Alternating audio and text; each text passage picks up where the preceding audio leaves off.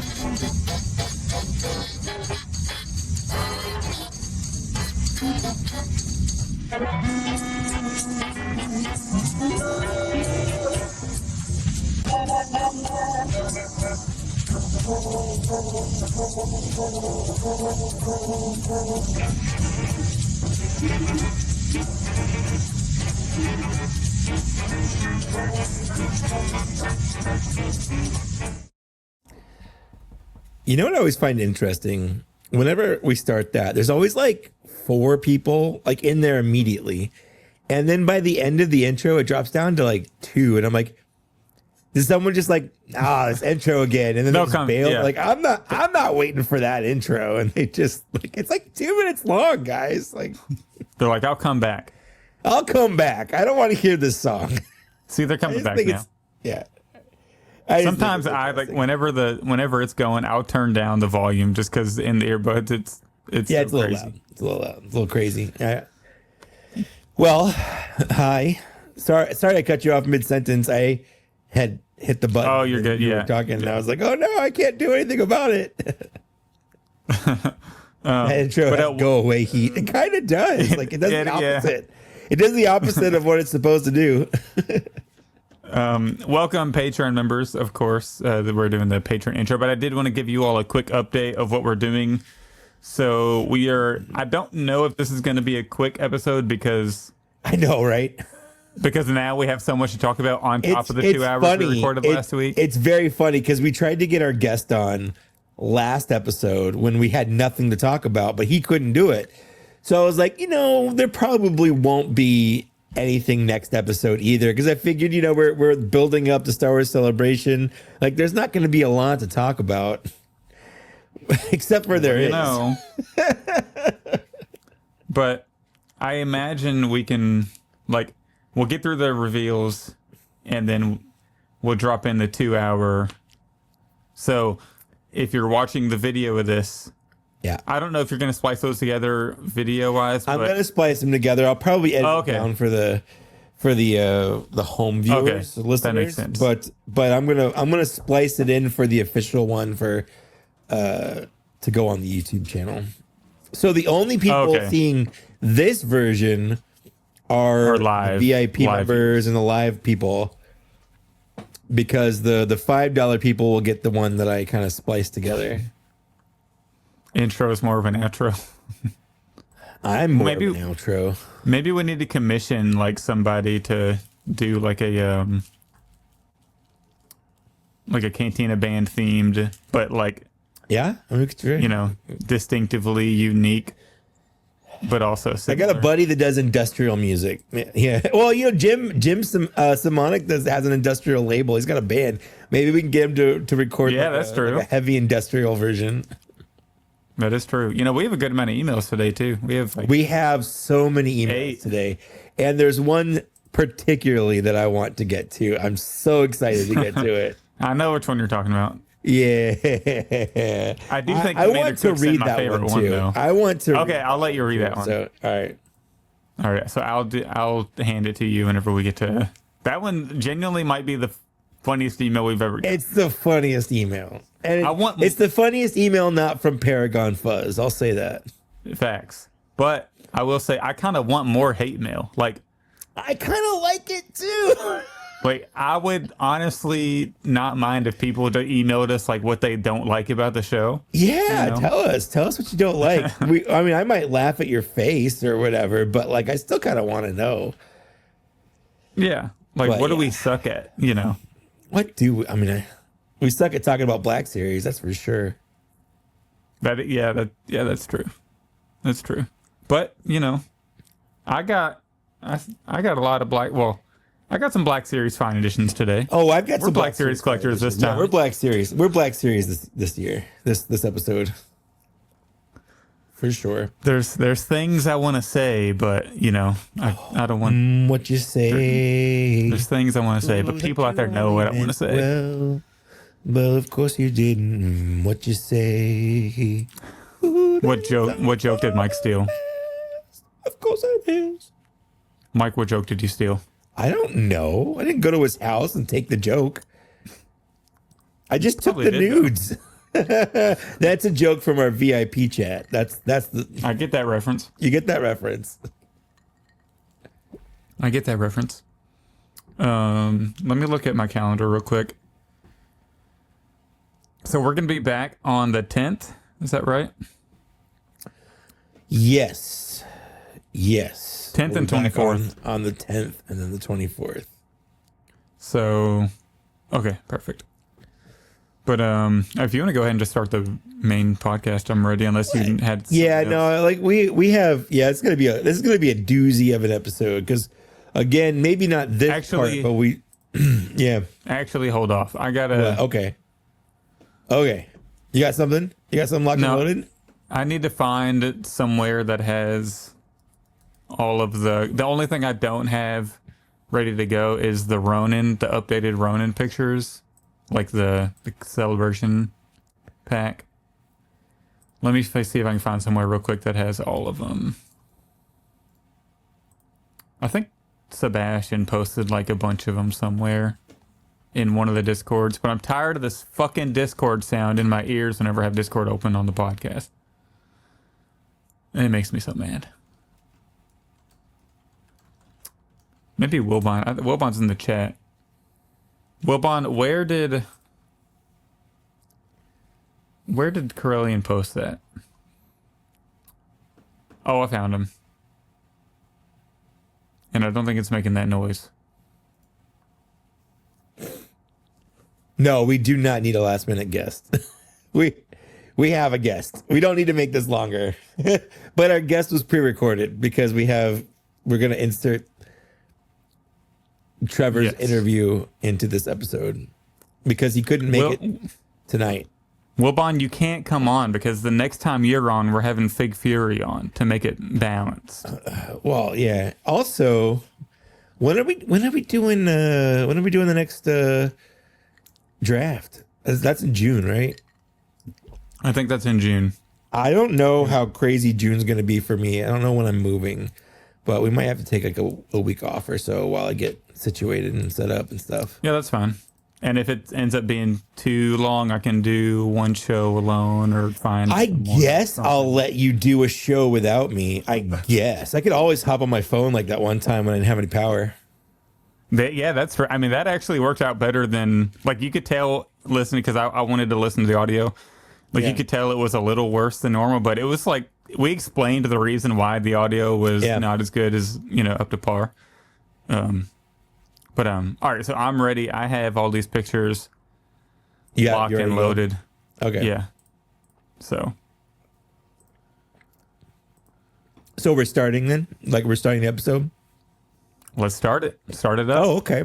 Well, welcome to Black Series Cantina, episode 92. And if you're confused by the title, which I think is Dragon Beats Rancor, it's because there's a dragon. We'll talk about it in the episode, but not right now. As always, I have my co-host, Zach. Say hi, Zach. How's it going, Mike? It's going Listeners, well. how Thank are you all doing? And of course, we have our listeners live listening to us in the VIP chat they're hanging out.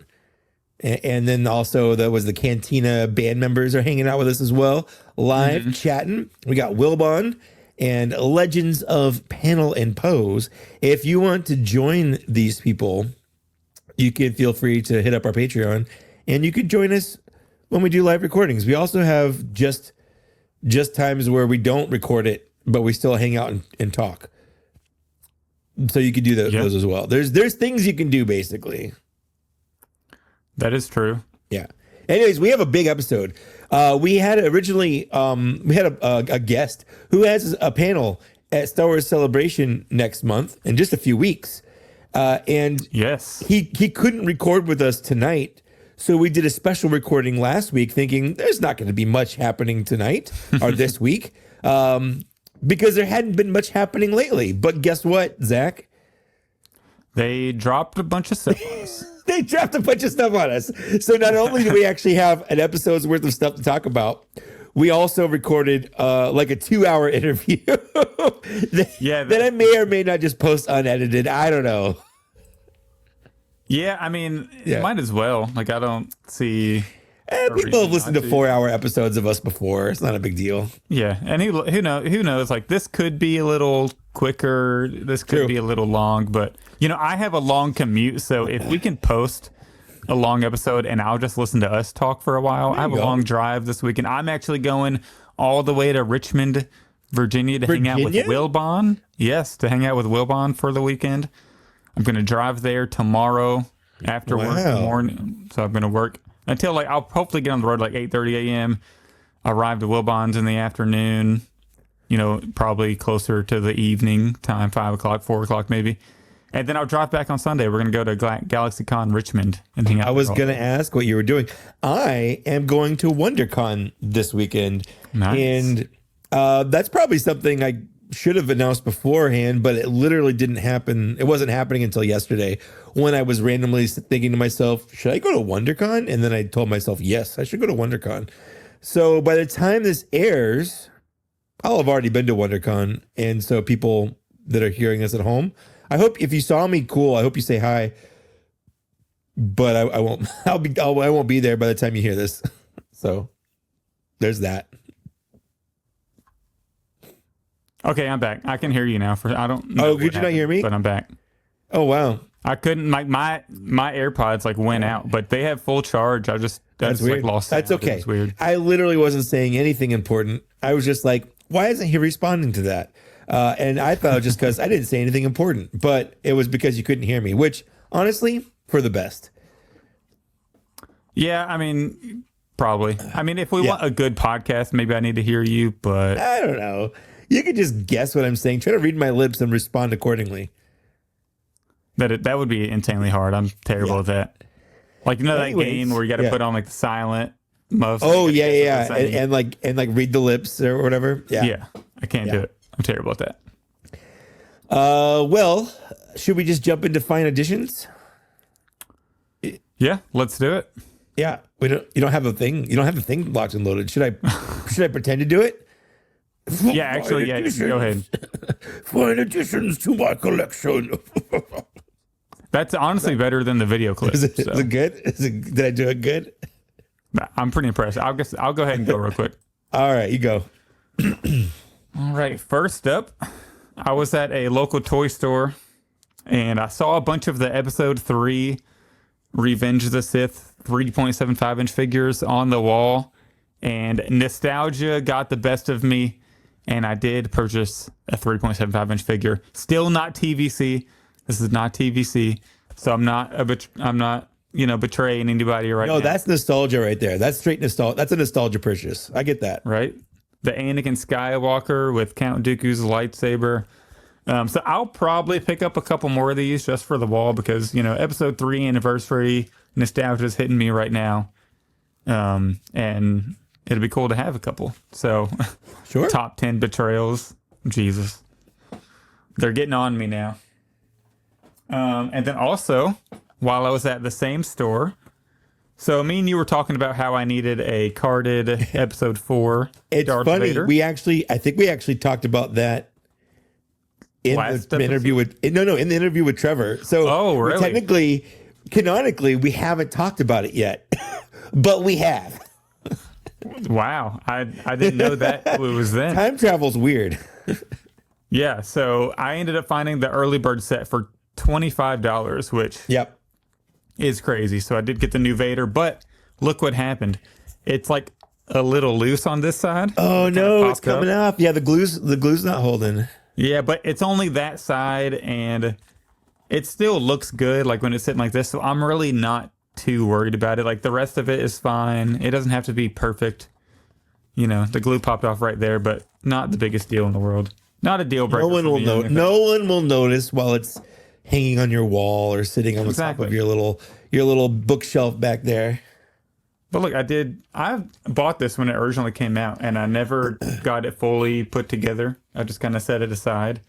But it actually looks pretty neat, and Doesn't it? Yeah, mine's back here on this shelf. It's got all the figures on it. It looks nice with all the figures on it. In fact, Yeah, one of it the really most does. viewed videos on my channel is me doing the early bird, like putting all the figures on and talking about it.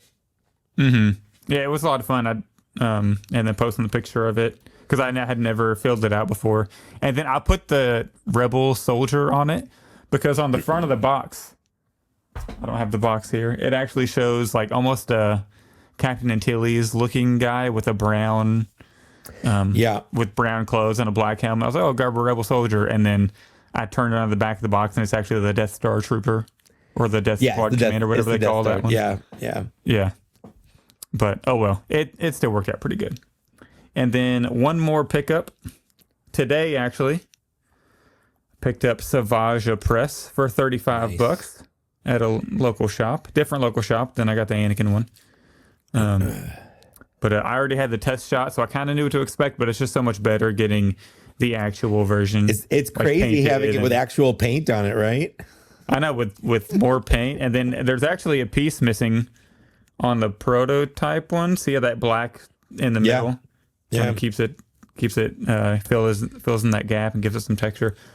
But incredible figure. My only big complaints about it, I would like the shoulder pads to be a little closer up towards the neck to make it look more like the cartoon. And the lightsaber hilt is just so cheap looking. Like there are some so paint cheap hits. looking. Yeah, absolutely. Yeah, there are some paint hits like the black and the red, but I had it in my TikTok I had created today. I compared it to the Darth Maul hilt, and the Darth Maul hilt's just so shiny, and the Clone Wars Darth Maul one that is. And weirdly, I think I think the paint hits that they have on there make it look worse because it contrasts like the unpainted hilt. But just like whenever you pose it next to other figures, it's like a clear difference in quality of hilts. Like Darth Maul's has so much, like the silver is so shiny on it, and then his is this dull gray, looks incredibly cheap. Yeah. But you know, TVC is going to get one, and they're going to have like the best looking hilt. Of course, it'll be all paint. He'll probably have extra accessories too. He'll have an alternate head with the for the broken horns. Yeah. Yep. Typical. He'll come with the Mei-Lu run for some reason. I don't know. Just something like that. And then that axe is really phenomenal. cool That's honestly it's like they put the whole budget in that axe. The whole thing is painted. Yeah, right. The whole thing is painted, and the blade is like this nice metallic gray. Like it's so good. Yeah, all the sculpted detail like on the blade.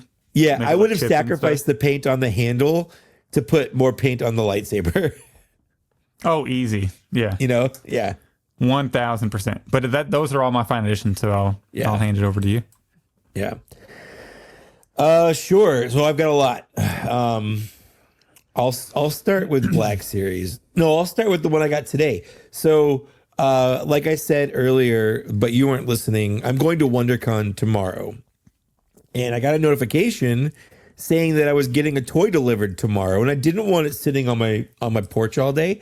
And the post office is literally right across the street. Like I could see it from my window. So I went and I picked it up, And I got this is Magic Square Night Tracer, who is their version of a Masterpiece Onslaught. Well, I've talked about the previous two people on his team for the people keeping score. The one is a tank, one is a Jeep. He's like a big car carrier guy with big guns. He's the third member of his 5-person team that does combine into a big robot. I just got that like an hour ago, so I haven't had time to really mess with it, but I do like it. I'm gonna stick with not Star Wars. I'm gonna go with some Mythic Legions. I do have some Mythic pickups. Number one, I do have, this is Maxilius the Harvester, and he is basically death. He's just death. You could take all this. Looks like it. Yeah. He's got a regular skull if you want to. Like, this one's missing his eyes, and it's like the grin is like super big, kind of like venomish. But if you want to, you can swap it out for a regular skull he comes with, and then you can take all this other stuff off. So he's just a skeleton in a black robe with a scythe. And I actually took a picture of that. If people listening want to check out my Instagram, there's a cool picture of him on a horse. So he just looks like death. And I think that's pretty cool. The other figure I got is the horse that goes with the other big skeleton guy. So he's a big skeleton horse. His name is Cannabis. Yeah, it's pretty nuts. But this thing is huge. Like, his don't break it. No, his stuff comes off. But I didn't want to drop it. Looks like you almost dropped it. Yeah, I almost did because I was holding it by something that was removable. Anyways, it's just so big and as beautiful as it looks, it's almost it's just like, where do I put this? Like, what do I do with this? I was literally about to say, it looks like you have zero room for something that huge. And you're about to move, so he sits right here behind me in this space right there, where his tank used to be. So, but yeah, I'm gonna move, and hopefully, where I move, we'll have a basement, which will have more room. There you go. I did get one other thing from Four Horsemen that I haven't opened, and that's because they sent me the wrong thing, and this is the second time this year that's happened. And I was actually, later in this episode, we're going to talk to Trevor, who is the official photographer for Four Horsemen. But this last Saturday, I was hanging out with him again on Dan Larson's channel, because I co-host duties with him on his live stream. And I had just gotten the figures that I told him in our interview that had shipped to me, but they sent me the wrong figure. And he was like flabbergasted. Like, how could they do that? I'm like, I don't know. I would love to know that. But they sent me this like undead zombie army builder, which is cool. Don't get me wrong. It's like parts in here where it could be a zombie or a ghost. And the idea is you can buy a bunch of them and kind of configure them with a bunch of different heads or arms or whatever you want. There's a bunch of different ways that you can do that. And it's not that I didn't want it, but what I wanted was this giant paladin armored like knight ogre guy. He's like a huge ogre guy. So I've got that taken care of. I'm actually keeping this because it is an army builder. It won't hurt to have more. But I haven't opened it yet. But that is all of the Mythic Legions. The rest here, for the people that are worried, are you guys even talking about Star Wars anymore? The rest is all Star Wars. So I'll start with the thing I probably care about, maybe not the least, but this is Clone Commander Bakara. A lot of people are upset with him because he's got issues with his helmet.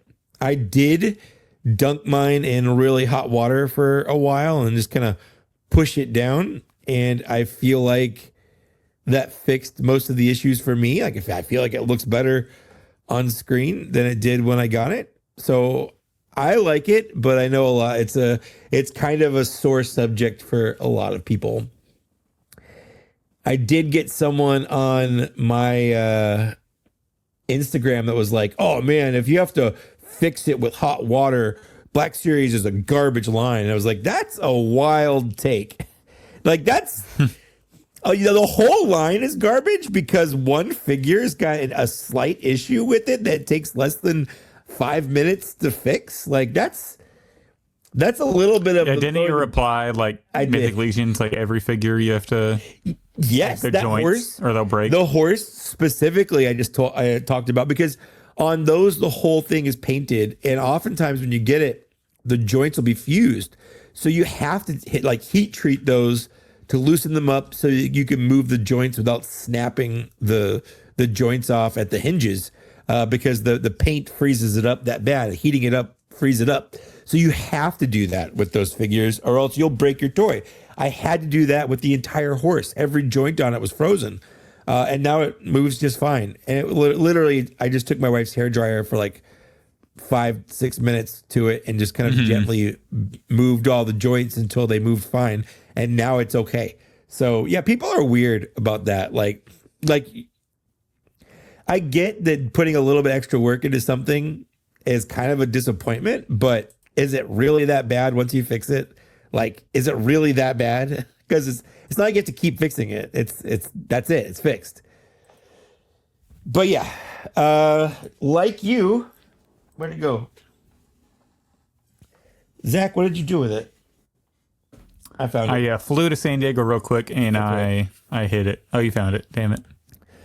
I also did get Savage Opress, and mine's back in the box because I just last night filmed a review for him, and I wanted him in the box for that. Otherwise, he would be out of the box.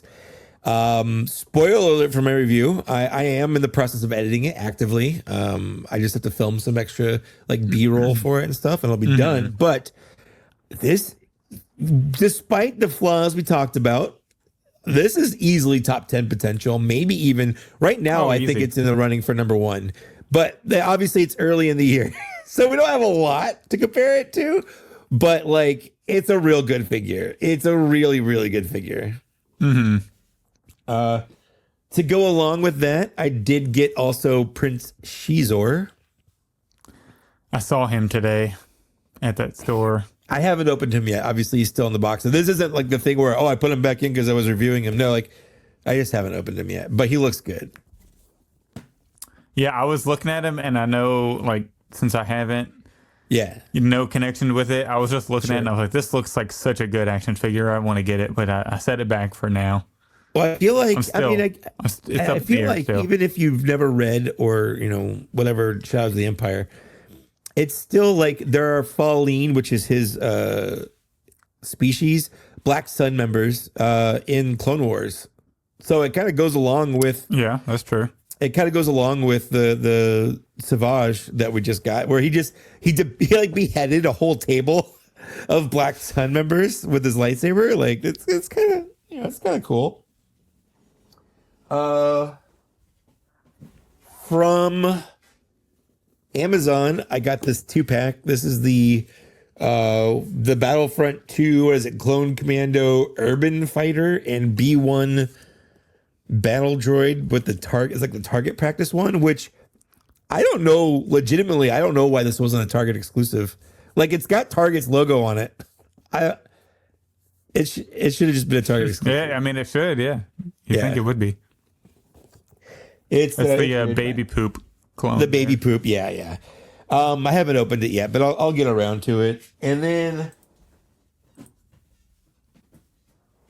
lastly, I did pick up 2 of the the commando droids.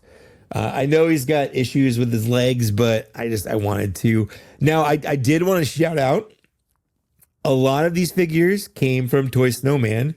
So, friend of the show, friend of the me specifically, he sent some of these to me for free. So, I don't ask him to do that. Whenever he's like, he'll send me a text. They'll be like, hey, I just got these in. And I'll be like, yeah, send those to me. And like, usually he sends me an invoice to like pay for it, which, it's not like full price paying for it, but it's not like I'm not paying for it. But like lately, he's just been sending me stuff for free, and I'm not going to complain about that. But I also told him, like, you don't have to do that. But thanks. So definitely giving him a shout out. He is. Oh, absolutely. He is single-handedly funding my collection right now for Black Series, and so you'll be hearing me talk about him when I do reviews because that's just the nice thing to do. When someone sends you a free toy, you thank them for it.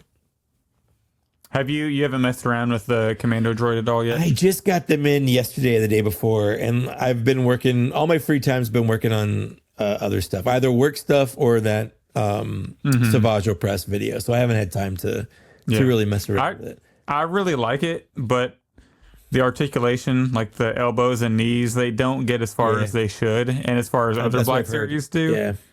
And even what's really scary, like I guess it does pop out, like the knee. It pops out really easily if you try to bend it too far. So you're not going to break it if you bend it too far, but they don't get that great of range of motion on the knees. I've heard that is an issue. Like if you want to put them in like crouching poses and stuff, it's a little problematic. Yeah, and the arms don't go that far. Yeah, that is a bummer. That is a bummer. It's still a really good looking figure, and I've had a lot of fun with it just sitting on the desk. Without those issues. I mean, those issues, so.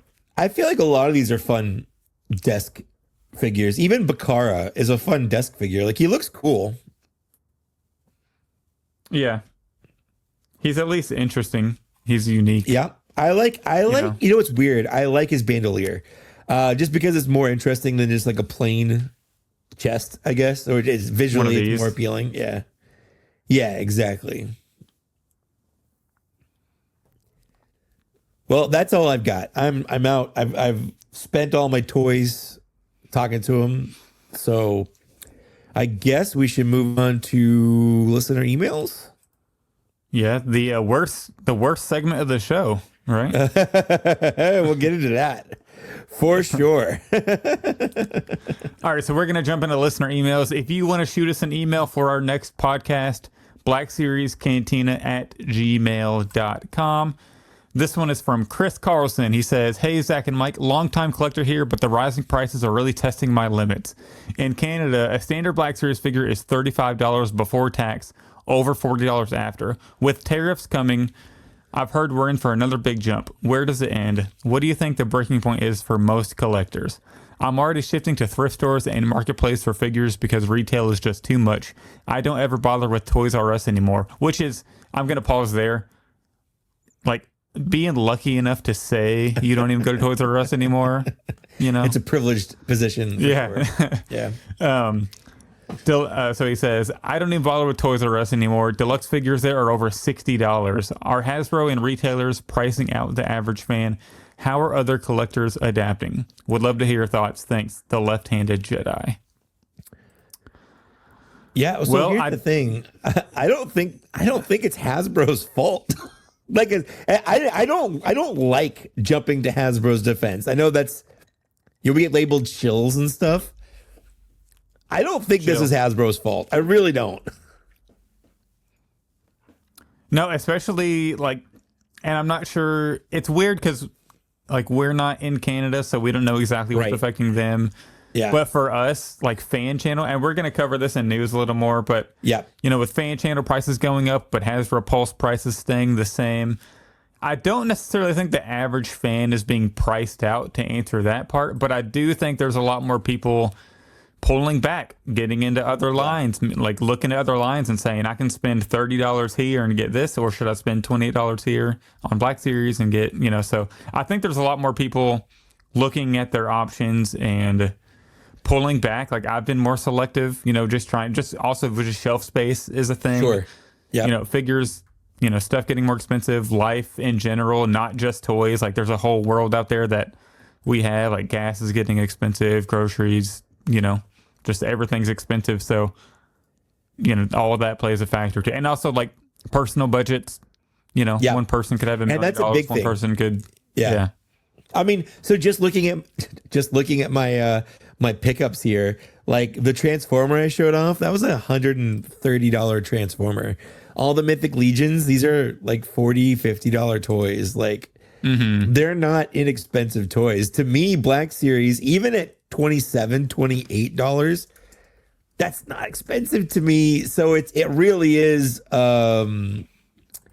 it's a personal thing. It's going to be up to each person. Some people are going to think that they see that $25 price tag and go, nope, that's too much. But the thing is, it's still within the inflation. Like it's still within that. And I was talking with you guys earlier in the week about this on our chat. Like, I know it sucks seeing it, but the reason we notice it now, like, we never noticed the stuff as kids, but price increases happen then too. And it's all relative to the cost of what inflation is at the time. Back when the line started, figures were $20. Back when we were kids and stuff, lines didn't last 10 years. This was unheard of to have a line last this long. The original Star Wars figure run was like 3-4 years at most. Like, it lasted the length of the movies. I think it went like another half a year, and then people lost interest and stopped. Like, it wasn't around long enough for price increases to feel weird about that. Marvel Legends, I remember back in 2004, 2005, 2006, buying Marvel Legends for like $7-8 a piece.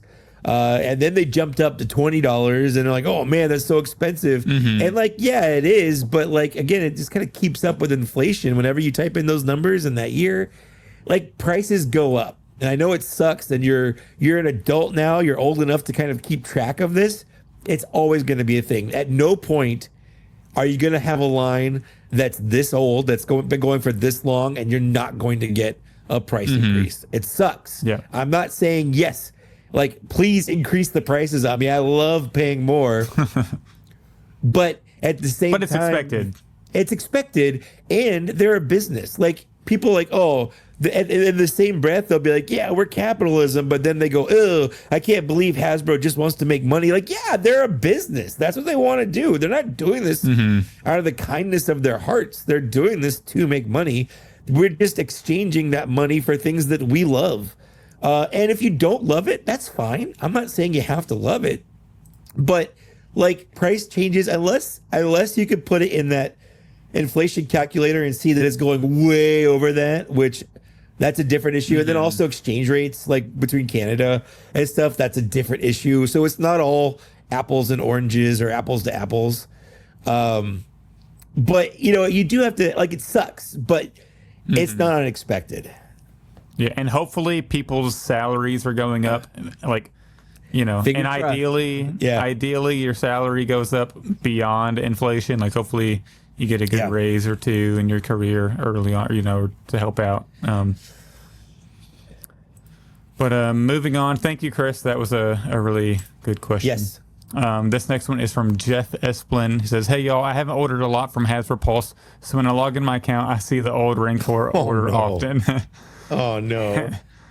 Maybe we can convince Hasbro to give it another shot. Rancor mercenary with a soft goods cloak that should have been included with the first release. Hope all is well, boys. Hey, if that's what it takes to get a Rancor re-released or, trying to get going again, I'm here for it. Give it a cloak. Give it whatever you need. And I know Mike agrees as well. Of course I do. Yeah, of course I agree. I would love another crack at that Rancor. And we actually talk about that later in the episode when we talk to Trevor, which is weird talking about that in the past tense because it already happened, but for us. But it hasn't for you. Yeah, it's like a weird little situation there. All right, next email is from Sam Govin. Hey, guys, I really enjoyed your discussion in the last episode about Jedi and Clone Commander 2 packs we could get. And that was an email that came from our VIP member, Caleb. Yeah. One I would love to see and could be another reuse with a simple head swap is Jedi Master Ema Gundai and Captain Keeley from the Ryloth arc. Along the lines of... Really? I'm a gonna die? I'm a gun die or I'm a gun D? It's probably I'm a gun D, but... It's probably I'm gonna die. It looks like he's saying I'm going to die. Yeah, it's what sort of looks like. He's just like the red shirt of Jedi. Knowing George Lucas, That's probably Yeah, what right. it was. That's true. So They named the guy Elon Sleazebagano. Like he's a little on the nose. yeah. Along the lines of what you guys suggested, you could have a Tipley and Commander Doom, and then Tiplar and Tup. Those are two packs I would totally buy. Anyway, to my actual question, since the George Lucas Stormtrooper already exists, do you think Hasbro would ever make George Lucas' cameo character Baron Papanoida as a Black Series figure? His episode of the Clone Wars is one of my favorites, but I worry that Mon Mothma peg warming will prevent us from ever getting senators like him or Bail Organa. Thanks for all you do, and have a great week, Dan. I mean, I feel like they should. I feel like there's no reason we shouldn't be able to get a Baron Papanoida in the Black Series. You know, I know he is like a super Glub Shadow character, but he's very Lucas. Glub Shadow, yeah. Like, it's George Lucas, you know? Yeah. Get him. I think if they did, it would have to be some kind of convention exclusive, and they would have to be like, hey, you're buying George Lucas. Like, because a lot of people, I would argue a lot of people seeing Baron Papanoida on there, they don't understand the relevance. Yeah, they wouldn't know. The significance, yeah. Yeah, so that would have to be like a SDCC exclusive or something maybe, and then re-release at some point, because that'd be a lot of new molding probably. Yeah, for sure. But that's one, you know, next year we got all these channels are doing their March Madness brackets and stuff. And the best one right now, you know, is the Monday Night Figure Ball one, because it's so many different characters and it's so unique. It's not just, you know, it's not like the clones aren't mixed in at all. So it's actually unique characters and it's fun to vote on. Next year, Baron Papanoida needs to be on that Wilbon, so put that one on there. Hold on, people in the chat are saying Pletho and Wilbon and Legends of Panel Pose are all saying that yes, that's the joke of that Jedi is he dies. So he's aptly named. Perfect. So we got another email from Joby1 Kenobi, who inspired our little tune from last episode. Yeah. He says, "What's up, BSC fam? Well done, Stanikin. You dropped some bars. Impressive, most impressive. Did I hear somewhat that Mike is a woodwind maestro? Hear me out. Mike on Black Series Cantina exclusive EP covers a saxy Star Wars experience, a little snare brush, a touch of open hi-hat, and maybe a little wailing. I have a feeling Mike would cook up some classy audio ambrosia for all of those late night wailers. Jesus, I cannot read this. You just made it sound sexy. and daytime jizz enthusiasts. Jesus, I cannot read this and not just put this straight. This is insane. Black Series formality. I can't even read this email. This is crazy. I appreciate y'all. So Mike, you get credit for being a saxophone player, but I am a clarinet maestro. I did 10 plus years of. We 100% could just start a little woodwind jizz band. We can actually make our own intro. We could. Maybe that'll be a thing. Tell you what, once I move to Illinois, you come up, you know, I'll set up a little recording studio in the place wherever I'm living. Hopefully I've got a little basement and we can record a little something. Mm-hmm. Hey, I'm down for that. I'm down. This one comes from Stan. He says, "Hey all, I've been falling a bit behind on the podcast and I'm trying to catch back up. Well, this is probably going to be a long one, so we're not doing you any favors, unfortunately." Yeah, I'm so sorry. And so it seems time to do my bit and keep the email segment full. We really appreciate it. It seems that G.I. Joe team does a good job on the various animals that they will add in some of their figures. If the Black Series team was able to poach a few people away and make some Star Wars creatures, what would you like to see? I know there is that one that I can't say, you know, of.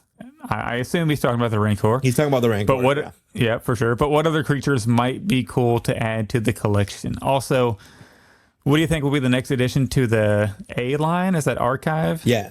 Well, it's the A line releases. Yeah. Okay, A line. And is there any reason that you can think a Stormtrooper shouldn't eventually be added to the line? Cheers, and may the Force be with you. Creatures from Star Wars? I'd like to see the Tusken dog. Yeah, the massive, for sure.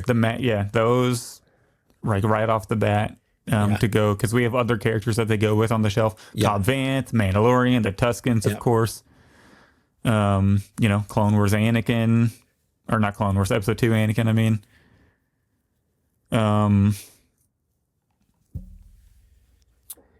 Yeah, honestly, so when I was collecting Series? GI Joe, the animals, anyone that came with an animal was automatically one of my favorite ones. Like having little animals is just fun flavor building, especially at a 6-inch scale. I would say there's probably not as many 6-inch so Legend of Panel and Pose just said a Varactyl, and sure, but that's more of a mount. Like that's more of a vehicle. Like that's bigger than what most Joes come with. Like they come with like dogs or like a boar, yeah, or like an eagle or like an eagle. Yeah, so like they're like smaller animals. Obviously, and we did get the Minox, so something like that. So, we've gotten Porgs, we've gotten Minox, we've gotten the little Boglings. I think those are perfect. But sure, like I would love like all those little like the little frog guy in Jabba's palace. We got some Kowakian monkey lizards. Yeah, loft cats. Definitely loft cats. Like it's weird.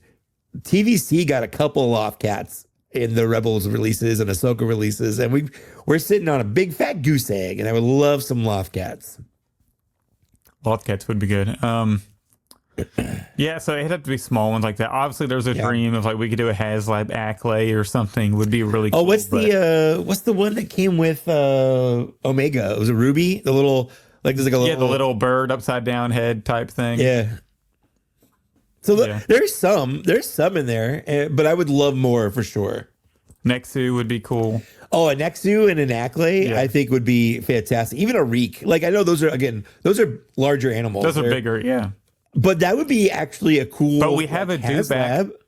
Wouldn't that be kind of a cool HasLab? All three of them? If they did if they did the Attack of the Clones arena like aliens, and maybe the maybe the tiers could be the figures to go with it, like an Obi-Wan and like a midriff Padme and like an episode 2 Anakin. But the big thing is the animals, and I would love that. Yeah. I would love that a lot. Yeah. And it's kind of cool, like looking at the shelf, and we have the Tauntaun, the Wampa, the Dewback, and then they just stopped. No more big creatures. No, and I feel like the creatures sold well. Like the Dewback, I feel like sold really well. We know the vehicles didn't sell well, but you can't tell me the creatures didn't, because those were pretty expensive on secondary market. So, and probably still are, I would imagine. So what do you think would be? Well, what do you think would be good for the A line for A-list? The A-list. The A-list. I think a Stormtrooper is a good one. I think that is a figure that people should always have access to. It's an army builder. Yeah, I mean, I think anything main, like, put that episode. I would think the Return of the Jedi Boba Fett, just a standard release. You know, like, for sure. Like, don't include the blast effects or something. Yeah, to take make away it all the blast effects. Yeah, because that's one of the best Black Series out there. It really is, for sure. A Geonosian would be great. Wilbon's saying that. Well, that's not A-list, but that would be good with the. Well, yeah, for the alien. For the A-list, anything like Boba Fett, Stormtrooper, maybe just a clone trooper. Just army build stuff. Main characters, I think, are best. Main but to get back out in the line, maybe re-release like the Episode 6 Luke, if they wanted to. Just main big characters like that. It is Episode weird. 3 Anakin, they haven't done like a retail release of the Return of the Jedi, Luke or Vader. I know. Yeah. Still waiting on them. Yeah, and I feel like they didn't really peg warm or I don't know what the digital version of peg warming is, but like they sold out pretty fast, and I think both of those are pretty high on the secondary markets. Yeah, that's weird. They haven't gotten those out in mainline because they got Chewbacca out. They got the Wicket. What Ewok did they do? Wicket out. Yeah, but it's like not Luke and Vader. But they did do Wicket. Yeah. Yeah. And I know the Rebel Soldier did peg warm and got clearanced out pretty low, even on Hasbro Pulse. So I understand them not putting it on the card. Yeah, I get that. But also that one, they did charge a deluxe price for that, and whenever you get it, it's like this doesn't feel deluxe at all. Like I understand they said for paint, really didn't. But like come on now. Yeah. I even brought that up. I did a review on the Street Fighter 2 Guile, and I'm like, his pants are way more complicated as terms of like the camo and stuff and paint. Yeah. But yeah. Next email comes from Edmund Lee. He says, I know the general idea of the VIP is $25 a month. For how long do we have to be a member? We get to watch exclusive live streams. Just want to clear it up. Thank you. So here's what it is. Great question.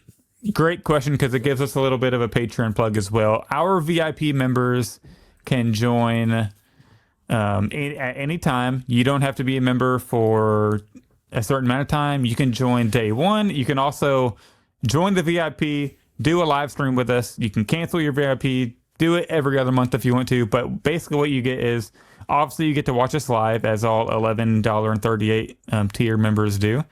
But then you also get to hang out with us once a month. We do our VIP live streams. And we actually might have to do like 2 a month, depending on how many we get. But we have a good amount of VIP members. So if you want to sign up, we're probably going to have to do a VIP stream next week sometime, because we haven't squeezed one in March. And I'm going out of town this weekend tomorrow.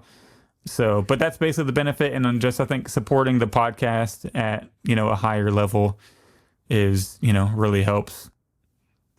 So, and then we try to give back to you guys a little bit who do that by hanging out with you all. We usually do about 2.5 hours. I mean, we used to, Wilbon's just a gapper. So whenever he was on it, we'd go for like 4 or 5 hours.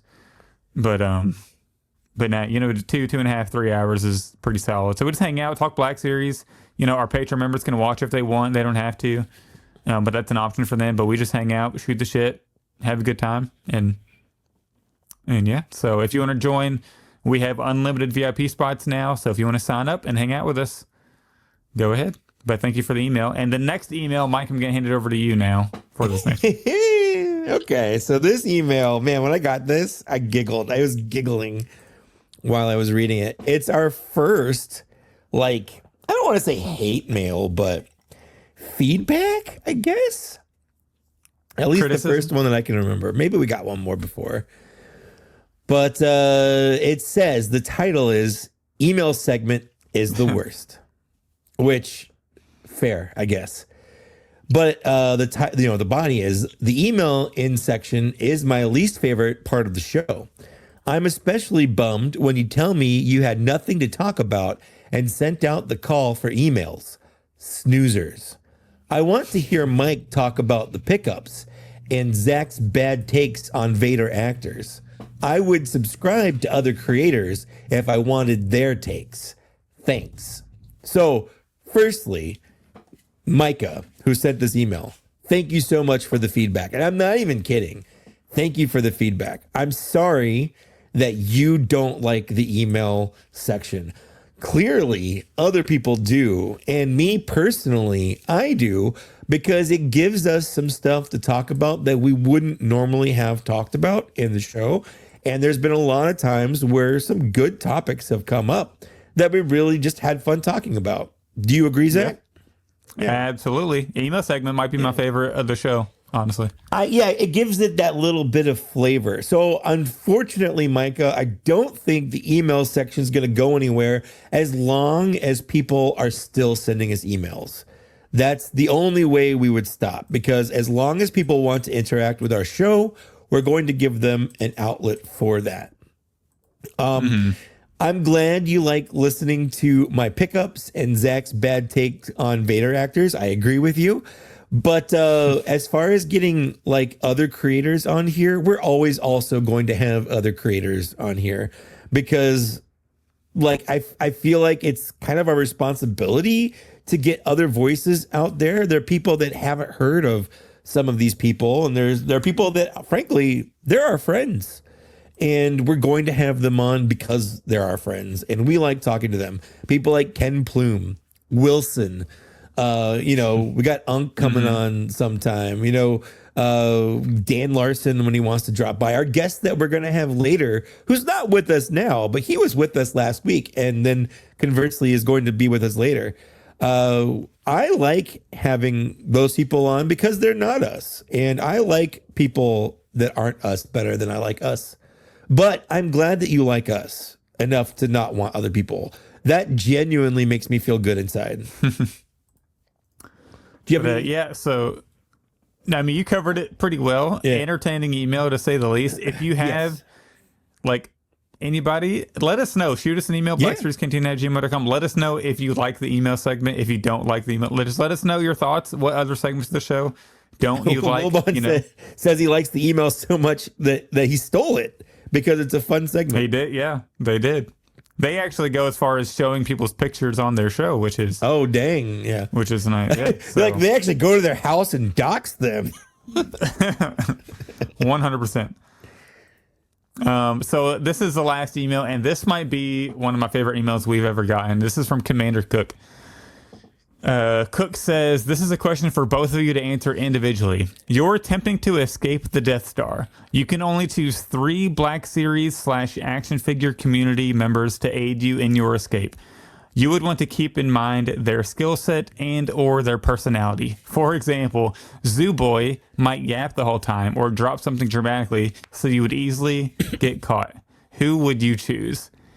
And that's such a fun question because it's so out of left field. And I think it's funny that he name drops Zoo Boy because he would be like clumsy and, fall or drop something and we get caught. Yeah. So Zoo Boy's not on my list. I came up with 2 pretty quickly. Okay. I don't know if you have you thought about this at all? I honestly didn't even, I flagged it when we got it, but I didn't even read it. So I'm just now formulating my team, but I'll go first. Team. Yeah, go ahead. Right. Go first. Well, I only have 2. I got to think of a third one. So first off, I'm going to go Tommy. He's a cop. Yeah. So he's got skills. There's got to be like a minimum athleticism level there to do that position, At least to get in initially. Yeah. And your first couple of years. Yeah. That's a whole nother conversation.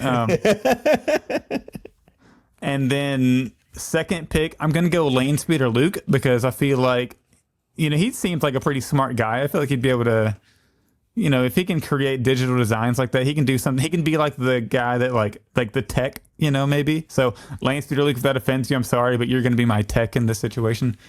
And then I feel like I need some brute strength because obviously I'm more of like the speed guy, agile. I'm pretty athletic, but not like in a strength way. I'm more of like a long distance running and basketball type way. So I need more of like a brute strength lifter.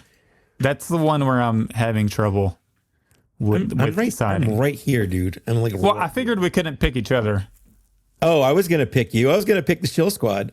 Like I would have you, Nate, and Justin. That's my team. Oh, we're cooked. There. We're cooked. We are so cooked. We are blowing up with the Death Star. So. Listen, if I'm gonna die in the Death Star, there's no one I would rather die with more than you 3 bozos. Your boys, honestly. My boys.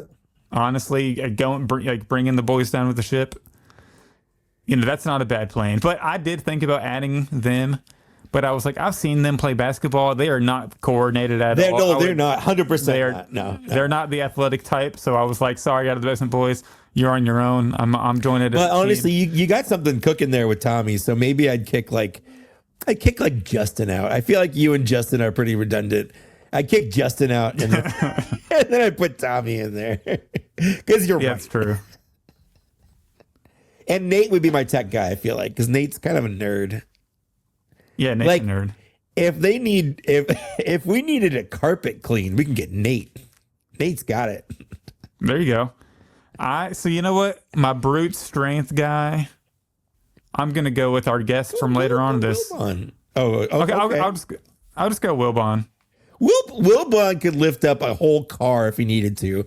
That guy is basically what would happen if you just put HDH on a Wookiee. Yeah, Wilbon's got some strength, that's for sure. So I'll go Wilbon. Wookiee growth hormones. Wilbon, Tommy, and Lane Speeder Luke. And there you go. That's good. No, that's a good team. That's a solid team. Like your team's 100% getting out. My team died like 2 seconds in. Yeah. I said, come on, guys, we got to make a plan. And then the 3 of you all like just butting heads and we died. We blew up. So, yeah. But I actually think that's a really good question. If you're listening to this, like email your answers to that question for next week because I will read those in the show. I think that'll be a lot of fun. Yeah. Would you pick me? Would you not pick me? Would you pick Mike or not pick Mike? I think that's a fun question. Now, if we're like stranded on an island, that's definitely different. I'd pick my boys, Yeah. Shill Squad, Wilbon, MNF boys, like for sure. I'd pick all the dudes, but high leverage life on the line situation. I had to call Tommy. I'm not I on had to call the anyone's cop. like zombie team.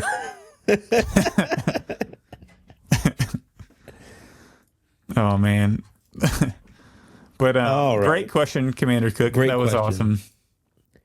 Well, I think And, that's it for listener emails. Thank you so much for sending those. I'm sorry, Micah, you didn't like it. You're probably having a very bad time, but buck up, bucko. The email section is over. So it's just going to be news and reveals for the rest of the time. Yep. And if you would like to shoot us an email for next episode, remember that's blackseriescantina@gmail.com. Answer that most recent question for the next show. I think that'll be a lot of fun. So hopefully we get a couple of those. But yeah, let's jump into some news. So I'm not sharing my screen on this one. We can cover it real quick. Yep. SHFT's General Grievous, which, I don't get excited about SHF releases that often. But Grievous, I think I'm in on Grievous from the jump, just because we know it's going to be a pretty big improvement over the Black Series one. Like, I like the Black Series one more than most people because I've never had a problem with it standing. As you can see, it's over my shoulder, and it looks pretty cool on the shelf. But it definitely, for the mass majority of people, it's a pain to pose.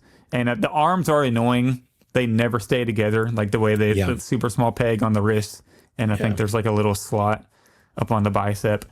But I think the SHF, that's one where I'm willing to pay for the premium improvement over the Black Series version for sure. Are you contemplating in out on the SHF one? Going to have to see it first. Where are you feeling on this one? So, well, I think seeing it's going to really answer that question for me. But on paper, no, I'm not in because I'm just not in on SH Figure Arts. I never really see it as an alternative to Black Series personally. I did get to tease my boys Justin and Nate on texting earlier, where I was saying that, like, he wasn't he wasn't an important character. Like, who cares about General Grievous and stuff? And I think I was getting under their skin just a little bit. I was teasing boys. I was just playing, but I was at TJ Maxx, and I have most of my text messages are muted. For this reason, because I checked my phone and I had 54 unread messages, and I was like, "What?" I thought they revealed a new Anakin or something. I was like, "What is happening?" Trolling. No, I was trolling pretty hard. But it just, I personally don't care about Grievous, and that is true. This is where it spawned from. Personally, I don't care about Grievous enough to spend, however much he's going to cost, $80 or whatever, to get one that's slightly taller, probably, and objectively, I'll admit, it will be better. I would hope it'd be better for that price, but I don't care about the character enough to upgrade him with that. Like, I'm fine with the one I've got. It would have to be just ridiculously awesome for me to think about it, and even then, I don't think I would replace the Black Series one on my shelf because I have a Black Series collection. I don't have a Star Wars collection, and I think that's the difference for me. Whereas my collection is Black Series, not necessarily Star Wars. Yeah, yep. But Black Series related news. Jumping into this now, price increases are hitting fan channel. So not necessarily a Black Series Hasbro price increase, but these fan channel websites are increasing their price. So Big Bad Toy Store has always been $1 over normal retail. They were at $25.99. Well, they've since jumped to $27.99. And then Entertainment Earth is now at $27.99 for Black Series figures. But the difference is Big Bad and Amazon raised the prices of old pre-order figures that originally jumped up to $24.99.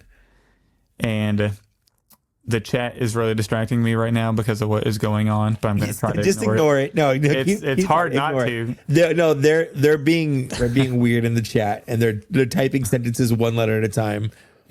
Stop looking at the chat. It's impossible. It's right here. But yeah, so Amazon posted, it was like the Clone Wars Anakin and Rex that just came out, and then like the Luminara, Sebulba, and Shakti figure. They posted those for $25.99, which was $1 more. Well, I posted that. Yakface actually commented saying they were like that from launch. I rebutted, and I got my pre-order from Amazon for $24.99 on that Anakin, and then I was actually concerned. I was like, wait, did I post this and not remember clearly? Because I knew they were $24.99. Like, I post the affiliate links. Like, I know this for a fact. And then I went and looked at my affiliate order reports. Like, I downloaded the Excel sheets and everything, and it said $24.99 on all of them. So those were launched at $24.99. Yeah. So Amazon raised those ones, but it's crazy that with these new releases, Amazon still had them at $24.99, which was interesting. And they haven't updated the price since the SM33 was up. So let's talk about the Amazon debacle there, because that's fun. It's fun when Amazon messes up, at least for us. Because they we haven't talked about the reveals, obviously, but they put all the reveals up for the same price. Flat fee. PVC, Deluxe Black Series, $25. Regular, all of it's $25. And you know what? As a Black Series collector, I'm okay with that. If everything's just $25, that worked out well for us. Yeah, it did. So we definitely got a deluxe figure for $25 instead of $32 or $33 or whatever. But and they will honor that, because they did the same thing when the Hyper Real Vader, when they put that up way back in the day. They put that up for $50 instead of $80, and I jumped on that, and they honored that. I got to keep that, so I'm sure that'll be nice. Yep. But jumping back to the fan channel price increases, so Entertainment Earth, the newest figures. Now, Entertainment Earth joined Big Bad, and they raised the prices to $27.99. And then Big Bad is actually doing $39.99 on SM33, and I think Entertainment Earth is at $38.99. But on Hasbro Pulse, these prices are still $24.99. So we don't know what we can blame on these price increases if Hasbro is staying at $24.99. So it's a little weird. We're going to have to keep an eye on that Hasbro price chart, that Hasbro Pulse price. If I may, this kind of bleeds into my actual job, where I work in e-commerce, the e-commerce world. So I see a lot of this stuff happening, and from what obviously I don't know, I'm not in on this stuff, and maybe we could have Toy Snowman on again to talk about that, or Big Nerdy or someone, because I'm sure this is going to hit. What this is going to do is it's going to hit smaller stores. And as big as Big Bad Toy Store is and Entertainment Earth, they're not huge stores. Amazon is a huge store. They have a lot going on. And because of their leverage and the amount of product, product that they sell, they can eat a lot of those shipping costs, a lot of those tariffs without feeling it, because they can move a lot of stuff around in the background to keep giving you that same price. Because like you said, it doesn't seem like these prices are going up per Hasbro. They're going up for other reasons, because these smaller stores are getting hit other ways, and they can't afford to eat those costs. Whenever you see a place like Big Bad Toy Store that does the flat $4 shipping, or a place that offers free shipping, that's not free shipping. Someone has to pay for that. And usually it's that store that pays for it. So with Hasbro Pulse, I pay $50 a year to get free shipping from them. So I'm paying for it basically up front, and anything over $50 is I get to eat, or I get for free or whatever. But that's how they're okay, not having to raise prices. But when you have a smaller store, Nerdzoic or Entertainment Earth, even, where they don't have that cushion, they're running on, bare minimum profit going on from the how much money they make on those goods. The only way they do free shipping is if there's a special running that they're going, or if you hit that minimum where they want you to spend the higher average to up their average dollar per sale. That's a big thing in the stores. So what I do whenever I'm talking with stores about different ways they can do sales and whatnot. And a lot of that is roll the shipping into the price of what you're selling, because people will look at a price and they'll go, okay, this is $28, but over here it's 25, but then I also have to pay like $5 in shipping. People will naturally, even if the end result is the same, people will always go with the free shipping because they don't feel like they're having to pay more. It's like one price. Even if side by side the price is the same with shipping or free shipping, they will always go with the free shipping because people don't like paying for stuff like that because they feel like they're getting taken advantage of or whatever. So Big Bad Toy Store, when they offer their $4 flat rate, that's because when you get those figures that are $1 or $2 or $3 more, that they're charging more to roll into that shipping. That's how they're not eating as much money on shipping. So now with tariffs and stuff, they're having to increase that even more to keep that $4 flat rate shipping. That's just kind of how it is. That's the nature of e-commerce right now. Yeah, that's the nature of the beast. And I do not want to get political on here, but it 100% is because of tariffs. We as collectors are 100% going to be the one paying for these tariffs, no matter what whoever did the tariffs said. And if the people who voted for the person that did these tariffs are mad about it, they have no one to blame but themselves for doing this, because this was never going to be a secret. This was always on the table. This is always how it was going to work out. We're going to have to pay more because of these tariffs, one way or another. Yep. Unfortunate, but it is what it is. But this is like what we're gonna have to face. You know, we're in a trade war now, America. Yeah. And Pletho also says, you know, it's the economy hates chaos and uncertainty, and that's the other thing is, even if the tariffs haven't hit yet, they have to like brace themselves for the uncertainty, for the tariffs and stuff like that. And it's just one of those things that like bigger corporations like Amazon will be able to weather this better. Even Hasbro will be able to weather this better than smaller stores. So if you really, if you really want to save money, you can. But if you want to support those smaller stores, because they are going to struggle, they're the ones that are going to get hit harder for this, and it's not their fault. Yeah.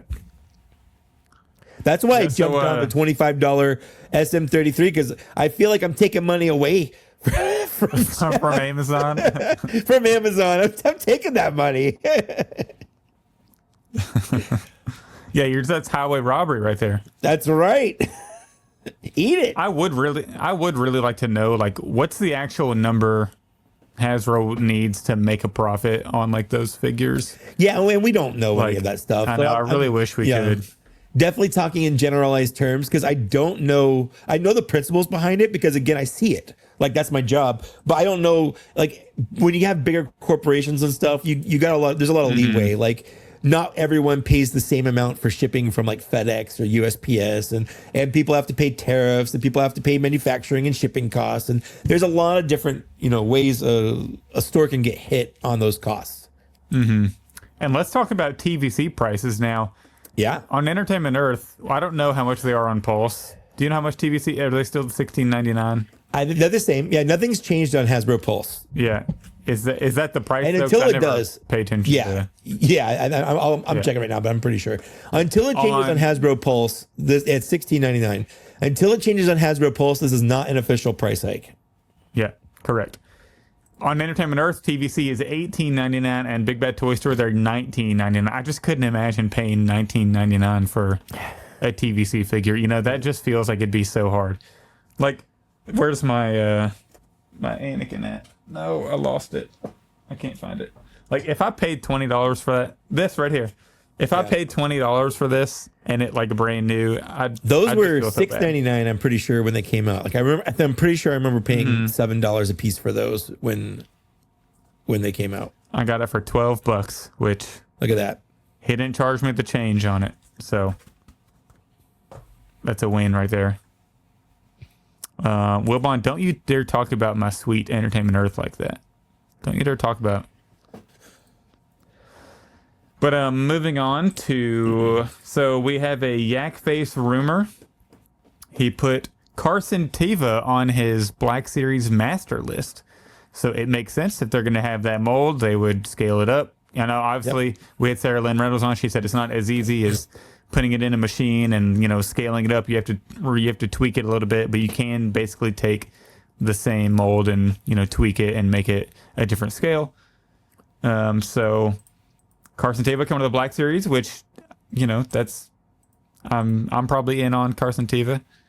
I'm 100% pretty popular. I really want to get Paul on our show. Mm-hmm. Like I did message him one time and he never responded, but when I was on a different show on a different YouTube channel, he was in the chat and I co-opted the whole show to ask him to be on our podcast, and he said, I have the screenshot. It's right here on my desktop. Yeah, I remember you sent it to me. I was like, oh snap. Yeah, but I'll hit him up again. I'll message him again. See what we can do. I would love to get Paul on our show. It would be such an honor. Yeah, that would be great. And people are really hyped with it. I posted the video that Hasbro did of him, like his reaction on TikTok, and it's blowing up. People love that segment quite a bit. It was cheesy, but it was a fun segment. Like, it was cheesy, but it was fun. Like, it was clearly a rehearsed bit. It wasn't like in the moment. He's like, oh, what's this? Are you serious? I haven't seen this before. Like, sure you haven't, Paul. Sure you haven't. But you know what? Like, that's his moment. He deserves it. I'm so happy for him. He does deserve his moment. And then let's pull up. So let's jump into some reveals now. I know that's probably what our listeners are most anticipated to get to. You know, they hate the email segment, but they love us get those reveals, man. We got reveals this week, and I loved it. Like, it kind of sucked because we knew all of these were coming. We'd seen 3 of the 4 that they showed us, but we knew the 4th one was coming because it was the only thing in the pipeline. That is true. And I'm trying to make this. Hang on. I can't ever remember where to fit the page. Where's it at? This? There we go. There you go. All right, so let's talk about Ezra Bridger first. I'm not going to do it in order of reveal. I just kind of did it in order of coolness of the figure, in my opinion, at least. Mike, you may disagree, and our listeners may disagree. But first figure revealed is Ezra Bridger. Oh, no, I think it's the least cool, for sure. Yeah. Yeah. That's definitely that face that was leaked right now. Yeah, for sure. Everyone's like, oh, Kyle Katarn. Like, no, that's 100% Ezra Bridger. And it's right there. Yeah. And my initial reactions, I think this figure looks really good. There's a lot of sculpting on it, like the chest piece, like that undershirt, you know, has a lot of like texture to it, and then his shoulder has some sculpted bits. Even like his boots have all the like the straps intertwined with them. That looks pretty neat and unique. So I think this is gonna look pretty good. I have all the other Ahsoka characters, so I might as well get it. I'm not like super excited about it by any means, but this is one I am gonna. I'm pretty sure I pre-ordered him. I can't remember. Honestly, can't remember or not, but I did my whole pre-order on Amazon, and I'm pretty sure he was on there. So I think he was the best part of the Ahsoka show. Like, as soon as really? He's only in like the last 2 episodes. Spoiler alert. But like, as soon as he came on, I'm like, wow, that is Ezra. Like, they did a great job of getting an actor to play Ezra as an adult. Mm-hmm. Like, he has a lot of the same mannerisms, the same energy. Super good. Can't wait to get him. He did really good. Yeah. On myself. Yeah. I would disagree. I think there's another better part of the Ahsoka series, and I'm sure people can dissect that on their own. Oh, I see what you're saying. I think not even the Anakin episode, not even the Anakin episode 5. It's the Force Ghost Anakin specifically with Hayden Christensen as the Force Ghost. Yeah. You know, so either way, it's Anakin. That was the best part. Either way, sure. Yeah. But Ezra was really good in the show, and I think they did a really good job on this figure. They did. There's a lot of layers. There's a lot of pieces. All, you know, a whole. He's practically brand new. They said the only thing they reused is like some of the joints, maybe, which Like, sure, who cares? Who cares if they use joints? My only thing is, it doesn't look like his elbows are going to have that deep. Like, it looks like they have a deep cut, but it looks like the sleeve here on the robe is blocking any further little bit range of motion there. So we're going to have to see. But it looks like he can still hit a pretty decently pose. It just looks like that sleeve is in the way a little bit. I mean, it's pretty good there on that right arm holding the blade. So he probably doesn't get as far as we would like, but, you know, what can you do? I mean, I pose these on my shelf pretty plain without their blades even in their hands because I'm worried about them, you know, falling and snapping. I wonder if that's going to be the same lightsaber as Kanan Jarrus's, where it comes apart, or if it's just a new sculpt that's designed to look like his. Yeah, in the show, I think it'd be a new sculpt because I think the other part has a spot because it comes apart and part of it clips on the back of his belt. Is this the one he built in the show? Did he build one on the ship? That's the one he built in the last episode of the show with the. Oh, okay. Yeah, I need to rewatch it because he didn't have a lightsaber. Because Sabine has his lightsaber. Mm-hmm. Yeah, but good looking figure. I think the likeness is really good, and I think it'd be a good addition to the shelf. A fine addition. All right, let's pull up the next one. More interesting figure here. I definitely pre-ordered it. It's the kind of thing where I'm like, yeah, I'll have that. I'm not like super excited about it, but it's.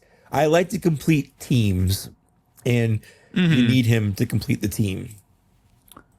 Oh, absolutely. So here we have the Night Trooper, and I think they knocked this one out of the park. He is pretty beefy. He's a bit more beefy than I remember, but they did a really good job. He's got a whole new sculpt too.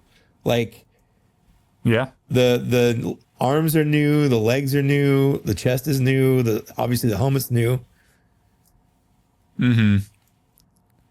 I think they said they reused something on this one, but I can't remember. It was like the thighs. They said like I think it was the thighs, something like that. But I don't think it has double jointed knees. I mean, it's hard. I would say let's look at these pictures to find out, but you never know. If it's really hard to say. Like, I don't think that. No, those are single jointed knees. Yeah. They're single jointed. So maybe like the armored plating over him is new. Okay, hold on. They're using the same legs. Wilbon said that Mrs. Wilbon said he looks kind of fast. First of all, don't body shame the poor Death Trooper. All right, he's gone through a lot, and dying makes you a little bloated. Okay, it's not his fault, but I think it's wild that we have a legitimate zombie action figure in the Black Series. Oh, it's insane! I'd never expected it. Could you imagine? Oh man, this is like a perfect like Halloween figure. I mean, it fits right in with those. Just look at like the cracks all over the figure. Like the sculpted cracks are so good, and then you get the gold plating and the red ribbons. And like whenever they showed this off, I didn't think like we would get it in the Black Series, and here we are. Like I think we watched that episode and we talked about it. Yeah, but I never really expected us to actually get this one. Yeah. I did like the poses. Pletho's right. I like the poses they put them in on the stream where they were in like zombie, like the decrepit poses. I ordered 2 of these. I'm super excited to get these. Same. I ordered 2. Yeah, this one's really good. This is probably Lance Peter Luke's here. Hey, Luke is here. But yeah, maybe. I mean, SM33 reveal is pretty cool, which we'll talk about in a minute. But so I don't know which one's my favorite yet. But I think it's SM33 last on this. So it's nice that they could have just tweaked the already existing Death Trooper mold and put it out, but they didn't. Like this figure is mostly new, and I think that that's really cool. Oh yeah, and especially I'm kind of glad they didn't do the whole like deluxe for paint or something like deluxe for a crazy sculpt. Like he's beefy, so they made him $33 or anything. $24.99 for this guy, which is awesome. I love the green visor and the green little light here on his helmet that we get to stay true to the Death Trooper look. But the gold plating against the black and the red is so good. I think they knocked this out of the park. It's a lot better than I was expecting. And then let's jump to the one I think we really, really want to talk about. And it is SM33. I can't say I remember no SM33. I can't say I expected Hasbro to do this thing where all the joints expand, which is crazy. There were so many surprises with this. I thought it was a 50-50 chance he'd even have the little rat. Expanding joints, swappable arm plates, but I think the biggest surprise was the foresight to give him a little stand. The stand, that's what everybody was worried about, and I'm so glad Hasbro realized we have to give him the foot stand or there's no way this guy is gonna be able to stand. So thank God they did that. Yeah. He definitely has like the go-go gadget limbs, which I think is really cool. I'm a little worried about over time, maybe they don't hold in those extended poses, especially durability. Yeah. Especially on the legs. Because even the little stub leg, the little peg leg expands because the other one does too. Mm-hmm. Yeah, there's gonna be a lot of weight like sitting on those joints. So yes. I feel like they might collapse. But I don't honestly prefer that's a problem for future Mike. Right now, I'm just going to enjoy the fact that it's going to be a robot that could be either a squat little pirate robot or a really tall, beefy pirate robot. Like he expands at every joint practically, the waist, the arms, the wrists, the legs, the thighs. It's incredible. The whole top of his head pops off. Yeah, to get the rat in there. To get the rat in and out, yeah. I think I can scroll. I'm not sure if there's a picture of the head actually popping up like they did in the live stream. But yeah, there's the rat in there. And that's one thing I didn't expect. I didn't think we'd get the little tiny rat. And maybe the smallest, thing in the accessory in the Black Series. Oh, it's definitely the smallest accessory. I think the only one that may be smaller are Lola's little legs. Those are tiny. Those are really teeny. Yeah. But this is, I think, rivals those at the very least. I'm never going to display him not with a little rat in his eye. I don't think there's Yeah. They honestly could have just sculpted it in there, and I would have been okay with that. Mm-hmm. Yeah. But Langspear Luke makes a good point here. See, he said it's cool, but nobody's going to display him compressed. So that's probably true. Do you think an option like maybe it would have been better for durability to just sculpt him initially fully expanded? No, I'm glad they gave it a play feature because it's not one that you have to do. And I don't know, I might display him compressed. I guess it is cool that it's something that you can switch up on your shelf if you want to. Yeah. But like with the Jabba play feature, you can't move the arm without like the mouth, going up and down or anything. Lola is the little droid that came with Obi-Wan that we don't have a little Leia for yet, which is still wild. It's wild that we have the Leia's droid, but not not Leia herself. Yeah, from the Obi-Wan Kenobi show. Oh, Pletho said that midsection makes me think a Phantom Menace C-3PO is possible, which I see it. I see it. It definitely has the right kind of shape and sculpt and stuff. So all the wiring there. Yeah. Of course, they didn't paint the wires on the back, which, no big deal. But you can tell all the paint apps is on the front, like how dirty he is. And then you turn to the back and it's like... He's fine. All silver. All of his totally dirt's clean. on the front. Yeah. I like that that's what they have to do. Yeah. I like that he has the swappable forearms for his little shields that he uses. Yeah. And they have they've like little effects where it looks like they've been shot.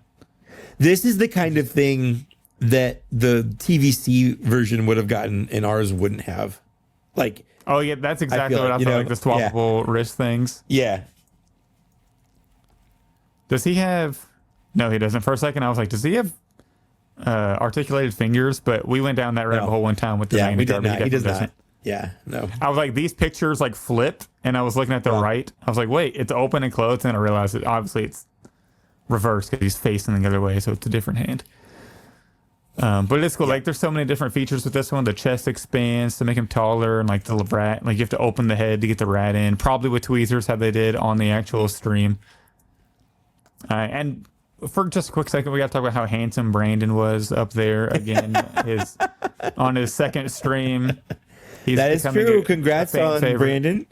Congrats on Brandon for his second stream, really coming to his own. Yep. I did feel like, and Brandon, if you're listening, I know, because I know sometimes he does. I do feel like there was a little point in there where you hit a little bit of a low energy point.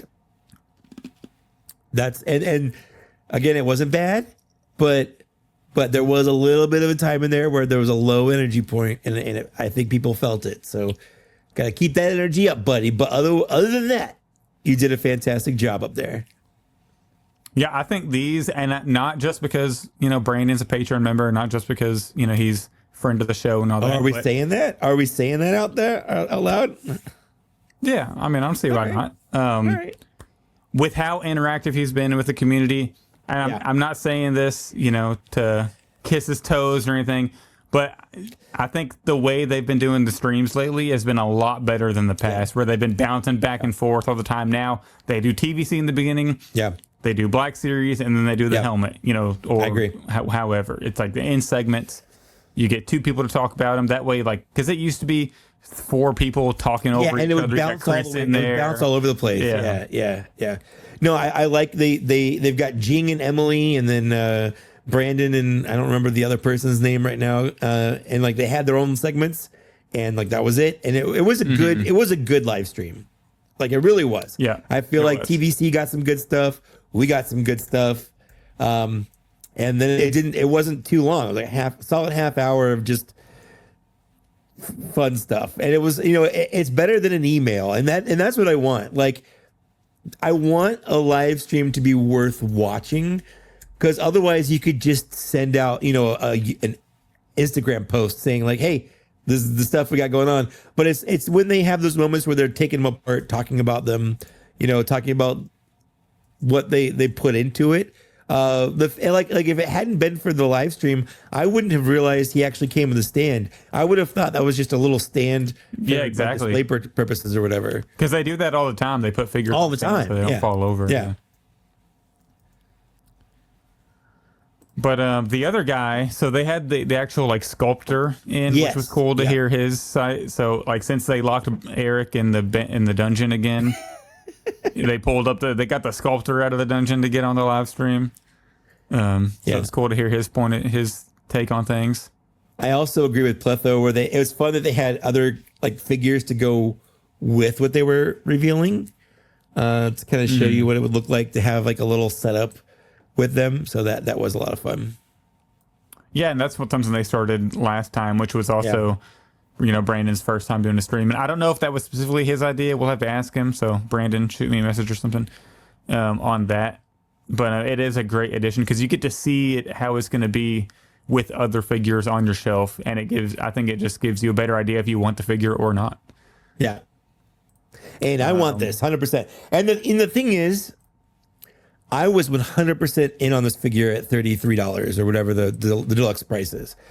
100%. I was happy to pay it because I feel like, with everything it comes with the deco, with the size, I thought that, this justifies that deluxe price. I get it. I was in.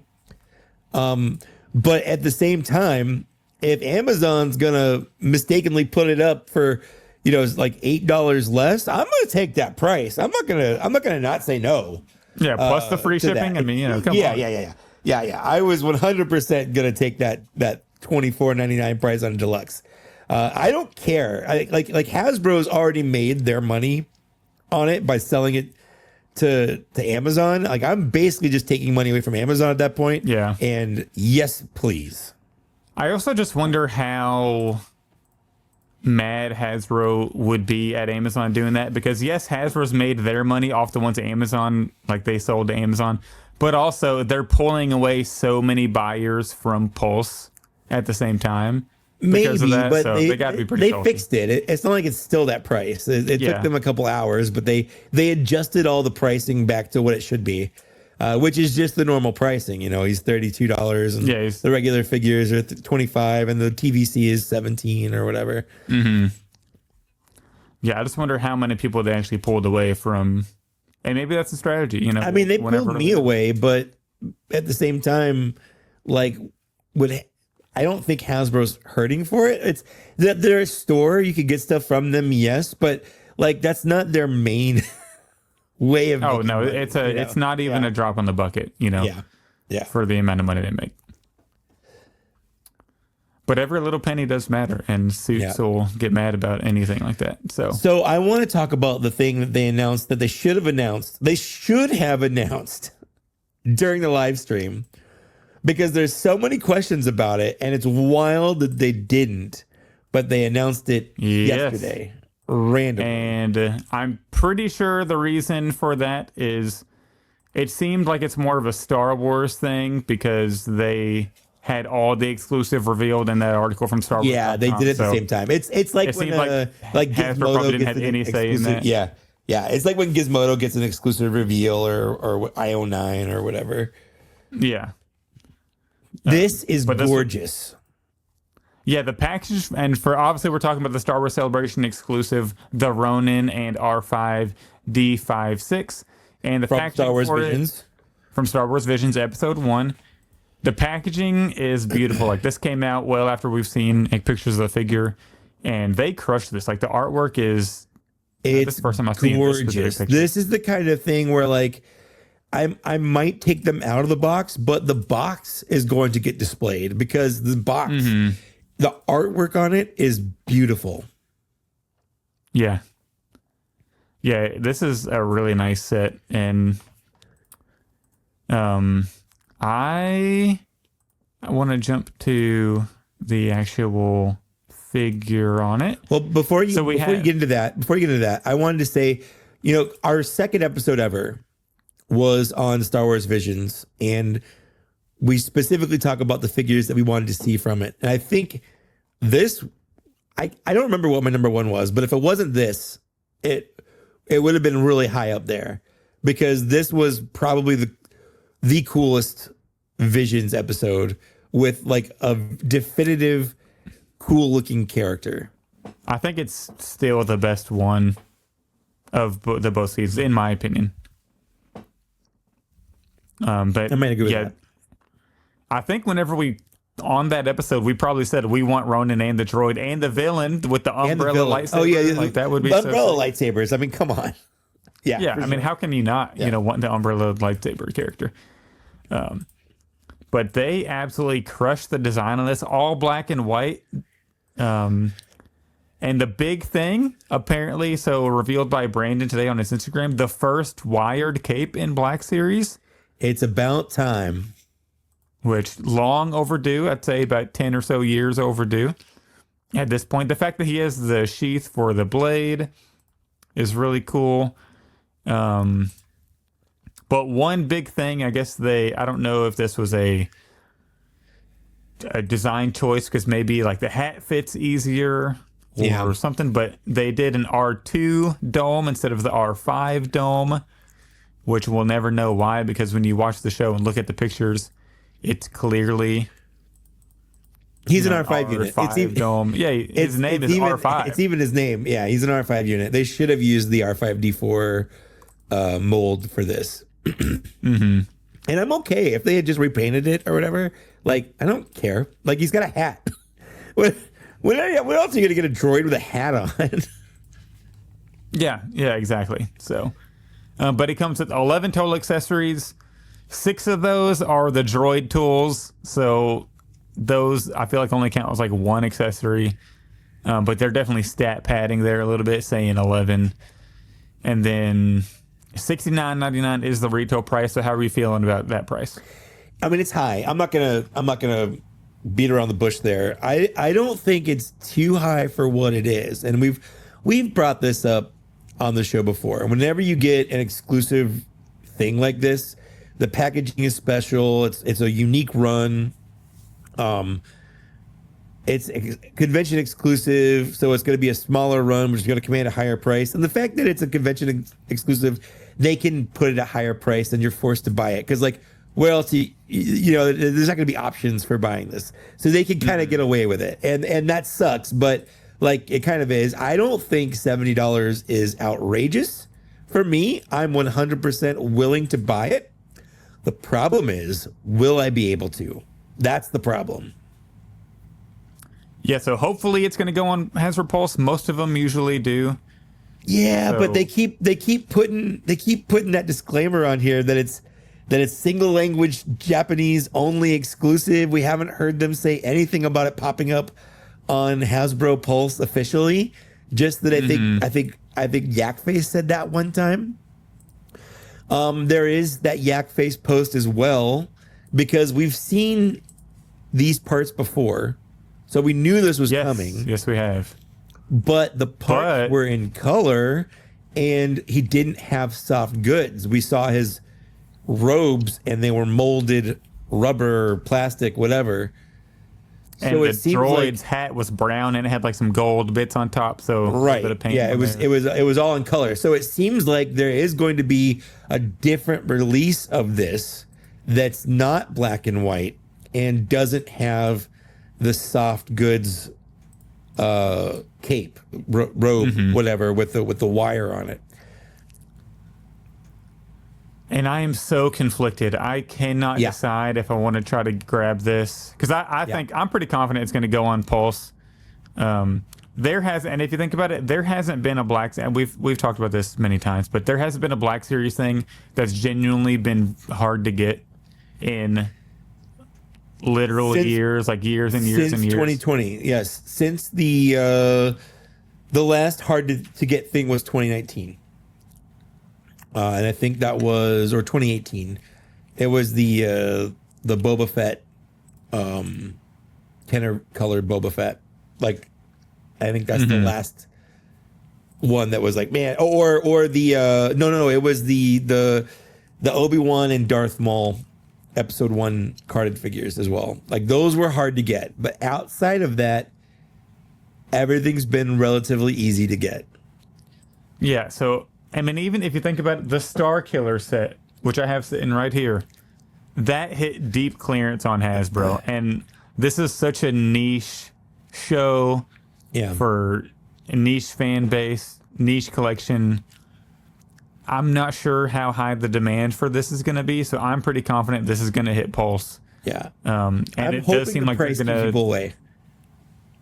Right? Yeah, there you go. I really am hoping the price keeps people away, because I saw someone, I don't know if it was on someone's Instagram post where people were just like, oh, I think it was on Reddit. People were like, oh no, that price is too high. That's egregious. Hasbro's smoking, Hasbro's waffling, all that stuff. And I'm like, yeah, you guys keep thinking that, because I need this. like as soon as I saw this, my anxiety went through the roof, because I don't want to say I need it. It's a toy. I don't need it, but I really, really, really want it. And it's been a long time since there has been a Black Series figure that I've wanted to this level. Wow, that's saying a lot. Yeah. And I'm so on the fence. I can't decide if I want to get this pack or just wait for the single releases. You know, it's gonna have to be like a game day decision for me. Like, if this goes up, that's gonna have to be whenever I make my decision. So I've got, friend of the show, Dan Larson from Secret Galaxy. He's going. Also, Trevor's going, and we actually talk about that in the interview with Trevor that we're going to get to in a bit. But I messaged him as soon as that went up. Actually, he messaged me when he was the reason I saw this reveal at first, because I was napping when it came up, and his text woke me up, and I was like, "You're gonna get that for me, right?" And he's like, "I'm gonna try." And then he said, "I might have to like take the figures out and just bring the figures home." And then when I saw the box, I was like, "No, if you have to, I'll pay for shipping. Like I want this that bad, that where I will overpay for it. I will pay for it, and then I'll pay to ship it, just to make sure that I get it." And I might feel stupid. A year from now, 6 months from now, I might feel really dumb for having done that. But right now, I don't care. I want this that bad. I want to make sure that I get it. I'm not going to go crazy. I'm not going to pay like scalper prices. Like if it goes up on eBay for like 150 whatever dollar, I'm like, no, I'm not going to do that. But if Dan buys it for me for $70 and then it costs $20 or whatever to ship it, or $30 to ship it, like I'll eat that cost. I'll eat that cost to just to make sure I get it for sure. I mean, you did just pay $1,000 for a dragon, which we're going to talk about a little bit. So. Which again, we get into in the interview with Trevor. But yes, I did just drop $1,000 on a dragon. So there's also that. Yeah. But I'm pretty confident this is going to hit Pulse. So if you're listening out there, if this is something you want, if you're not going to Japan, I'm pretty confident that you'll get your chance to get it.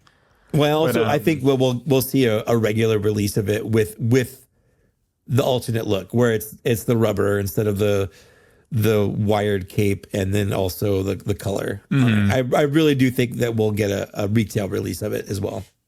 Yep.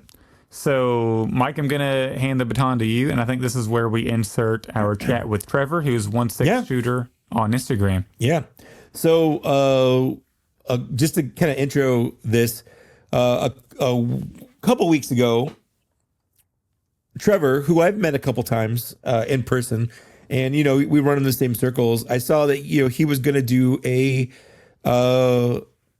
panel at Star Wars Celebration about figure photography, and I thought, hey, that's great. But also, he does the official figure photography for my current favorite love of Mythic Legions and stuff, and the dragon is a thing happening right now. It's a Kickstarter style, HasLab style fun thing that you can go back if you want to. We talk about it. Spoiler alert. So I wanted to, we want to catch up with him and just kind of get him on there and chew his ear on just action figure photography, Star Wars photography, just general collecting, how that's evolved.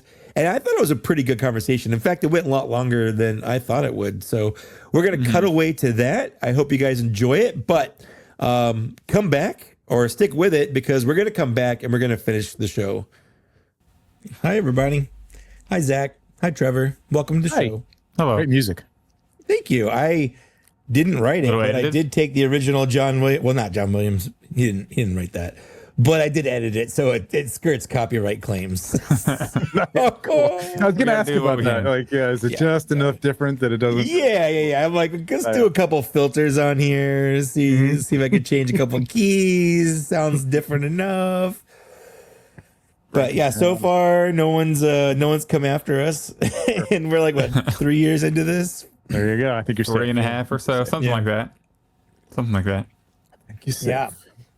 Well, like I said when you first hopped on, it's great to finally be able to sit down and chat with you. Like we've kind of run around in the same circles. We've taken pictures together. Yeah. We've been passing. Hey, what's up, Mike? Hey, how's it going? Exactly. And we're on to something else.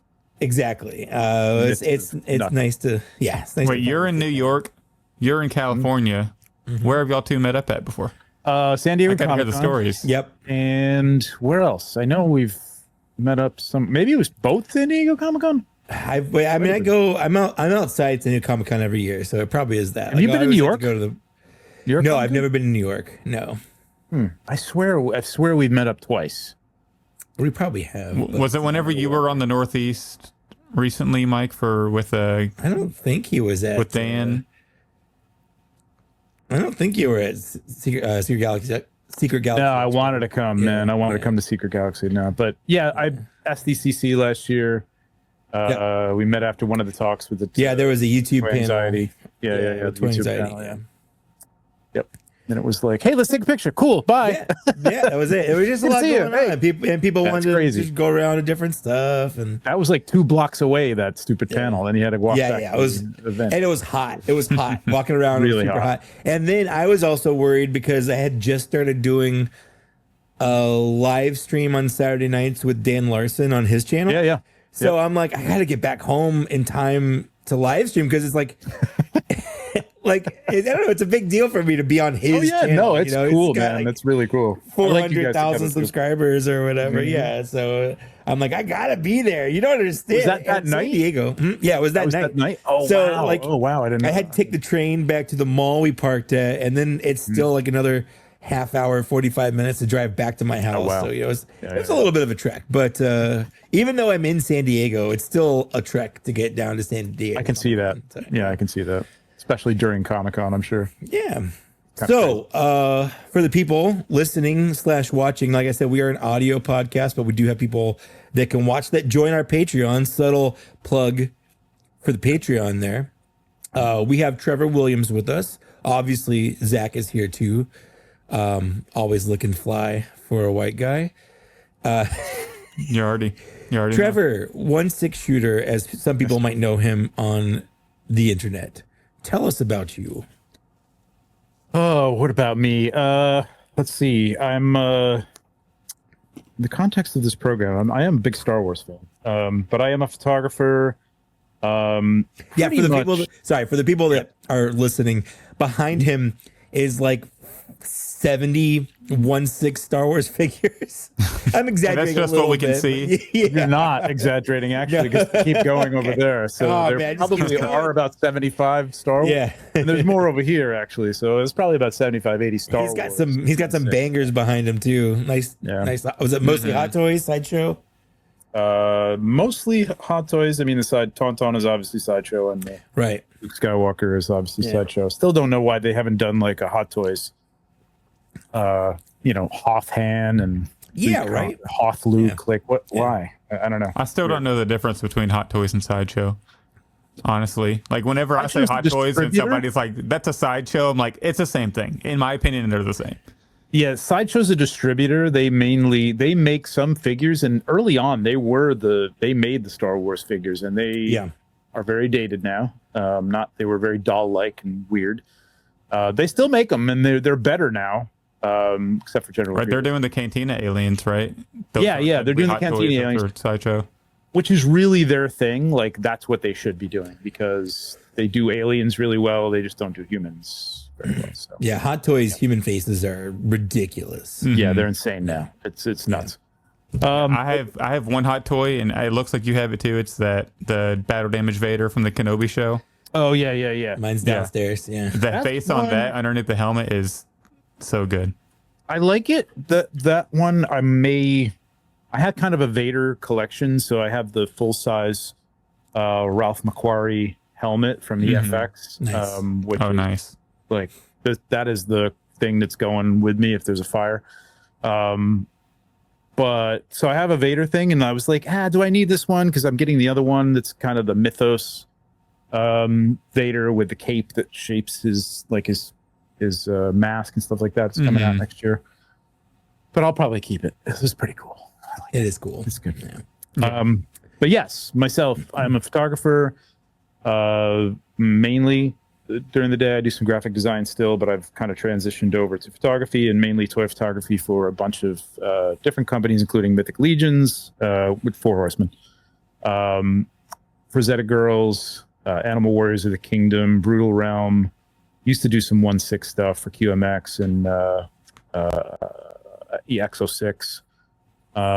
And whatever, a lot of Kickstarter stuff that comes my way. So yeah, a lot of different stuff. It's become my jobby, which is a hobby job. Which is cool. Like, I mean, it's a lot of work. Like every once in a while I'm like, kind of miss just doing my own thing. You know what I mean? Like, because if you look at my posts now on IG, it's all pretty much work stuff. I mean, every once in a while I'll slip in like a personal piece, but it's rarer and rarer these days. But it's, I mean, hell, man, I'm making kind of a living on toy photography. Yeah, that's awesome. Taking pictures of toys as an adult. Pretty cool. It's pretty cool. Right? It's pretty cool. If you could go back in time and tell like 10-year-old Trevor what you'd be doing. Oh my God. Yeah, well, 10-year-old Trevor wanted to be a comic book artist. I was a good artist. I was just very slow. And I knew that I would never make any money if I didn't get faster. And I'm a little meticulous, so I didn't think I'd ever be able to do that.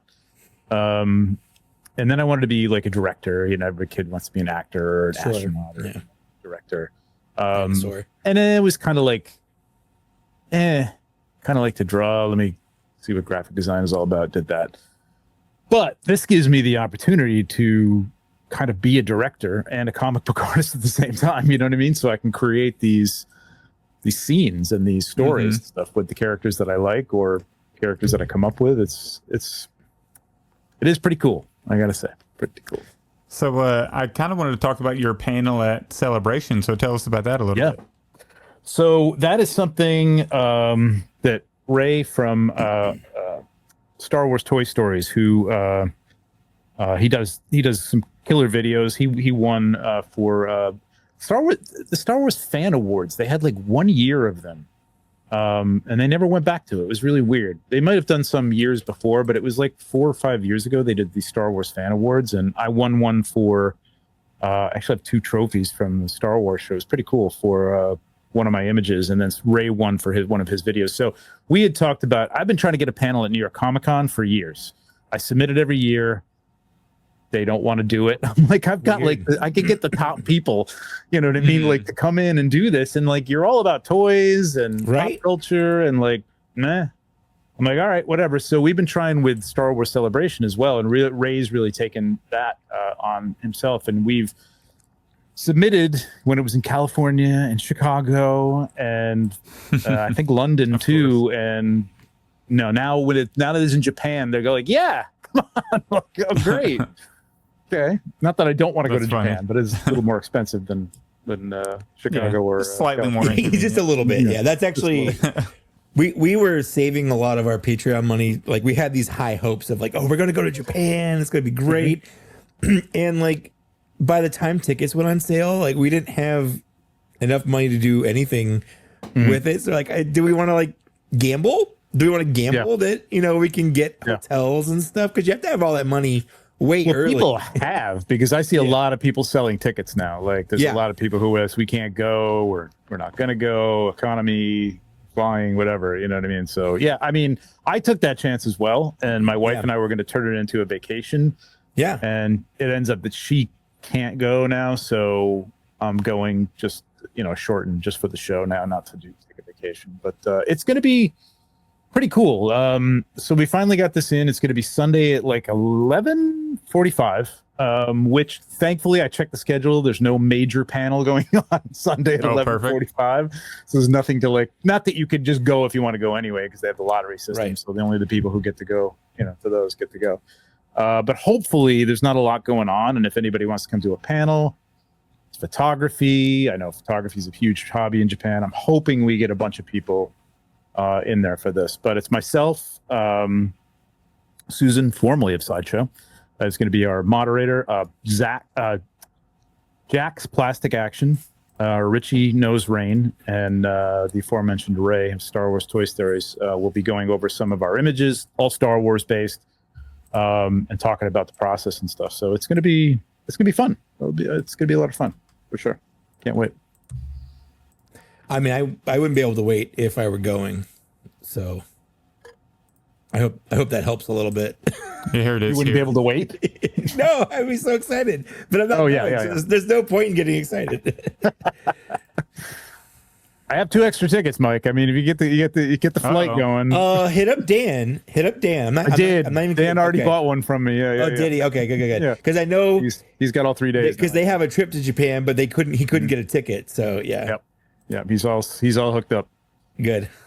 So yeah, it's going to be cool. I'm interested to see.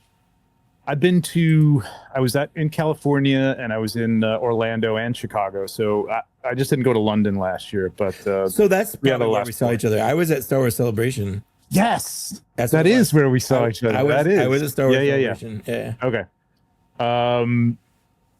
And I'm interested to see what this is going to be like in Japan, like cosplay, sure, and stuff like that has got to be wild. Like it's just going to be interesting to see if there's interpretations of it and stuff. I would hope so. Yeah. I mean, the Japanese are. I mean, for the most part, I'm not generalizing, but they're very good fashion. They dress well.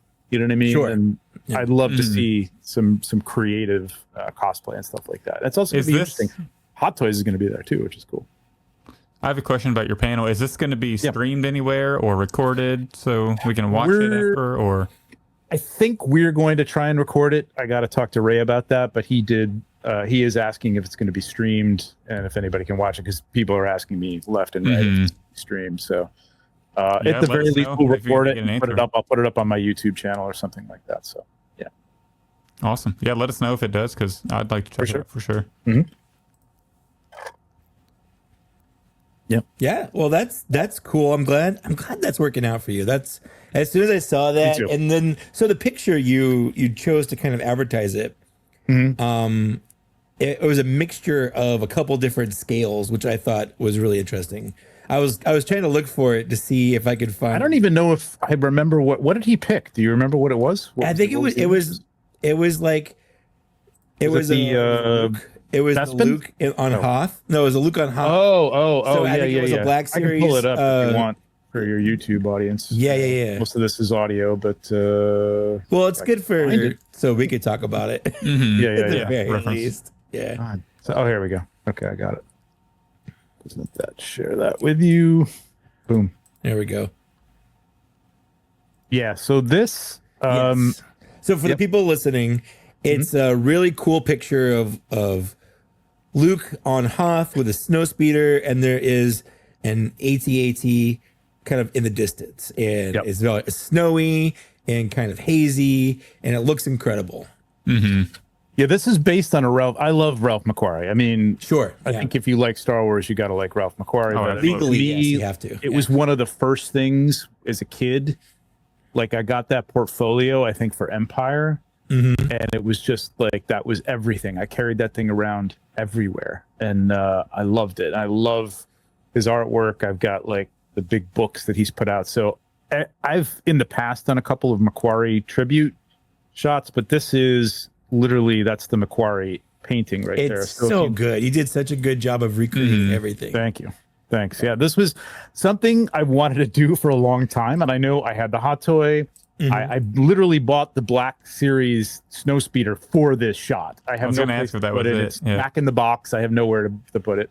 And then all I needed was the walker, and there wasn't really anything. Yeah, I thought about getting the big, the old one from Kenner, and trying to find somebody who had that. But then they had like small little die cast ones, but you couldn't move the legs and stuff. And I was like, something's going to come along. And then the Micro Galaxy stuff came along, and I'm like, this is going to be perfect. It's going to be perfect. And it works out. So the forced perspective, because you have the hot toy in the front. Yeah. Here's the behind the scene picture. Yeah. So you have the hot toy in the front, and the snow speeder is just far enough back to where from the right angle, it looks, like it's like in scale. Yeah. 10 feet back. Yeah. Exactly. And then the same thing with the AT-AT. It's so far back, it just looks like a full size AT-AT, like super far away. Yeah. So I was gonna ask, like, because you do such incredible background. So this, what is that? What do you use for a background there? So the background is the image is something I took a stock. I'll use stock photo because I pay for them. You know what I mean, and I have the rights to use them. So I'm not using anybody else's imagery or stealing anything or anything like that. So and by the time I'm done, 9 times out of 10, this one took up a little more space on the shot, but 9 times out of 10, that image is like 20% of the shot. You know what I mean? So it's not even recognizable as what it was. And I'll modify them. I modified this a little bit to get kind of the approximation of the cloud cover and the look of the mountains in the background that he had in the original painting. But I don't go for like, perfection, like in terms of like recreating the clouds or whatever like that. Just something that approximates it. It's close enough. Yeah. Yeah. So this is like a 50, I don't know, 55 or 60 inch screen. I'm upgrading this now, but to like a 4K. So I bought this a long time ago. And I project that from my computer. So I run that in Photoshop. I have an Apple TV hooked up to the TV, and I just wirelessly project that onto the back. I have a polarizing lens on the or a polarizing filter on my lens, so that you can cut down the backlight. It's usually used out in sunlight. If you've got bright sunlight behind a subject or something, you can turn the lens and it'll cut down on the light coming through. So I use that on the camera for the most part. And then, it's just lighting to match that lighting. and to match this was tricky trying to match some of the weird, because it's a painting, you know what I mean? There's some weird things that he can just do that doesn't really make sense, you know, if it was actually lit. It all looks real, it all looks perfect, but like there's a little pink in parts of it, and there's a little, you know, so getting all that stuff to work out on the shot was I was pretty happy with the way that worked out. Do you have a dedicated tablecloth for this, or do you borrow your wife's good tablecloth every time? It's like, this is a piece of this. No, I don't. No, this is a piece of felt that I bought probably 5 years ago. That is all right. I probably got another couple years out of it, but this is my snow base, and then on top of that, I'll put like there's artificial snow for railroads, and there's like a grainy white sand that you can get for like base decor or something like that. I don't know. I found it at Michael's. So I'll use that as on top of this to give it that grainy look and be able to put footsteps in it if I need it for certain shots. Oh, that's smart. And that's it. Then I mean, for this, I had to go out and carve up some foam into rocks and quickly paint them white so that I could get all that rocky surface that you see in the front of the painting into it. So yeah, I always admire the extra level that you go to. So it's not just like I do action figure photography, but I'm literally just taking a picture of a figure. Sometimes he's in a cool pose or whatever. Yeah. I'll do different angles. I'll do different lighting, black or white backdrop. But like, it's still just a picture of a toy. Whereas you create a world for make a whole scene pictures. Yeah. Which that you probably get as many likes as I do, though, because honestly, that's what people like. The only one I ever got. Jay Hernandez gets hand shots, and they get 1,000. Yeah, whatever. Yeah, he doesn't Photoshop his hand. It's still in there, but it's fine. I just use my iPhone. Like I don't have a fancy camera, you know. I know. It is the curse of the toy photographer that that hand stuff and somebody just taking. Sometimes people just want to see the figure. I get that. I totally get it. I understand it. It doesn't hurt my feelings. But yeah, I put a lot of time and effort into this, and then it's like, oh, okay. I guess that did okay. At this point, I'm not really about the likes and stuff like that. I don't really look at stuff only to see if my engagement is going down completely. And I don't know. At this point, social media is just it's a means to share things. I really don't care about growing the audience so much. So to me, like, this is how I play with toys. Like, obviously I'll take something out of the package. I just got, we're not doing pickups, but I just got Commander Bakara today, and I've got him in this fun pose. He's just going to sit on my shelf, but like, to play with him, quote unquote play, is me taking pictures of him, like sharing, like, hey, here's this figure. Here's some cool poses I can put him in. Here's how it looks with some other stuff. And once I do that, I've played with my toy, Yes. So, but like this justified the price. Exactly. That's true.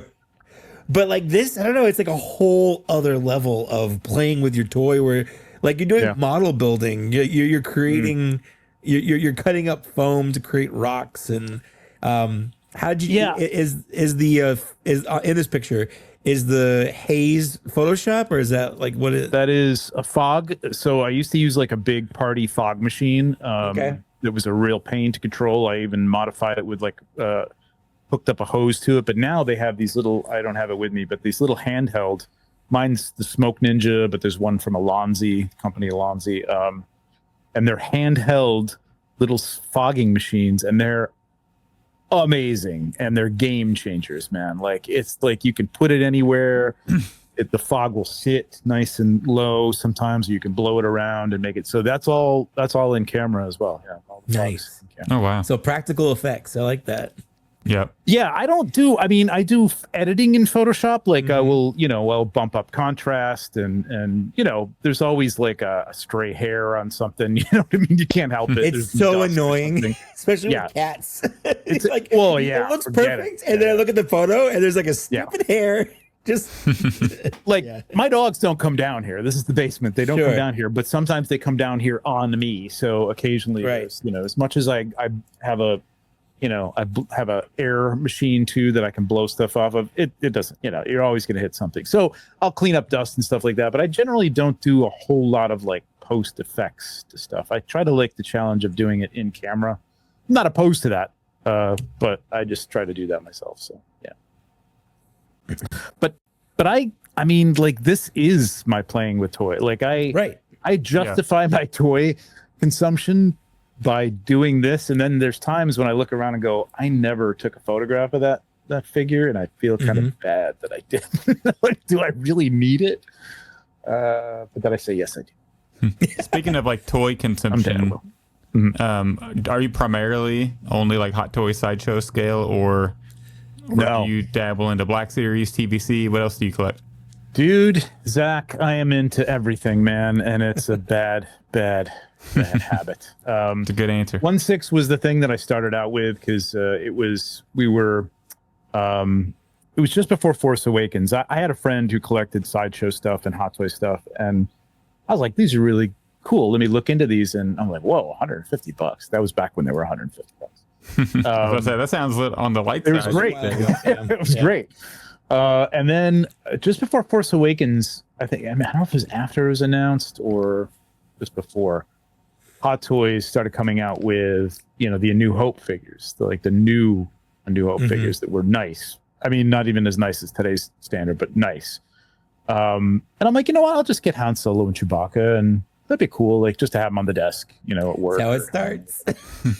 That's cool. Just Han and Chewbacca, two favorite. Yeah, that's great. Yeah. And then I'm like, well, I mean, if I got Han and Chewbacca, I should have Luke, right? You gotta have Luke. You gotta have Leia, right? Yeah, Leia. Leia, just the team. Oh, but the team is also the droids, and the droids are cool. Gotta get the droids. Well, I mean, they need someone to fight. Them this far, you gotta have Darth Vader, right? Stormtroopers on the side of Darth Vader because he doesn't look so. Yeah, 300 later, and that's where I am with that. But yes, to answer your question, I mean, I started out with Kenner stuff, which I still have all my Kenner stuff in a Darth Vader case. I have a lot of Black Series. I got really into Black Series for a while. I was shooting it for a while. Recently, I've gotten into vintage, which I really like a lot. I just don't have a place to display them. Marvel Legends, and I mean, obviously, Mythic Legions and Cosmic Legions are all over the place. And then some Joy Toys, some Mezco, Operation Monster Force is like my new obsession. So yeah, there's a lot of stuff. It's really out of control at this point. But I am selling stuff now, so I am trying to clean myself up a little bit. Clean it up. Yeah, get some space. It gets out of hand real fast. It gets out of hand real fast. Yeah. I got a dragon to buy, man, and a dragon to find space for. So, have you backed it yet? I bought 2. Two. You crazy guy. All in on both, or yeah, all in on both. all in on both? I'm nuts because I want the figures. I will probably end up selling the other. I'll take the figures out and sell the pieces. I'm sure the market's going to be flooded with that, but whatever. And maybe the dragon by itself as well, but we'll see. Yeah. Well, I mean, it's a good. So we haven't talked about the dragon on. Yes, I think show. before we get into the dragon, Trevor, tell the audience like what you do for Four Horsemen and what you've done with the dragon and all that. Like, what's your involvement so they know your background a little? Yeah, so I do all their photography. I started with them around the Arethyr wave. I basically just met up with them at a show in New Jersey, and I wanted to interview them for a magazine that I was working for, Toy Photography Magazine, and Toy Magazine. And I kind of got to know them, and they knew me when I came there. They knew the photography, so this wasn't really. I was on the end cusp of the beginning of the kind of the toy photography takeoff, basically. Mm-hmm. So they knew the stuff, and they're like, hey, you should come to G-Con. So which was in their studio at the time, and it was a very small studio, and they invited like 2 or 3 people, maybe a few more. But at the end of the day, we started talking about photography, and I'm like, yeah, your stuff could look better. You know what I mean? Because they were just doing it in-house. You're not going to say it sucks? No, but they knew it sucked, right? They said, we know it's not good. Like, they were just taking it in a room and shooting it with bright lights and didn't know what they were doing. And they're like the type of people who they want people who care, do what they do well. You know what I mean? They're good. They know their limitations, and they want other people to take over. And they do a good job of picking the right people. No, I'm not just I'm not bragging, but like everybody that they've hired is really good. You can brag a little bit, Trevor. Do they need a finance guy? Ask if they need a finance guy. And then I don't know. I can ask. But yeah, so I started doing all their stuff, and I love the line. I've always been probably even more fantasy than sci-fi. I mean, Star Wars took me and grabbed me when I was a kid, but I always loved Dungeons and Dragons and Dragon Magazine and Dwarf Magazine and Lord of the Rings and stuff. So all that stuff really, really kind of became my obsession. And yeah, it culminated. Hopefully it didn't culminate. Still, there's more to come. It's not done. But this is up to now, just an insane thing to have shot. Because if you've seen it in person, it is very big. I haven't yet. I've only seen your pictures and pictures that people took. Are you coming to Toylanta? Yeah. No. Damn it. I wish. I know. Come on, Mike. Well, so hopefully after I move, because I'll be in Illinois, which is in the middle you'll be of the close. United States. Yeah, that's good. So I'll be able to go to more things instead of. It's always detrimental to be on the West Coast because like a lot of stuff happens more on the eastern side of the U.S. So yeah, it's weird how that has become a thing. Everything used to be on the West Coast. Everything. Yeah. So hopefully next year I'll be able to do all that stuff. But so I mean, I'm just gonna say, I jumped in on Mythic Legions kind of on my own. Like I didn't really know anyone that was collecting it, but I kept seeing pictures of it, and it was during the it was the wave with the Purplore and the Trapjaw, because it was the He-Man Master Universe homages that kind of that must have been an all-star wave, like all-star. I think it was the I don't know if it was it Wasteland. Okay, yeah. Oh, that's right. You know, it might have been Wasteland. That's true. Yeah, I think that was right. It was. They also had that was the one with the Cyclops. And stuff Archimedes. Yep. Oh yeah, that's right. They had Krona and Purple at that one. Yeah, that's right. That's right. Yep. So I was like, good wave. I'm gonna dip my toes. I'm gonna dip my toes in it, and then after I ordered those, like a week later or a month or two later, they had an in stock wave from like the previous one. Yes. So I picked up a couple from that, and I'm like, okay.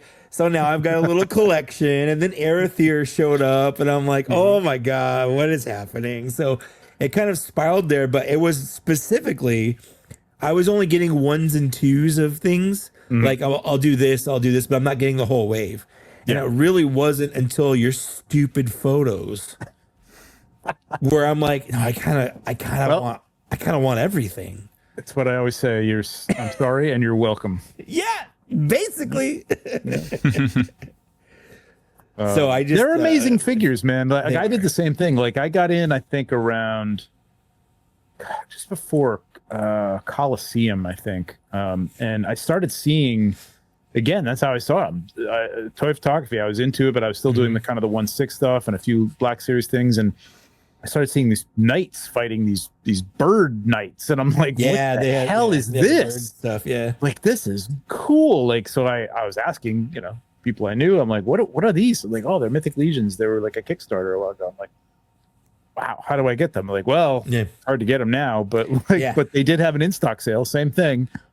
I ended up getting like 3 Keltises, because back then you just had to like hit click, go check out, because everything would be gone and sold out instantly. Yeah. I don't think people that collect nowadays realize how hard it was back then, because they were made in much smaller quantity.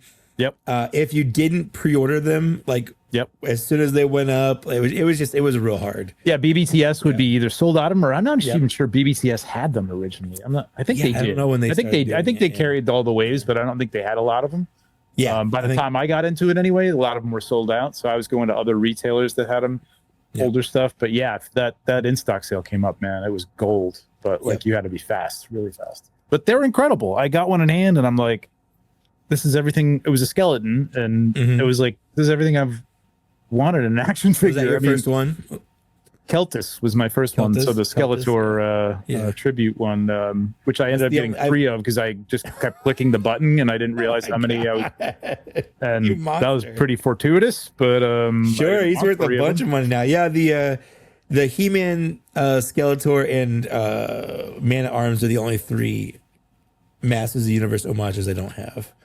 Oh, And really? I'm okay with that. Like I don't really want to me it's not worth spending, a couple $100 to to plug a hole. Like it'd be nice. Yeah. But I'm not going to break the bank just to I'm already breaking the bank on a dragon. I don't Yeah, and that's to get into that, like I tell people who are new to it that I see a lot of people on chats when they start talking about something that's come out, like the dragon or a new wave or something like that, and some of the toy shows. They're like, yeah, I'd love to get into these, but it's kind of late. There's a lot of them that have already come out.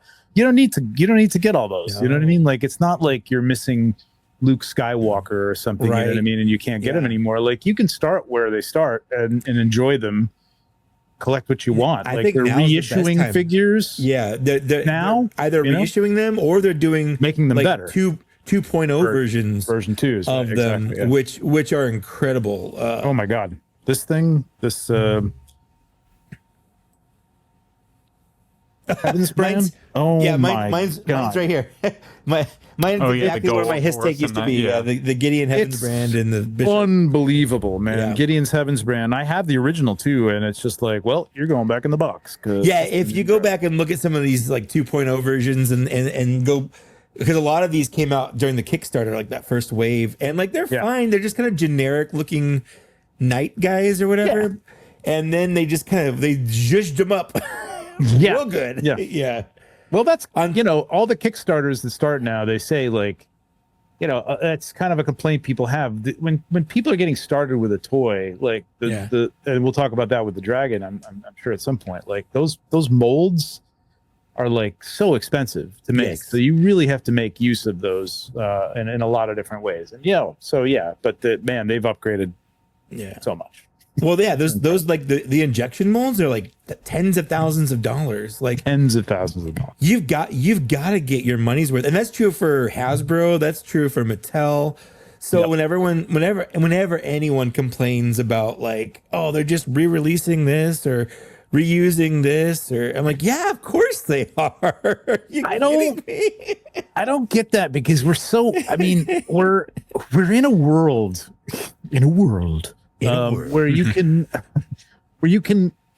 there's so many toy YouTube shows and like we have all the industry people on, and I think this is common knowledge at this point, like that the molds are expensive and there's going to be reuse because they have to even make their money back from the mold to begin with. So like when somebody says, they're just reusing, like, yes, they have to. They have to. It's the name of the game, man. Reuse is especially a smaller company like. Sure, absolutely. I think they do it very well. I think they come up with some very creative ways to use the parts that they do, and I think that more than many companies, these guys put out new parts a lot more often. You know what I mean? Yes, they reuse. I agree. Yes, they get the use out of them, but every once in a while they'll come out with a figure. Yeah, it's got a few new parts, and then it's like, whoa, this helmet is completely new, or these shoulder pads are like totally new, and. It is what it is. Well, so I part of me always thinks like, what would happen if Hasbro made their figures maybe a little bit more expensive, maybe knocked them up to like the price point that like a $50 Spider-Man, for instance, like a $50 Spider-Man, or just like a 35, like a 30. Yeah. So like, what if this guy right here were $10 more, the Bakara for people listening. And instead of just having, missing paint apps, no wash, just the 2 blasters, what if he cost $10 more, but he had much better paint on him? He had some different hands. Exactly. Expressive hands. Blast effect. I mean, I don't know if he has an unhelmeted face in the. He doesn't. Okay. No. I mean, but in the lore, like in the lore, I don't know if he's been in a cartoon. I gotta be honest, I don't know my clones very well. Get out. So, no, I know. I have a few, but I don't know them very well. But like, just like an unhelmeted head would be cool, man. Like I would, as a toy photographer, I love that kind of stuff. I want an expressive face. I want expressive hands. I want, stuff like that. A little soft good, like a nice soft good, like a wired cape for the Emperor or something like that, or for Luke, Vader, or Vader, Yeah. Well, so it'd be nice. and just to contrast with like Mythic Legions, you know, I've got what's this? Elijah, Sir Elijah here. Obviously, I've got a skeleton face on him, but this is cool. like the 8th or 9th night I've gotten in the last 3 months. Not even 6 months, like 3 months. Because I bought the Armory Knights. You know, I've got all the knights from this wave, and they're all in the new body. I've got the Valiant Knight. They're all the same knight. Like, basically, if you look at from the maybe the tooling's a little different on some of them. Yeah, but they're all just knights. But like, they're all just knights. They're fully painted. They look incredible. The soft goods they have, and so many points of articulation, and they cost. If you go to like Big Bad Toy Store or like Toy Snowman, who's a friend of the show, enough cards there. You know, they got to make some money. You charge $50 or whatever. Yep. I get that, you know, but it's worth it. Like, I feel like people would pay for quality if quality were there. Whereas, you look at the amount of stuff you get with that figure. Look at the amount of stuff you get with that figure. Yeah, like, he comes with an alternate head, the alternate face. Yeah. I got this barbarian. He comes with alternate hair. Oh, you man. know what I mean? Yeah. It's like, there's hands, there's multiple hands, there's multiple weapons, there's multiple the faceplates for Elijah. Yeah. You could take the hot soft goods off and just have him be a basic knight and stuff like that. So I think the value is, I know people do call that out sometimes. I mean, if you order through them early on, yes, you have to put your money up front for maybe a year and a half. Well, for Necronominus, it was like almost 2 years for Necronominus. Yeah, that was an exception, but I just you know, for people following along, I still hadn't gotten my Mythic Legions wave from Four Horsemen, the stuff that I bought from them back in 20. Just yesterday, I finally got my stuff shipped from them. Yeah. It was a I feel like huge the last kid. A lot of people were, it's the nature of toy collectors to complain that they don't have their stuff before other people. But a lot of people were upset about that. But I mean, they are a 15-person company, and all 15 of those people are not picking and packing those boxes. You know what I mean? And stuffing them and making sure stuff isn't going to break inside and blah, blah, blah. So, it took 2 months to get them all out, but they're all out. Hopefully everybody will be happy with this. Yeah, they just announced that today. That it was officially done and shipped out. Yeah. So, it's like, I get it. Like I don't hold them to the same standard as like a large company like Hasbro or Mattel or even McFarlane, where they're dealing with a volume of like millions and hundreds of thousands of units and they've got probably using a third party. I mean, Hasbro probably has in-house distribution, but I imagine McFarlane might even be using like a third party distributor or something like that to get it out to all the stores and things like that. Because that's a big deal, man. That's a lot of work. Dan and I joked that they could pay us in figures just to sit in their warehouse and ship stuff out for them. Yeah, make all the waves free for you. Right? That'd be hell yeah. Yep. Believe me, I'd do it too. Like what you for the 3 or 4 times they get a big shipment of figures, when a big wave comes in to ship them out, like just hire like 2 extra guys for like a month or 2 just to. And they do have like people that have come on board like that, but it is almost like I've told people like it's a machine to some degree where like even people in the studio who are free, like getting in there and getting in the way can gum things up more than they can help. You know what I mean? So it's kind of a, Diego over there has a great thing going and I mean, they could do that, but they have to train somebody on what to do, how to do it. So that takes time and I don't know. Yeah. I mean, it's a small company. It takes time. That's all I can say. But the problem they have is I want my cool toys they made, I know. Oh no. It's no. It's not a bad problem, I think. No. And they already have my money. So all I can do is wait. My only fear is like, did they forget me? Did I get skipped somehow? Like, no. they're very good at what they do. yeah. I think they, there's and they're great. The customer service is generally very, very good. I Get a on broken Christmas part or Day. whatever. On Christmas Day, my wife got me the Jimjira Mambira, whatever. Yeah, Byra Jimgyra. yeah, that girl. That's how I say it. I don't know. Yeah. Her as soon as I took her out of the package, that neck snapped. Like I didn't even get a chance to do anything. I pulled her out of the package and just clean off. So I heated it up and I dug the peg out of the neck and I sent them a message. I'm like, I know it's Christmas. I'm not expecting anything, but like, do you guys have just this neck peg you can send me? Right. Like because it's like I just opened it and it's broken immediately. It's a bummer. Especially like my wife who got it for me. She's like, "Oh, like I'm so sorry it broke. Like I'm trying to." I know make it's her feel Christmas. bad." Yeah, exactly. But literally, as soon as they were back to work, I got an email and they sent me that neck piece within a week. So I have really nothing but good things. I've been buying stuff directly from them. Like whenever stuff goes up for pre-orders since I started buying Legions, and this is the first time I've ever felt like it's taking forever. And again, a lot of it is just that human feeling of seeing other people get stuff that you want and you've bought it, you've paid for it, and you just want it too. So it's like it's a natural human feeling to have, but at the same time, I'm a rational adult and I understand. I can just wait.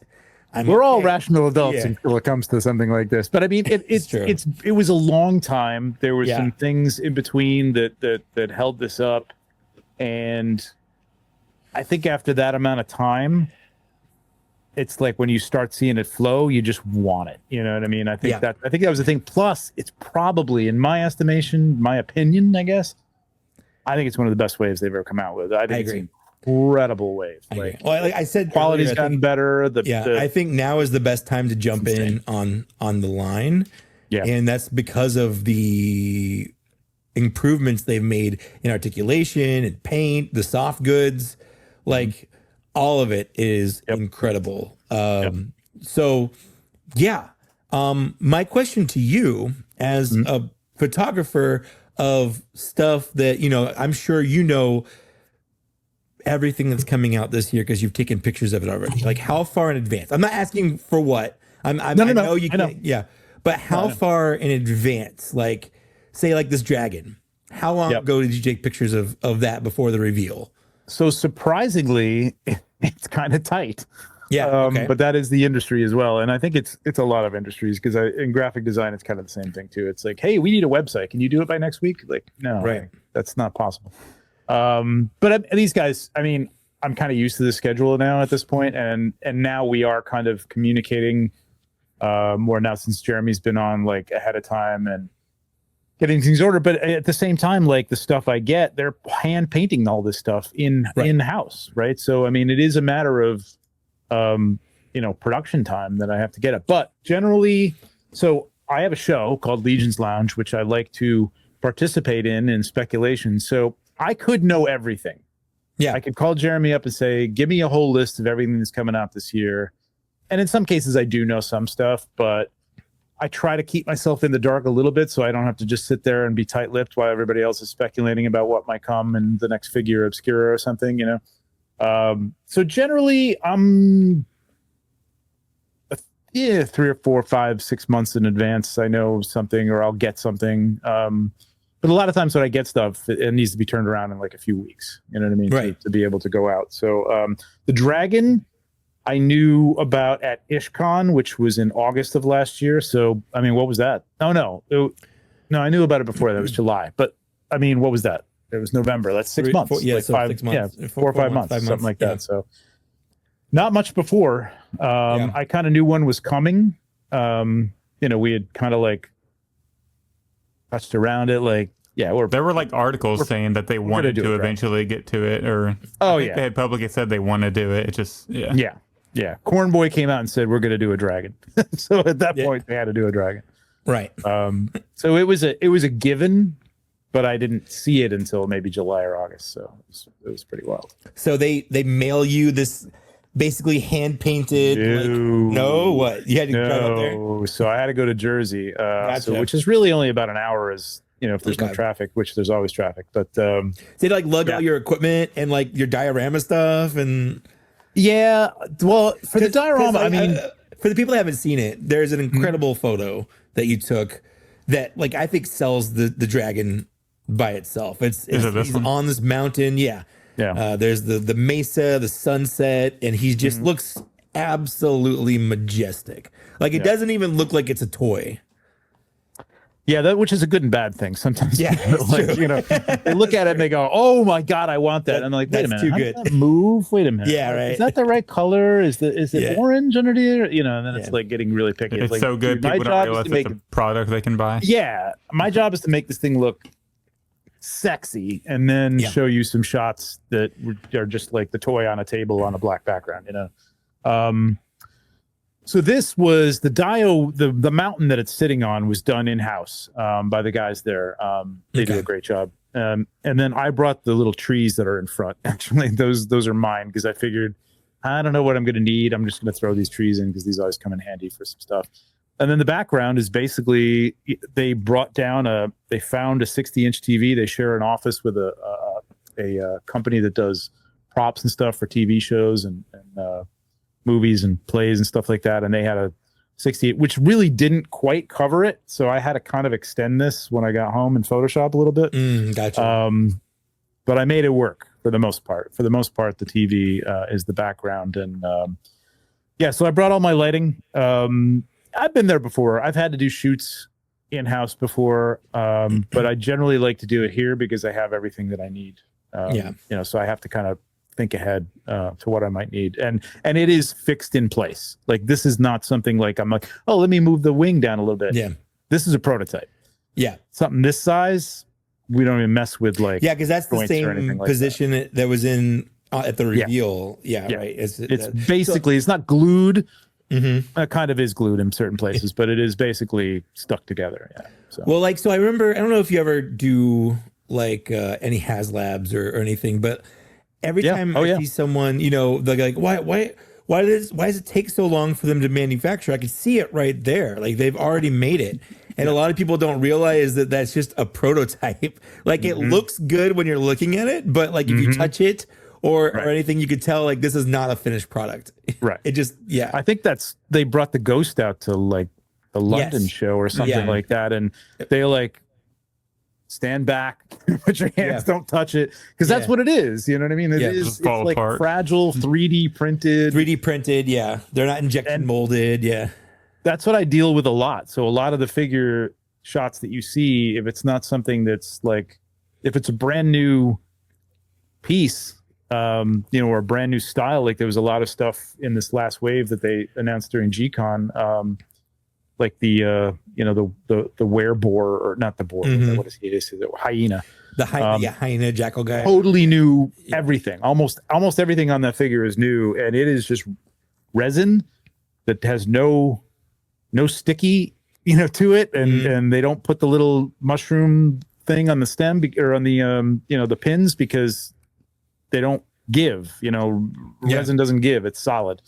So dealing with those things is sometimes a total nightmare. Have you ever accidentally broken something? Oh, constantly. Yeah. Okay. I mean, you were talking about like if you look at the pauldrons on that, where I don't think those broke actually. I'm pretty good now.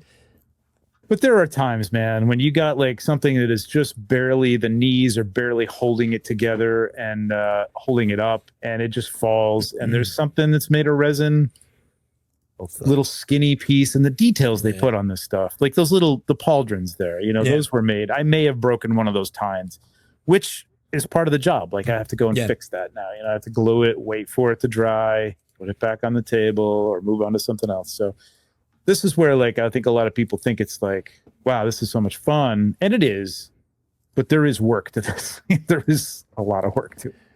Hey, we go back to that jackal thing. Oh yeah, absolutely. That back left, is that the same tree that's in the dragon picture in the front? That tree in the background. Yeah, that is one of my I trees. noticed. Yep. I was like, that's the same exact tree that's in the dragon picture. Jeez, reuse. You're not getting by me. I want new trees in every picture. Yeah, Don't worry. make new Come on, trees. I actually want to see this tree cameoed in every picture going forward. So no matter what the environment is, you got to spray snow on it, dirt. I've always thought about doing that. At one point, there was like a long time ago, I was doing like, a lot more Marvel stuff, and I would put like one of the rats from like the Nosferatu into like every shot. Like it would just be somewhere in the shot. It's like an Easter egg somewhere. Yeah. That would be fun to do. I think this Frankenstein's creature picture you took is probably one of the best toy photography pictures I've ever seen. Wow, thanks, man. I was in when they announced it. My wife is an English teacher and she teaches Frankenstein. Nice. So when I showed it to her, she's like, "Oh my God, this is just like the book." Yeah. Which was an instant sell for her. Like I did not have to like justify this purchase even a little bit. Again, but you're welcome. Yeah. But like seeing him, like he's leaning against the stone back wall. He's perfectly positioned where his knee is up. It's and natural. He's got a book. Yeah. It's just very natural. The lighting is incredible. It's just an incredible shot. So like, thanks. What are some of the inspirations for doing stuff like that? Like you've got the picture. Like how do you determine this? I reread the book, and a lot of like with the figure obscura stuff, it's cool because like we did Red Death, and I had like weirdly enough, it wasn't like a children's book, but it was kind of like a book for kids on the Mask of the Red Death, which is a really dark story. You know what I mean? So I don't know why from childhood I remember this book. So I remember the story pretty well of that one, but this one I hadn't read Frankenstein in a long time. And in your mind, and in most people's mind, like a lot of people I know when Monkey King came out, they did like, what is Monkey King? They didn't know what Monkey King. So with Frankenstein, it's like, oh, Frankenstein, fire, bat, no, that's not the book.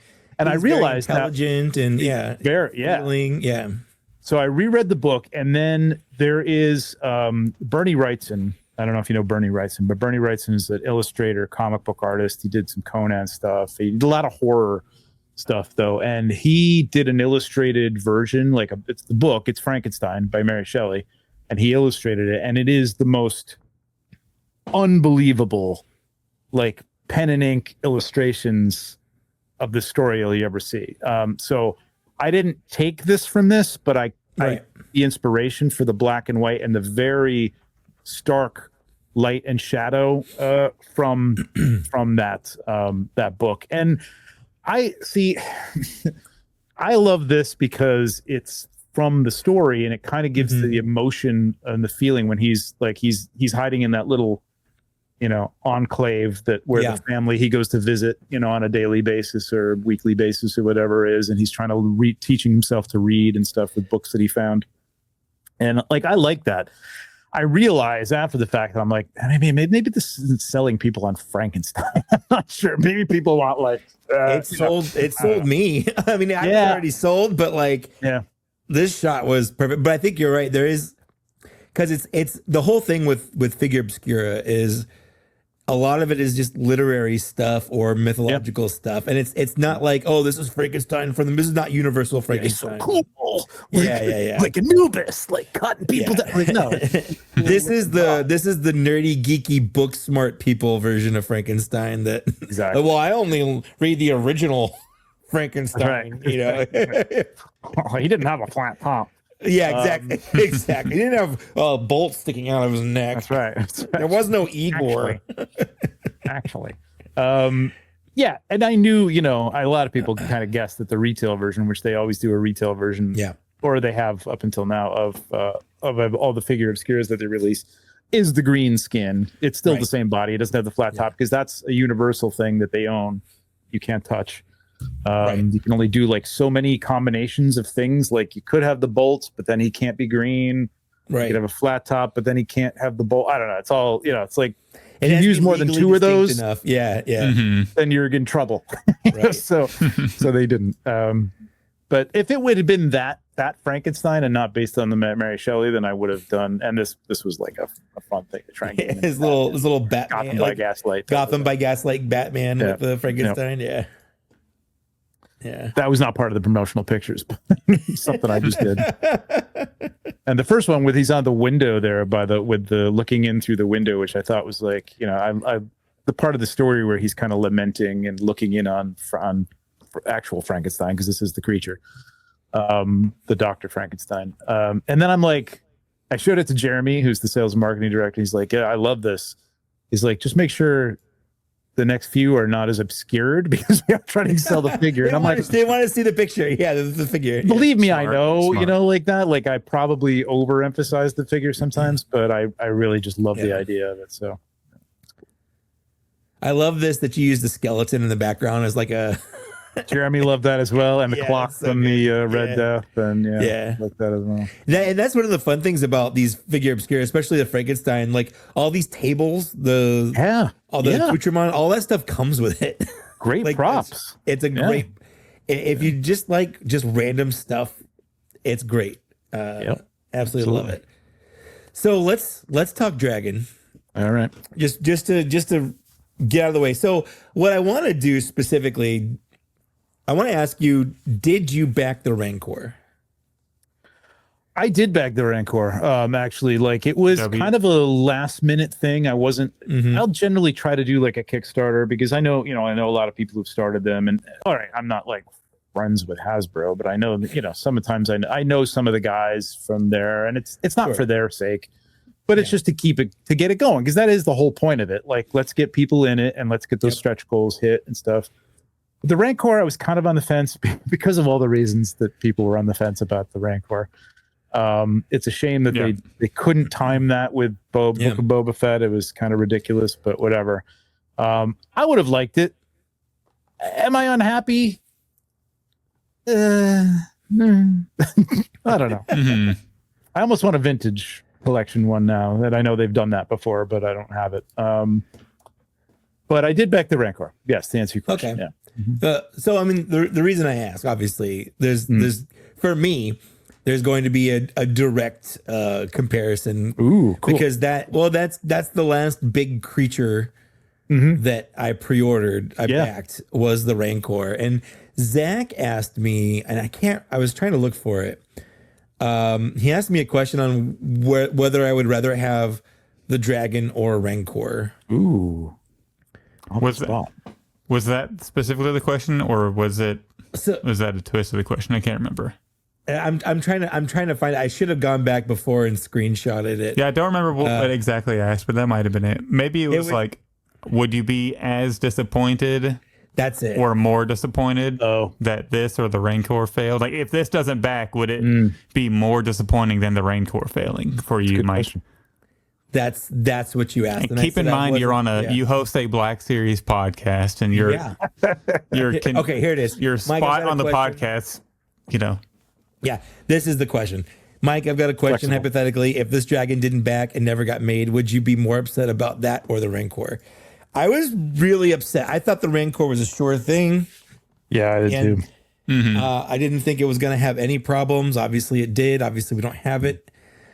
And we've made a rule this year that we weren't going to talk about it because it comes up every episode. But specifically, like, this is, to me, like, this is kind of Rancor 2.0, but also in hard mode, in a sense that, like, this is basically the cost of like 3 Rancors. What was the Rancor? 3.5, 350. Well, it was $349. Yeah. And since I was just paying tax on it, and I didn't pay shipping because I'm a Hasbro Pulse member. So I was basically just getting it for like, it would have been like just shy of $400, I guess. Which, let's be clear, this is only $550 if you just want the base dragon. So that's true. So let's just take it from the base dragon by itself. $550, obviously tax. So really, this is closer to the Unicron HasLab, which was $575. It's big, it's heavy, or it's going to be heavy, and being that 4 Horsemen are a smaller company, they don't get the cool perks with shipping and volume that Hasbro does. No, they don't have that China, you have to take into consideration, for them, like Hasbro gets, I'm sure, incredible deals on that because they're probably packing like, Shipping freight in bulk. Yeah. Yeah. Well, and if you look at the requirements, they wanted 8,000 Rancors. Yeah, that's the other thing. Right. Versus 2,000 of these dragons. And again, we're just talking base level dragon. 549, which when they announced it, they said it was going to be around the price of a wave of figures, which if you do an all in of like Necronominus was about like 5, yeah, 500, 550. So I had already started planning on it. Like I sold my HasLab Hiss, I sold my HasLab Dragonfly. I started saving all the money I could, squirreling away little bits here and there, just to make sure that I had as much money as possible, because I figured, it was going to be around $500, but I didn't know, because they said they were going to do the fire and the wings extra, but we didn't have any price points, and I figured shipping was going to be a thing, because as much as I love Four Horsemen, unless they're doing that flat rate shipping thing they do sometime, their shipping sucks. Like that's just a thing. It is. Yeah. And I get it. They're coming from, you're in California. They're coming from the other side of the country. They're coming from this side of the country. You know what I mean? Like it's usually like $20 to get normal figures shipped to me. And I figured Dragon's going to be super expensive. So I was targeting about $1,000 personally. So that's how much I was in that. There you go. 3-month period when they announced it in November, December, January. I was like, I'm going to try to save up this money. And I did. There was still a sticker shock a little bit. when they announced the price. Not as much like as I think there would have been normally, but I was still a little flabbergasted. But when you take the sticker price out of it and look at everything you get, so this dragon is huge. You've seen it in person. Yep, it's massive.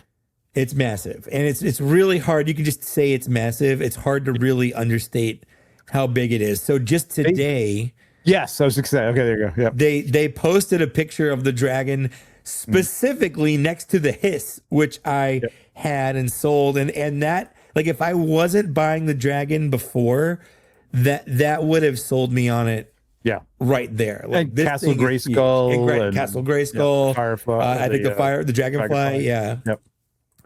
So for that $550, and then just a couple days ago, they added in that Dragon Knight as part of the base offering. So he's no longer a stretch goal. Yeah. So here on screen we have and those are the standard wings, right? Those are the standard wings. Those are the semi-folded wings, which the other ones are extended outwards. Right. Huge. So he's like wrapped around the Hiss. Yes. Like that's crazy.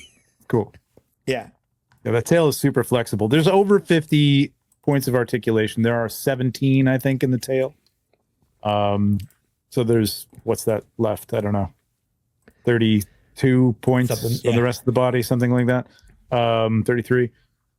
But it's over 50, so it's more than that. But it's big. But my point with there was somebody had done an image like with Castle Grayskull. I've seen a lot of people, and I think they were going the opposite way. I was on with Jeremy on a show, and I showed this image that somebody had put together, showing it next to like the Cat's Lair, and it was smaller than obviously it's smaller than the Cat's Lair, but I think that's a positive for a lot of people because a lot of people are looking at it going, I have no place to put it, and I'm like, no. If you can fit a Castle Grayskull, you're good, man. You know what I mean? It's big, and it is big. For a creature, I couldn't, I don't think there's ever been anything like this creature-wise. But, you've had castles, you've had Razor Crests, I got a ghost that's still in a box, but, you find a way. Nature finds a way. Love finds a way. Yeah. Love finds a way. Exactly. So right now, and as of this morning, I think there was less than 100 to go. Yep. For 91 or something like that. For it to get funded. And obviously I'm one of those, you're two of those. So by the time this actually makes it out and people are listening to it, it's very likely this is going to be funded. Yeah. I think by tomorrow morning. Which is nice. Yeah. I would bet it's probably funded right now as we talk. Yeah. They don't update it. So that's $550. The next tier at $2,500 is an add-on set for the knight Beneg- that for that he now comes with. Benegar. Right. Yep. Benegar. Right. Benegar. Right. Yep. Benegar. Zach, can you the Which knight one? is on Scroll there up. somewhere. He You have to go is that right one there. right there. This one? Yeah. The Dragon Knight thing? No, the base knight doesn't come with that shield and that cape, right? Isn't that the add-on set? That's what I haven't thought about it. I think that's the add-on set. Yeah, it's the right. soft goods. It's the sword that he's got there, which is a translucent orange sword, and Which the is shield. awesome. Yeah. And one of the things and the soft goods and the soft goods are insane. Like Yeah. CJ and Keithlin, his wife, just do an incredible job with their stuff. But so two things about this. Like if you are listening to this and or watching and you're interested in this, but you're like, I'm not, I've heard some people say, I wish they didn't have the figures in there and they would have reduced the cost. The figures don't add to the cost. The figures are bonuses because as you said earlier, like when Hasbro says they need 8,000, if you've got an order of 8,000 with a factory, that's going to be a certain price. If you come down to 2,000, it's like anything. Like, I want a bunch of stickers. Let me get 10. Well, those are going to cost you $4 a piece. If you order 100, they're going to be $2 a piece or $1 a piece. Right. So it's volume buying. It's not a lot of volume with this, right? They're not asking for a lot of volume. They're not asking for 8,000 of them to be sold so that they can get that number. But here's the thing. If you're not into the figure, I'm going to tell you right now, that Sir Benegar figure, you buy the dragon at $550, and that comes with it, which it already will. We'll hit that 2,500 gold to even just get that figure, let alone the skeleton one. I think we'll hit. I think it's going to go over 4,000. But that one figure, I guarantee you, the rarity of that figure, there's only going to be as many as dragons as there are, figures as there are dragons. So it might be the rarest figure they've made, in terms of volume. Yeah. Earlier ones, there might have been smaller numbers made of some of the earlier ones, but 3,000-4,000, that's not a lot. Right. And it's going to go right out of the box. Take it out of the box, slap it up on eBay, put it on the Cabal. Yeah. So they come packaged like as if you bought the figure by itself. So it's not like you're just taking it out of the box and shipping it out. It comes in like a normal. Yeah, it comes in its own case. It's going to be not only that, the helmet and the pauldrons, they're never going to be made again. So they made the mold for those things, and they've never done this before. And they're just going to destroy the mold and never make those pauldrons and helmet again. So those are two pieces. And if you know the Mythic Legions community, parts and pieces are like, it's a pop and swap thing. It's meant to be, moving things around, repainting stuff. So these are going to be sought after pieces. And some people treat the parts for Mythic Legions like Pokemon. Exactly. They buy them just to collect that. Okay, well, this pauldron came with this set and this guy, and absolutely. And for customs and stuff, and I mean, I don't see a lot of people customizing this due to the rarity of it, but I'm telling you, you will be easily selling that at $200. You will sell it immediately. I think you could get more. Bringing your $550 off $550, right? And then you get the skeleton that comes with it as well, and you could probably sell that for $100. So honestly, I'm thinking about selling $250. I'm thinking about selling the skeleton. I just like, how many skeletons do I need?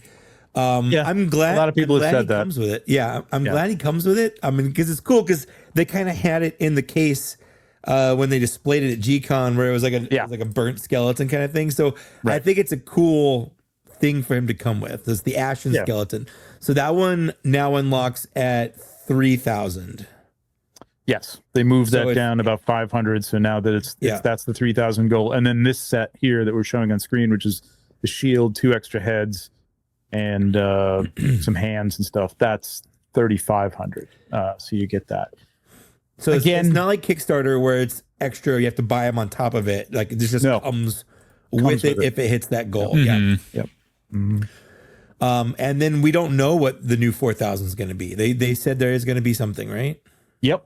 We were speculating on that on Legion's Lounge the other night, and a lot of people had some great ideas. I mean, I think it's going to be something it's either existing, what I mean, because to make new tooling at this point. They can't do something brand new. Yeah. Like this is all that night right there, the Fire Knight. or the That's my Flame favorite Knight or one, the whatever. guy on fire. Yeah. I think everybody loves this one, and this comes with the flaming set. Like you don't get the extra pieces until it hits 1250, but it's already almost at 1,000. So like I don't think there's going to be any problem getting. No, it already funded the on fire night. They funded, but Yeah. all right, it's over 1,000, but this comes in at 1250. The extra hands, The add-on parts. Yeah. But that's going to be a piece of cake. I mean, For sure. anybody who's ordering the Dragon is pretty much going to want to order this. I would say it's 80% of the people who order the Dragon get this. I was talking with one of my other friend Zach, who's a different Zach than this Zach, but he was like, it'd be cool if they did a series of like elemental nights, where like this is a fire night, and there's like a water night, and there's like an air night, like I get why this is. It's supposed to be like he's burning up from Beathir's flame. Yeah. But also one of the fun things about these figures is they could be whatever you want. Like They can be whatever you want. Yeah. You don't have to play by their rules with what they say. I love the idea that he's an elemental knight like that. Yeah. And keep in mind, again, you don't have to get them all, but this dragon is in the lore is one of the 5 pillars. Now I think there's been some conflicting talk back and forth, but I think we've determined that all 5 of the pillars are dragons of some sort. And see, that scared me. They're not all going to be. It was also said that this is going to be the biggest of them, so they won't be as big as this, and they won't be as expensive as this. Consequently, but yeah, I love that. Look at that. That looks so cool, man.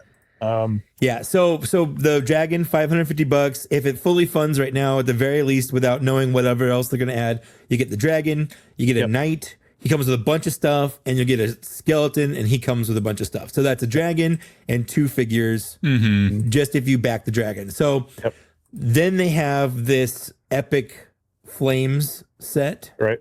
Yep. which is $150. The fiery breath. The fiery breath set. Oh wait, I just had the things they had. He comes with. Oh, here it is. He comes with a full alternate head and neck.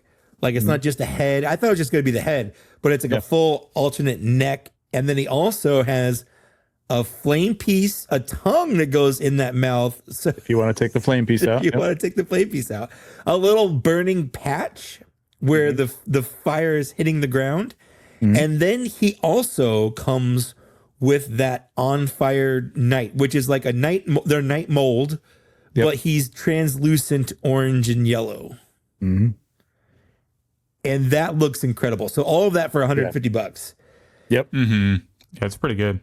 And there are, I think this is the deal right here. This is it. I mean, I know a lot of people are getting this just to do, like, they don't want the dragon. They're getting this just to do like a diorama of like the dragon's head popping out of a. That was my idea. Yeah. I swear that I was the first person to say this, and now everybody's coming up with it. Like, if you wanted to do. Oh, this, I came up with this idea. Yeah. I may not have been. I think I was, but I don't know. But yeah, I said, like, I was on ACBA, their show, and I'm like, hey, like, there's a lot of ACBA people here. If you don't have room for the dragon, you can get that. Make yourself a simple cave out of foam or whatever, and have that sticking out of it.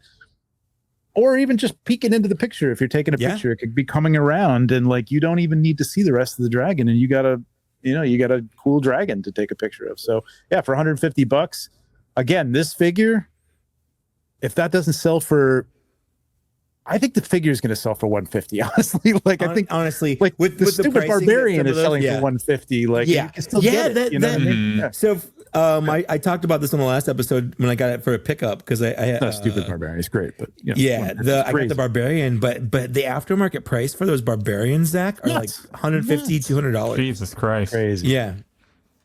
Patience. And this isn't patience. Well, I'm Like, about to back the dragon for a financial investment. You should, honestly. you right now. Yeah, you could sell that figure for $150, and you've got the dragon head for basically free, for tax or whatever. You know what I mean? Like, I mean, if you be that way, yeah. And so then there's a stretch goal for this, or a tier, where if it hits $1,250, he comes with just a bunch of extra stuff, like alternate hands and legs with different varying levels of translucentness. And then the initial one comes like he's metal on his hands, like the middle of him is burning, and the extremities are still silvery night. And then the alternate set, they're all fiery, just translucent. It just looks incredible. I love the head with like the ghost, the flames, like coming out of the eyeballs and stuff. Yeah. It's incredible.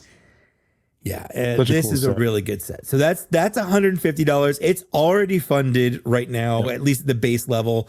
And then the third thing is the Epic Wings set. Right. And I know a lot of people when they announced that these like, what, they're not going to come with a head and wings, like what? Yeah. Read, Like, people. How Read. do you get that? Not read. How do you get that? I think if you're not there's one paying right there. attention, Manny 2.8. You're telling me for $550 doesn't even come with wings? Like it does. These are different wings. Yeah, I know.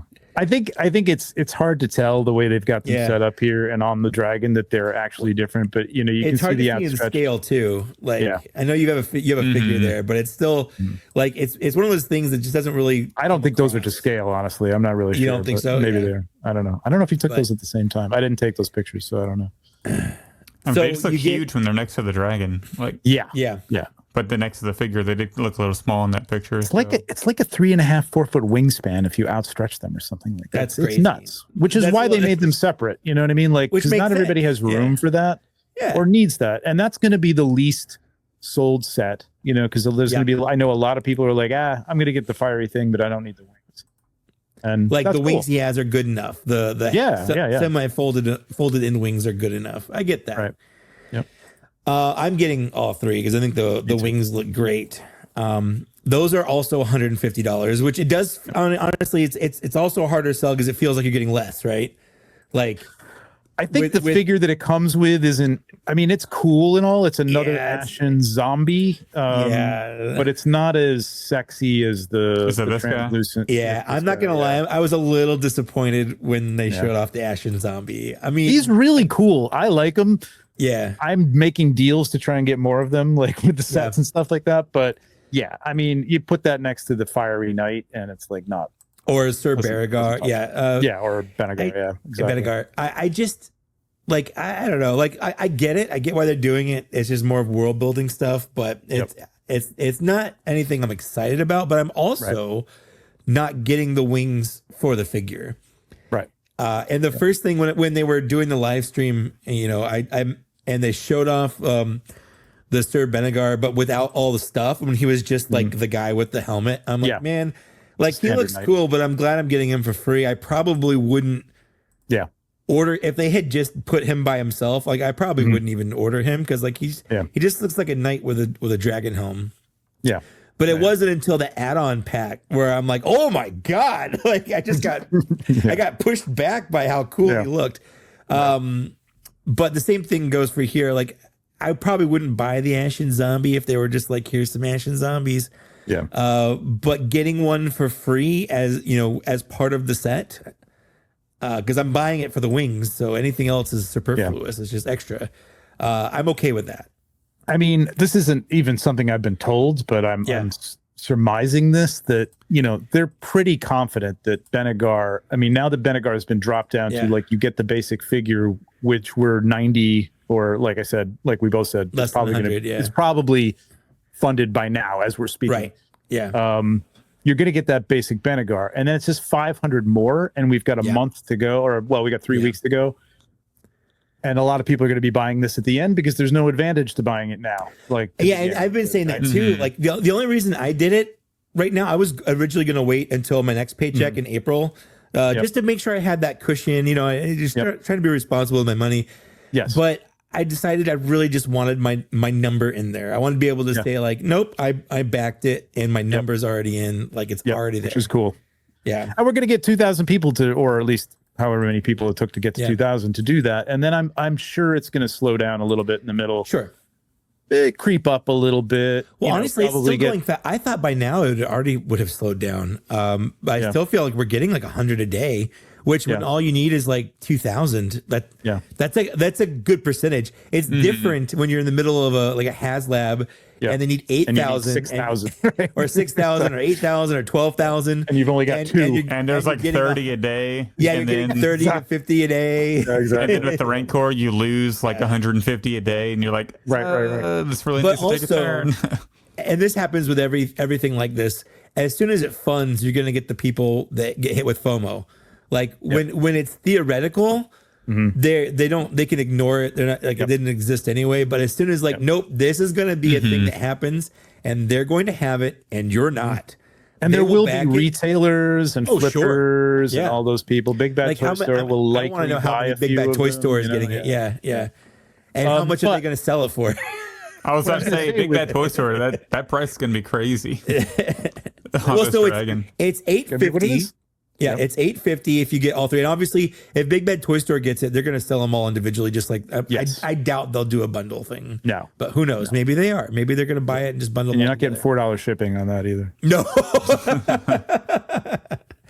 But so it's $850 if you want to get all three. Obviously, you don't have to get all three. You can just get the head and fire, like we said. You can just get wings if you want. The dragon, if you just want the wings, for Can I just get the Fire Knight? I feel like I just want the Fire Knight, really. Well, so a lot of people say that, my but there Game are of people Thrones that are buying that and then selling the head because they're, there's always the other side to that equation that some people want this and don't want this. But so $850 is a lot. Like $850 was more than I expected. And with shipping, it's about $1,000. Yeah, depending on where you are. Yeah. Tax. Shipping, there's tax, obviously. So I'm in California, there's tax. And then shipping to get to California was $150 just to ship. Because it's not one thing, it's three things. When you look at the size of those boxes, sure. I think I'm not sure they don't $150 and check it. I know if you've already ordered, it's too late, but I know that it seems to be fluctuating because it must be a real-time check of like what the cost is or something like that. But I mean, these boxes are, if you go on there, if anybody's listening, go on Four Horsemen's IG and take a look at the pictures that they've taken of the mocked up boxes, the size of them. They're huge. And they're big. The dragon itself is 35 pounds. Right. So it's expensive to ship. It's a solid chunk. Yeah. Which again, I get that. I wasn't like upset about it, but it is something you have to like. It hurts. It hurts when you see it. It hurts. No one's going, oh boy, I get to pay for shipping. I know. But shipping is we're in a society where we're, if you've got Amazon Prime or any of these big box stores that you buy from, it's like, hey, over $30 is free shipping or free shipping anyway. Because you paid $150. So it's hard. It's a hard pill to swallow when you're ordering a big item like that, and there's $150 shipping on top of it. But they only have so much buying power. They're not Hasbro. You know what I mean? That ships all this stuff and has that kind of. They can stick it to FedEx and say, "Listen, you're going to give us this rate," or they can't do that. They have no leverage. Yeah, they have some bulk buying power, but not that much. It's not that much. So, but I was going to say with Benegar. Here's the thing. It's going to be a boxed figure. And yes, the soft goods might be in a bag in that box so that they could technically not put them in there if it doesn't fund. It's going to fund. Yeah. They know it's going to fund. They've calculated this, and those soft goods are going to fund. You're going to get that full figure at least. You know what I mean? So no worries there. You're going to have a very sought after figure that you can again sell for a lot of big chunk of the money on that dragon if you want it. So think about it. That's all I'm saying. Yeah. So encourage scalpers if in this case. So there is no scalping. Yeah, I always argue that if anything's made to order like this, it's impossible to scalp. You are funding it. You are putting money towards it. You're buying something that wouldn't exist. Exactly. You're not like stopping somebody else from owning one. Like if you back one, you're not taking something away from somebody. You're actually creating something that wouldn't exist. There you go. But if you go to Walmart and you find a Walmart exclusive just to sell for eBay for double the price, you're taking a retail, somebody from buying it from retail. Something that somebody could have gotten for $15 and selling it for $30. Yeah. So this literally is an investment. And I always joke, if you want to invest, go buy stocks. But don't buy toys. But this is an investment. You can put down your $1,000 after shipping and tax or whatever. Easily flip this for $1,500, $2,000, $2,500. It'll depend on the market afterwards. Yeah. And obviously you'll have to ship it. That's going to be the kicker right there. But here's the thing. They did offer. I'll just say for people listening, they did offer pickup if you're in the New York, New Jersey, Connecticut, Pennsylvania area. It's not too far for you. what was I going to say about the flipping? Yeah, I mean, it's a piece of toy history, man. Like that's the other thing. It's kind of like, I know that we get a lot of HasLabs now and stuff, but I think this is more akin to like the Flag. You know what I mean? In that respect, I mean, it's not as big as the Cat's Lair. So I mean, the Cat's Lair is toy history too. You know, some of his tank is a little smaller, but it's still, you know. But this is something different, man. This has never been done before. You know what I mean? I feel like the Cat's Lair, like I remember when they showed it off, but like I don't think the average person got excited for it. You know, like Thundercats collectors did. Yeah, because it's like it hits home for them, and if they're in on that Super 7 Thundercats, all that stuff, you know, they're like, yeah, I want a Thunder, a 6-inch scale cat. Anything you put out that this Thundercats, I want. Yeah, exactly. But like this, I feel like has sort of transcended Mythic Legions collectors. People look at this like Zach. Zach doesn't collect Mythic Legions. Zach, all the guys close one time. Yeah.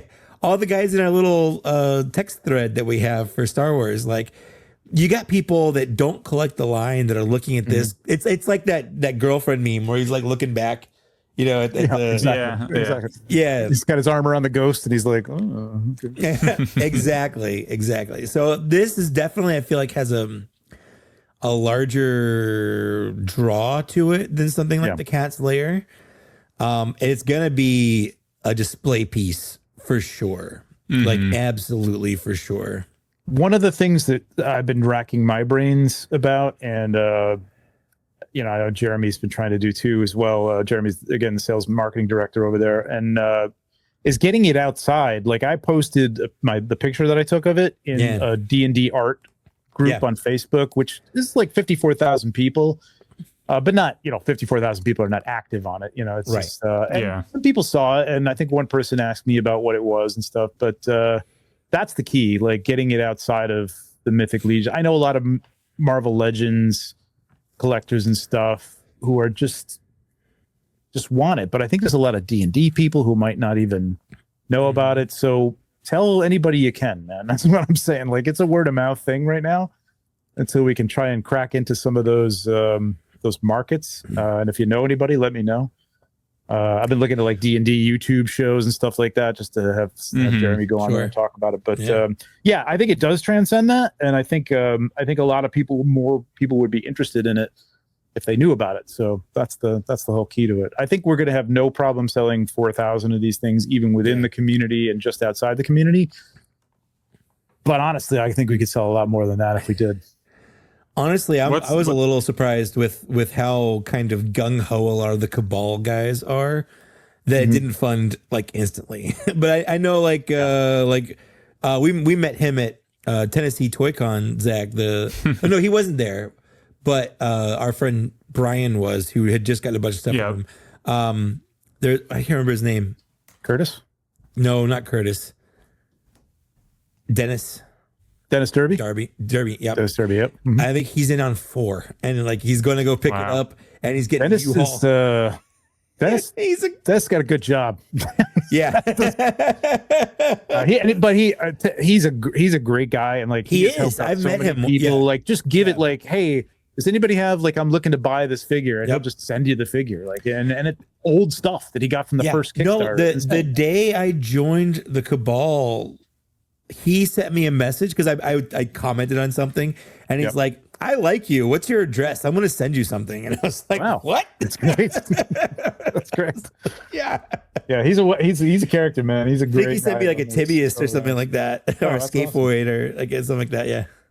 I think that, again, like I was even gung-ho that like, okay, the first weekend, or at least by Monday or Tuesday of that first week, it'll fund. Yeah. And I realize now that like there is no early incentive. There is like, not. You get in early, so there is no reason. And it charges immediately. That's the thing, different from the HasLab, like that you like, or a Kickstarter that you get charged at the end. You're getting charged now. So like if you got money tied up for a month, not everybody can do that. So I think there's going to be a huge wave that last week of people coming in. I do have a quick question. Yeah.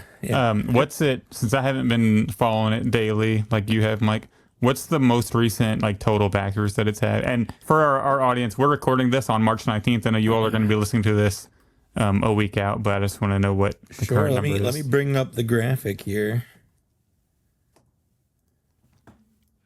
Oh, come on. Yeah, the graphic's a little deceiving too because it shows the two tiers a little higher, and everybody's like, "Oh, what happens if the tiers fund and the dragon doesn't?" Well, the dragon is going to, but if it didn't, they weren't going to make the tiers because what are you going to do with wings with no dragon? Yeah, what are you going to do with a pair of wings and just a head and stuff? I get that. Come on, guys. Yeah.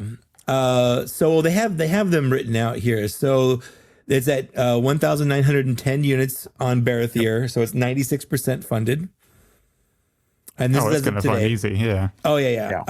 The Fiery Breath set has already funded. It's at 1,015, and it only needed 1,000, and then it needs another, 100 to 230, yeah. Yeah, it needs 1,250 to get to the next set.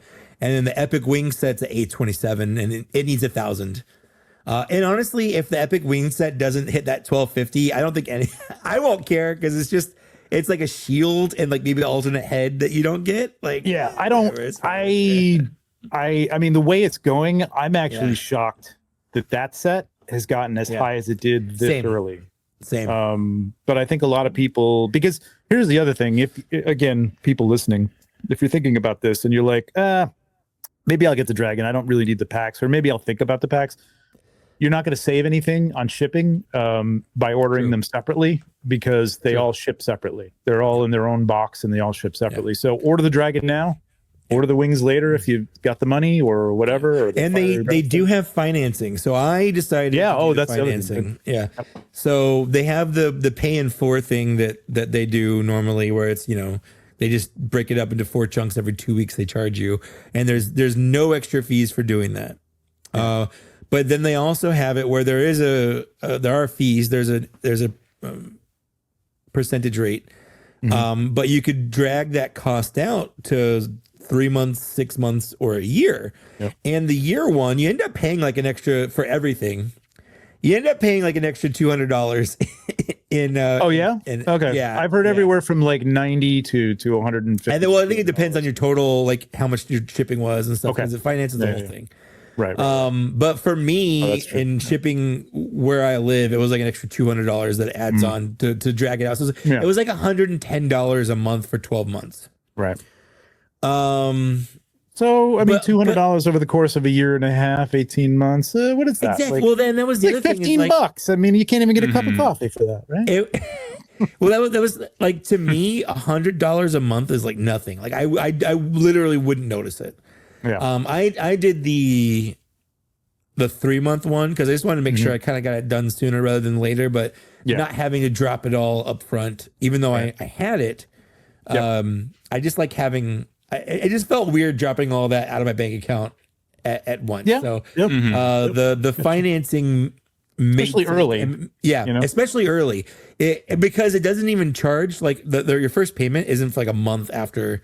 I've heard mixed things about that. Like I think the general consensus is that you don't get charged. I heard somebody say no, you get charged the first payment immediately, but I don't think. No, I didn't get charged the first payment immediately. I even got an email saying that my first payment was going to be like April 17th or something like that because I backed it a couple days ago. Yep.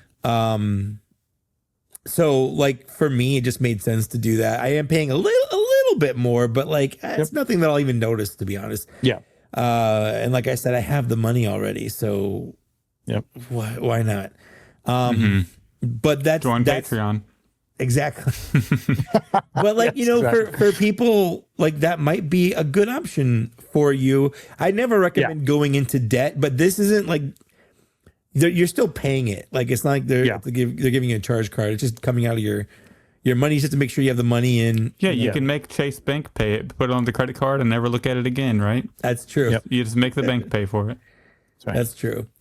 But I think once we're getting close to it ending, I think that's going to help out a lot I easily think we're going to go over 4,000, and I think they do too, because this is why they're doing the mystery level. Yeah, you don't want to like get rid of that. You know, like nope, that was it. We're not going to do anything else. Yeah, we're not going to. You don't even know what it was. It was going to be really cool, but we can't even tell you. Yeah. Do you know what it is? I actually don't. I was thinking about asking now that I've done my show, but we speculated on the show about it on the show, and I kind of like the mystery sometimes because I get to know everything. I'm torn. I mean, a lot of people were like, "Ooh, what if it's like a saddle or like?" And they're not supposed to have saddles, but they've said in the past that like, well, if people want a saddle, maybe we'll give them a saddle for their own use or whatever. You know, it's not lore, but whatever. But that's new tooling. Anything that involves new tooling, I don't think it's going to be. I think we're going to get something that reuses some stuff that they have, but maybe in a new way and not just another ashen burnt figure. I think they've learned that like that's not as cool as people aren't as thrilled about those as you know, they're cool and all, but like I don't think another one of those is going to entice. I think they're outshined. You know, they are outshined. Yeah, they're outshined. So I mean, we've discussed a pin. Like I don't know if a pin, like they do the pin and the mug thing with it would have to be an epic mug, and the thing with the mugs is they're hard to ship without breaking. So I don't think they'd add something like that to this. I'm surprised they didn't have anything like that for this because like whenever they do the figure obscura, there's always a mug, there's a card. Well, you notice they moved to the metal mugs now because the ceramic ones were breaking in transit. So some of them were, or they were just tough to wrap, you know, and they were bigger. They took up more space. So somebody brought up the idea of like a booklet about the making of the dragon, like a nice book, like a nice, you know, like a table bound. Yeah, like that, short like that with the thing, the sail barge. Yeah, exactly, the sail barge, which I think is cool. Like if you do that in a pin, I'd be down with that. I don't know if everybody's going to be as excited about it as I would, but I well, I mean, I don't know. I did order that book, so there you go. Yeah. They have a book coming out that's like a history of the 10 years of Mythic Legions or whatever. It's that book. Yeah. It's got all of Trevor's pictures and stuff in it. But nice. So, I mean, obviously, I hope this funds and does well. And we are a Black Series podcast. And so maybe a lot of people are like, why are they talking about this? This isn't Black Series.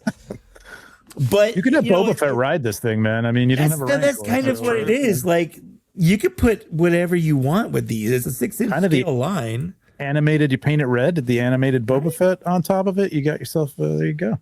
Yeah. Very nice.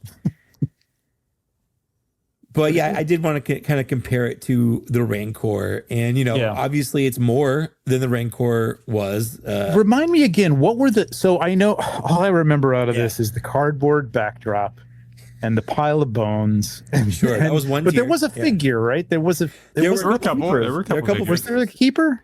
No. Well, no, they did add the keeper last minute. It's like the last stretch goal, right? Like no, it was included in with the Rancor. Included, yes. Right. But they only had just a picture of the character, no render of a figure because it was just thrown in. It was very last minute. Yeah. But they wouldn't do the Twi'lek. They didn't do her, which is what everybody wanted. Yeah. So the first tier what was it? Morian Guard, and it was it was in the Power of the Force packaging, like the original toys, and then it had the coin and stuff. Yeah. Well, so there are a lot of collectors that like eat that stuff up. Yeah, but like the Black Series age range, I feel like the coin on the card just doesn't hit like it does for the people who.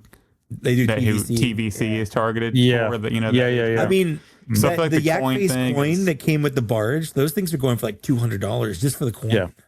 Yeah. But then there was the Salacious Crumb on a card. That one was. It's like Salacious Crumb. Why? Yeah, Salacious Crumb was the first one. Why would he come with Salacious? Yeah. But I think the big one, and this was the last tier, was the Luke Skywalker, the Jabba's palace with the bone. Luke Skywalker. Yeah. That was the first time we saw the all new Luke Skywalker mold. Oh, that's right. And he came with the bone that he uses that he puts in the jaw. Yeah. And they're not going to ever make that figure. Like they've made figures that are close, but that specific Jabba's palace figure, they're not going to do it now. We need a second chance at the Rancor, we need it. I think so. I mean, I think they should try it again, but it doesn't sound like they really want to go for HasLabs too much more anymore. I think Four Horsemen should get the Star Wars license. How about that? They've already got that's Cosmic Legions. That's bringing it back to the Black Series. Yeah. Like, who would you want to do? Let's say, I mean, this is up in the air now, right? Too is that they could lose Star Wars, they could lose big Marvel, switch. or they may give up on them because Hasbro seems to just want to do their own properties, and it's an expensive property. It's like something like 28% they got to give away. I think 30? Like the top most of it. No, what I think is more likely to happen. I think it's more likely that Disney will buy Hasbro, and then it will be a Hasbro property because Disney will own Hasbro. Yowza! You think? I don't know if Disney's got that kind of. I mean, they got cash, but I don't think they got cash. I mean, they could take it on in debt too. They could really do. That's a whole other world. I mean, I know Disney is like very adjacent to toys and stuff, but I don't know, man. Maybe. I think they could. But if Hasbro they wanted to, they could make it work. Who would you want to do the next series of Star Wars figures?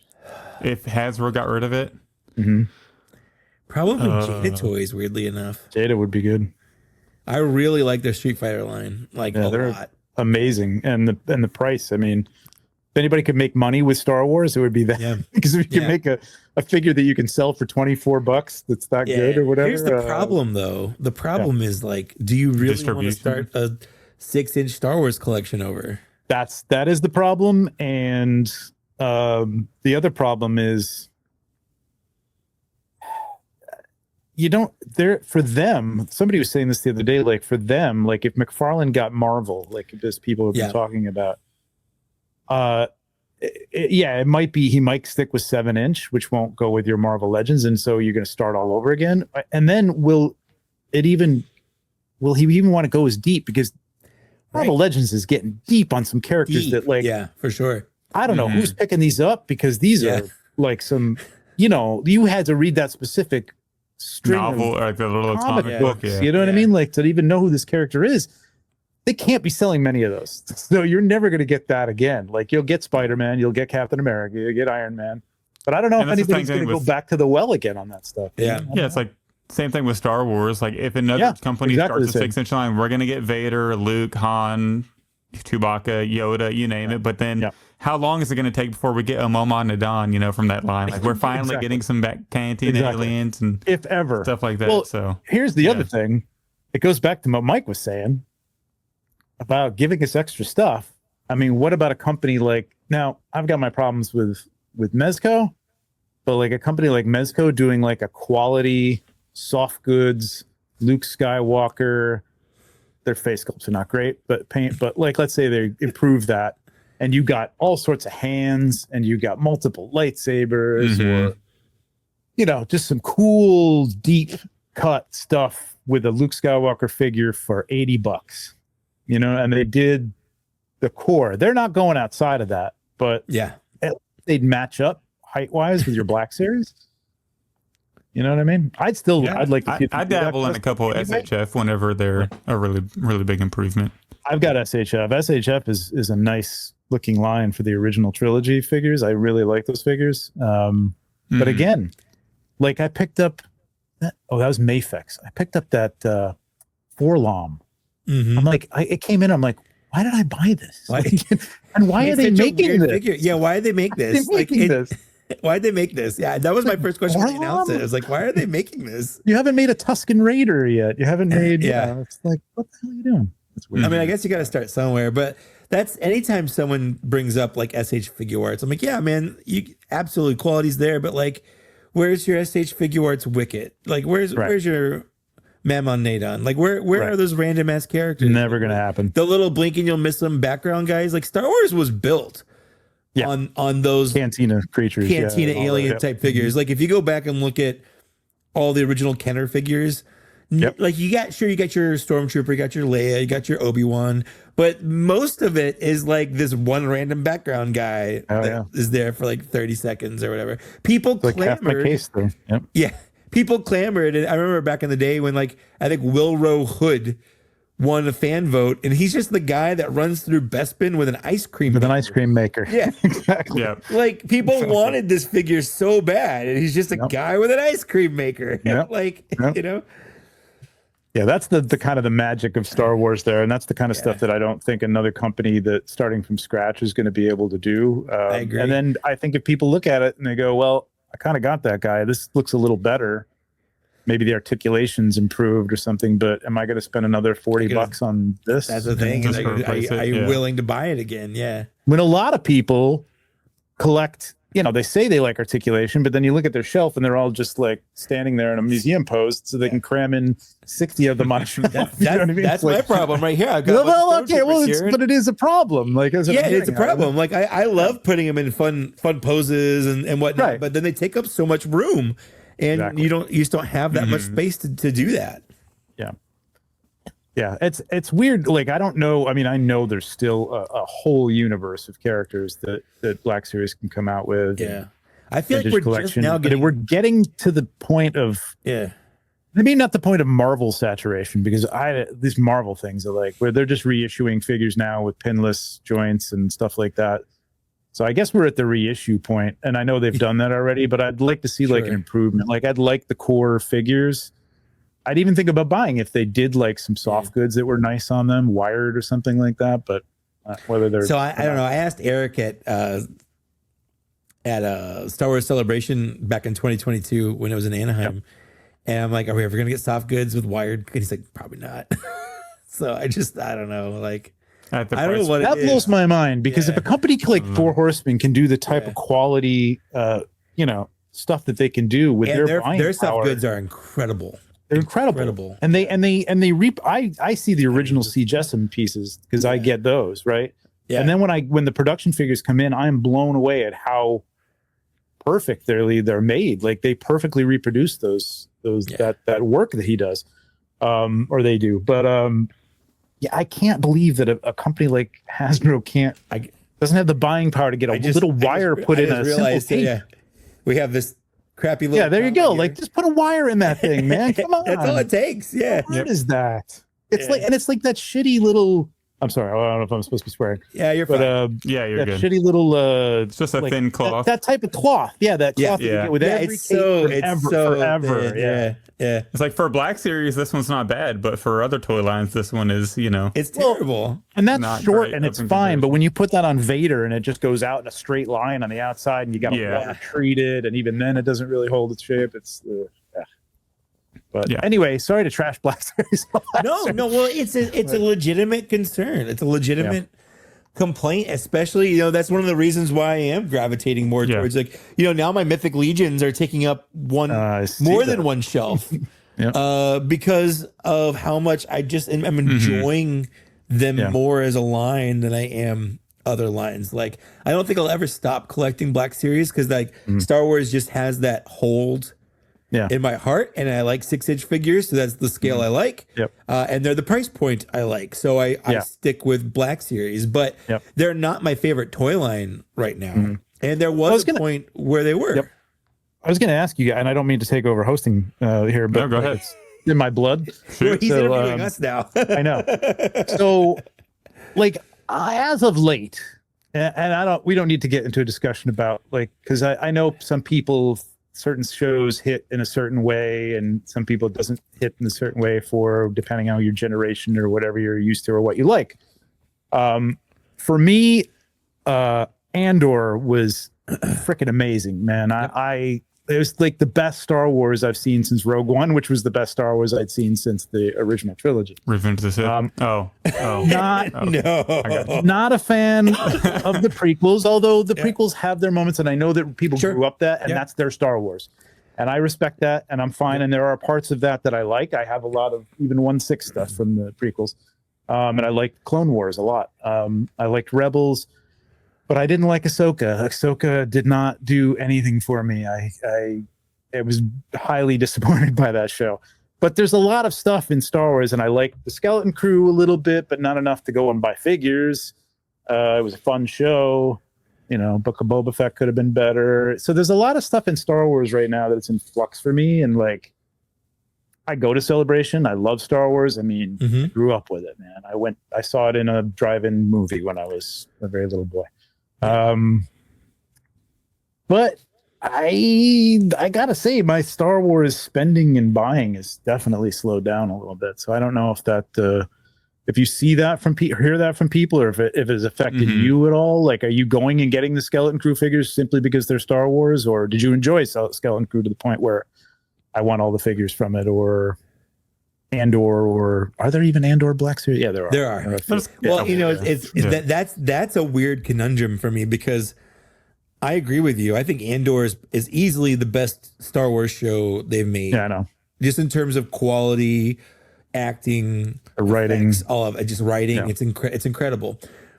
I did not care about the toys. I bought them just because, like, I'm somewhat of a completionist, but like they're not toyetic. They're just human people in clothes. I get it. I get it. I want them all in Hot Toys, and I'm very disappointed that I haven't gotten anything, and I hope season 2 will bring them. But yeah, I get it. Like, I bought the vintage versions of it, and I'm just like, I took them out. I'm like, oh, yeah, okay. Yeah, like, I get it. Do you really care about having a Luthen? Do you really care about? There's no lightsabers, there's no Jedi, there's no Sith, there's no. Yeah. But it's a great story, and it is rebellion. But yeah, you're right. It's not a toy line. It's like, it doesn't feel here's like Andor a juggernaut jacket. Yeah. Here's Andor without his jacket. Well, we are getting an Andor and a TIE fighter outfit, and like I do really Which that one's cool. That one you can just put a helmet on it, and that's a TIE. Yeah, for the Andor figures. I got the original Cassian exclusive set because it came with this droid, and then everything else is just anything they release from the Empire in the show I'll pick up. But Big Colleen, Luthen, But then conversely, doesn't interest me. Conversely, the Acolyte, very divisive show. Although I enjoyed it, but the figures are incredible. They're some of the best toys we've had in the line. Like, and really? What's cool about it is, like, you don't even have to care about the characters. Like, do you just want a Jedi? Just new Jedi. Yeah. Do you just want some good sculpted Jedi with dude in robes with a with a lightsaber? Like, all of them come with robes. All of them have unique. Jackie was an alien Jedi. Like she's exactly like well, you got the Wookiee Jedi, which everybody's always wanted to see. I just got him. Like this is. You told me at one point I'd have a Wookiee Jedi on my thing. Some of those are tied into the books. If you like the books, I've read a couple of the High Republic books. Yeah, the High Republic books. Yeah. I didn't like the Acolyte. And that's fine. But you're right; those are toyetic. Whereas Andor is a great movie or a great show, and just not toy. I mean, even as much as I liked, Rogue One. Besides K2S, those toys are kind of I like the Hot Toys are beautiful because they're just detailed. But I mean, as a Black Series, like also like the Black Series Rogue One came out at a time when Black Series was sort of at an all-time low. It was at a low. How they the faces were terrible. Horrible. Absolutely. Yeah. It's like old Kenner faces, man. The little eyebrow and then a dot. It's like, what the hell is this? Terrible. Yeah. That's true. Yeah, it looked like they went to like glamour shots in the mall to get the pictures taken because there was like the face was all soft, like it had like a soft filter over it. Yeah, that's true. That's weird. Yeah. I don't know. I've been getting into vintage only because of the vehicles. I got the Razor Crest, and that kind of brought me into vintage, and I do like that scale. I'm getting into Joy Toy and stuff, but I got a lot of them on cards, and I find myself not wanting to take them off the cards, which is a problem. So I'm like, maybe I shouldn't get vintage series because I really like the cards. And I'm not one of those people I'm going to save the card or anything. If I take it out, it's going to be gone. But I do like them. They're really nice, actually. I mean, some of them, the sculpts and the paint are better than the Black Series sculpts and paint, honestly. We talk about that all the time. We talk about that all the time. Accessories or I don't know how it is. Yeah, it's wild. Oh, I mean, I think I've heard things like, well, the molds don't cost more just because they're bigger figures. Well, yeah. Like if it's $10,000 to do an injection mold of a 6-inch figure, it's roughly about the same to do a 3.75-inch figure. But I don't know. I obviously I'm not in on any of that. I don't have any background information. But one of the cool things about Star Wars, just kind of to touch on what you were talking about earlier, like when you go to a place like Celebration, like you don't have to like all of Star Wars to be there, as long as you're not rejectant Right. of things. Like when you see someone enjoying the Acolyte or the sequel trilogy, if you don't, if you're not focused on going up to them like you shouldn't like this or whatever, Yeah, no. you know, No, that's where I draw the line. Yeah, exactly. That's where I draw the line. Like you can't control what someone likes about something if you don't like it. Like you don't have to like it, but like you don't go up and poo-poo someone because they do. Yeah. But you can just focus on the stuff that you do like. You guys all like Star Wars. Yours might be, you know, the 70s, 80s stuff. You might really like the Ewok Adventures. Who knows? You know, like that might be your jam. I remember growing up watching those on VHS, and I honestly probably watched the Caravan of Courage before I sat down and actually watched a full Star Wars movie because my neighbor had it on VHS. Like they taped it off TV, and we just would watch it. Like you might love the holiday special. Heck yeah! No, you can't love the holiday special. No, legally you can't. No, legally you cannot. Yeah. But I showed that to my wife for the first time last year. She'd never seen it before, and she's like, "Oh my god!" I'm like, "Dude, we were so excited for this thing. We couldn't just shit ourselves, and we're both looking. My brother and I looking at each other like, "What the hell is this?" It's just Wookiees roaring at each other with no subtitles. You're just trying to pick things up on context clues. But you're right. Like I've gotten to that point in my mind because when Mandalorian season 1 came out, I'm like, okay, Star Wars on TV. Hell yeah, this is great. And then, the second season was good. And then, then we had a couple other things. I don't even remember the Boba Fett. And I was like, here's the thing. I'm just not gonna let the sequels, which I loved. Force Awakens. I came out of Force Awakens floating on air. I'm like, yes, I know it's a rehash, but man, that was fun. I loved it. Yeah, it made I me still feel love like Force Star Awakens, Wars again. I still love it. Still can rewatch it. Can't really watch it either of the two. Haven't really watched either of the other two in a while.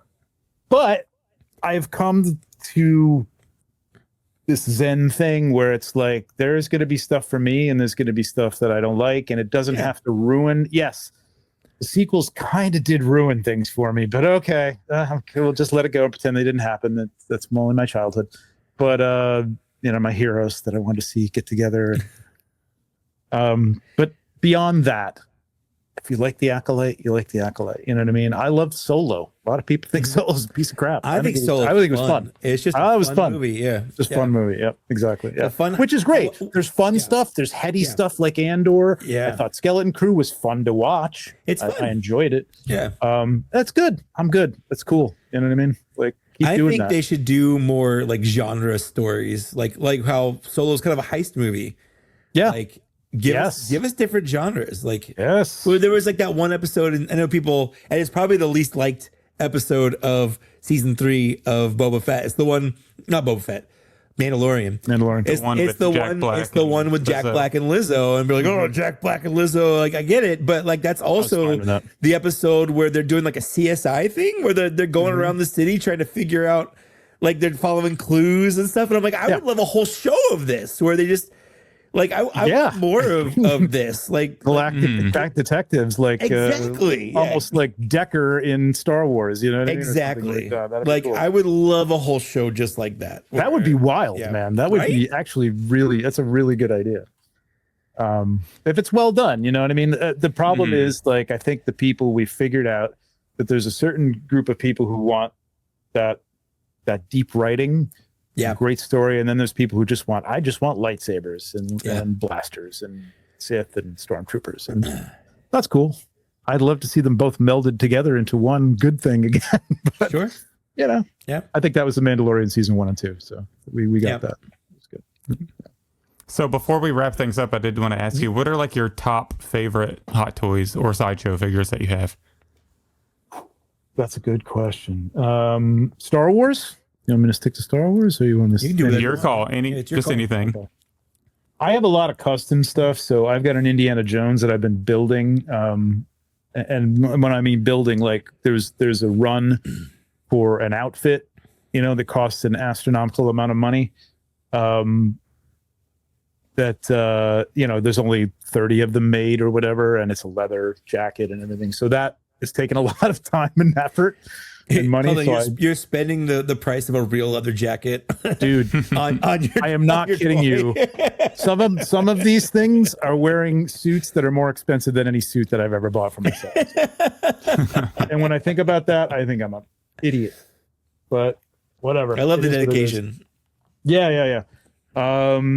The In Art Gandalf is incredible. That just came out. I love Lord of the Rings. Like love Lord of the Rings. Oh yeah, me too. Yeah. I'm a huge fan.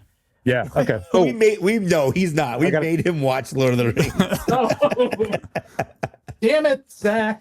You had me. He was locked in though. He was locked in when we were watching it. I did get the shrunken down version of the. Oh, that's Hellcat. Hellcat is great. Yeah, the Hellcat's Really great. good. Yeah. I picked this up. I had him on Bishop. Recognize this. Ooh. Oh This is yeah. a troll. This is a troll Oh, that yeah, was that's made a troll. into That's a a, Balrog, which Yeah. is incredible. that's such a good custom. Yeah, it's amazing. It's amazing. Yeah, that's an awesome troll. It's pretty sick. I do like that. Takes a minute to put down. Hang on. Yeah, take your time. Yeah, that was a beast. That was huge. I keep looking at the Tauntaun and Luke in the back. Back in the So back, sick. they look so Yeah. good, don't they? I like that. Tauntaun and Luke is great. The Luke is the sideshow, so that's old. Mm-hmm. The face sculpt is not great on that, but the Well, body- from here it looks great because you can't see the face. Yeah. I know exactly. Also, can any company really nail Mark Hamill? I feel like Dude, it's so impossible. the only good Mark Hamill they've done is old Mark Hamill from The Last Jedi. Like that one is really good, but that's it. The I rest think of it's the them- beard. I think it's the beard. Honestly, it kind of helps cover the face. Hot Toys does old Yeah. people very well for some Yeah. reason. The old Han Solo looks very good too. Yeah. But this, speaking of Han Solo, this is another custom head sculpt that I got for just the original Hot Toys Han Solo, and I think it's incredible. It's looks Yeah, that's really nice. yeah. So It's I'm really happy uncanny. with that one. Yeah. I don't know. I haven't even thought about my top 10, but those are. I have a Mad Max custom that I like a lot. This stupid Planet of the Apes that Sideshow came out with like years ago. They're old figures, but I love Planet of the Apes, so those are pretty cool. And then I do have the original Planet of the Apes, or Yeah, the the remake original Planet of the Planet Apes, of the the Apes, Tim yeah. Burton Planet of the Apes. Yeah. original Planet of the Apes. Original Planet of the Gotcha. Apes. And then I do have, and they're not out. I wish they were. I would show them to you. Custom, because they can't sell these legally. Spaceballs figures. Oh, Mm, nice. So- cool. Dark Helmet with Yeah. all his like action figures and stuff. It's an amazing set. He comes with action Well figures worth as accessories. It comes with the action figures. That's Yeah, That's funny. cool. That's awesome. So yeah, those are probably in the ballpark. And one of my Darth Vaders. I mean, I love the A New Hope Darth Vader. That's a really good one. But the Return of the Jedi one that just came out. That one's really nice. Really, this head sculpt again, another great, incredible head Oh, sculpt. that's so good. Yeah. Yeah, that Sebastian Shaw, come on, like, Yeah. come on, Yeah. Mm, come on, Zach's not a big Sebastian Shaw, greater. He's a Hayden Christensen guy. there we go. Here's the Through real. Here's the real goat. No, that is not my Force Ghost. Okay. Hashtag not my Be- Force Ghost. There we go. Hashtag not There my it is. Force Ghost. So, Mike, I actually thought of an idea for Yeah. a TikTok video. You know, I'm doing the Darth Vader carded figures. I'm going to really trigger people because I'm going to say I finally have 3 of the 4 original trilogy Darth Vader carded figures. I'm going to have this Anakin one in there and then just not, mention that I'm not being serious about it. So You're gonna trigger some I people. cannot wait. These are I got some custom head sculpts. I really like Rebels. Rebels was one of my. Oh, So I Rebels got was some so custom- good. Yeah, these are custom cool because they're head more like sculpts for these. animated, kind of. Oh, like, yeah. I love Yeah, them. that's really cool. Yeah, they're really incredible. yeah. I did get the Ghost. I have not opened it. Don't know if I will. Not really sure. I saw that at the convention I was just at for the first time, like in person. And I mean, I knew it was big, but it's just one of those things that, like, until you, Like, hits you in see person. it, yeah. And there's like a little gravity well around it. Like, it's just like, I Yeah. feel it pulling me. Like, what is happening? Like, I don't know what I was thinking, but I again love Rebels. But I don't know. It may have to go. I don't know. Yeah, that eats some space for sure. I was in Indianapolis. I was at just a small toy store, and for the first time, I had saw the HasLab sail barge, and I was not prepared for just how long it is. It took up an entire display, like almost a wall. Yeah. It was absolutely insane. I helped a friend of mine unbox one of those, and we were going to take it out on the beach and do some photography with it, and we never have because it's massive. Sure. Mm-hmm. Could you imagine how big the Rancor box would have been? Would have been so big. Yeah. Man. Probably as big as the dragon. I was going to say, well, I'm going to do an unboxing video for the dragon, obviously, when I get it, just so I can. Nice. You got to make a video on it so you can write it off on your taxes. That's just how it is. Exactly. There you go. But, now you're thinking. There you go. Yeah. But you have a YouTube channel so you can write off toys. That's right. So I did ship it. I ended up shipping it to my sister-in-law's house who live in Illinois. Since I'm moving there, I didn't know if it'd be able. There you go. Obviously I could change my shipping address, but I didn't think it was going to refund the shipping to me, the difference, because there was like a $50 difference shipping it to Illinois versus California. Oh wow, nice. Yeah. So I've got it going to Illinois right now, which again, by the time it comes out, I'll have to ship it to my house. Oh yeah, no problem. I'll just drive to your house. Yeah, I'll meet you in the middle. Okay. Somebody gave me, I don't know how legal this is, but somebody gave me the great tip that if you're going to go pick it up, if you are in the tri-state or whatever, how many states that is around New Jersey, you could put down a state that doesn't have taxes. Like New Hampshire. And then just go pick it up because it's not going to be shipped anyway. So, I wish somebody told me that before I ordered 2 of them, but whatever. Yeah, I think because Dan lives in New Hampshire. I know they don't have sales tax there. Yeah. No. Yeah. There you go. So anyway, well, do you want to do the questions for Trevor before we go, or? Yes. Let me grab my handy dandy sheet of paper. I haven't typed these out yet after all these years. I love it. He just pulls out this sheet of paper. He scribbled some questions on it. We ask all of our guests these questions. Okay. Yes. What is your favorite Black Series figure? I knew that was going to come up. Well, obviously these are all Black Series. Yeah. No, I think it might be. I really like the ESB Han Solo. I just love that outfit, and I love the fact that he's got the mask and he looks great. I've got him with the mask. Yeah, from the convention exclusive version. Cool. Yeah, absolutely. And on the flip side of that, what's your least favorite Black Series figure? Oh, that's a really good question. Probably, you know what? Probably that. I'll say the original Farm Boy Luke, just because I really wanted to do Farm Boy Luke, and it's terrible. Yeah, it's just a terrible representation of that character. Did you end up getting the new one? I didn't, but I probably should. I got the SHF one that I like a lot, so that's kind of. I feel like if you have that, you're good. Honestly. Yeah, you're good. Yeah. I'll switch up a couple of these questions for you to make it interesting. Okay. What's your favorite Mythic Legions figure? If you can't say the dragon, something that you own. Yeah. Now with this wave that just came out, it's very, very difficult. Yeah. That's why because we do a Hall of Fame figure every episode. And we have to say that the figure's been out for a year, just so we don't have that like shininess. Okay. Yeah. Okay. So the what do you call that factor? The recency bias. Recency bias. Yes. Yeah. Okay. In that case, if it wasn't this last wave, I'll say, although this barbarian is freaking great. Oh, barbarian is really good. But that is recency bias, I think. Yeah. I'll say Hadriana. Hadriana from the Odysseus is one of my favorite characters. Yeah. All right. What's your favorite Star Wars era to collect? Era? OT. OT. For sure. Yeah, absolutely. I couldn't tell by looking at your backdrop. It's all OT, yeah. I am like, seriously, so in terms of hot toys, like Book of Boba Fett, I went a little nuts. I got the 2-pack with the bird ship Boba Fett and the bald nomad Boba, and I'm like, I don't know if I need these. I have the Daimo one where he's on the throne. That looks cool. And then I like Mandalorian. I love Mandalorian, but I picked up on a whim Queel, and I'm like, he's dead and he really didn't do much. Like, why do I have a Yeah. figure of him? Like, I got rid of him. I'm sewing him. But yeah, OT. I went in on those damn sideshow aliens, man. So I'm getting everything. I got the whole Cantina band over here. Sideshow. Yeah. So OT, I will have everything from OT. Yeah, for sure. If you had to design a brand new Mythic Legions figure all on your own, what type of figure would it be? Wow. Wow.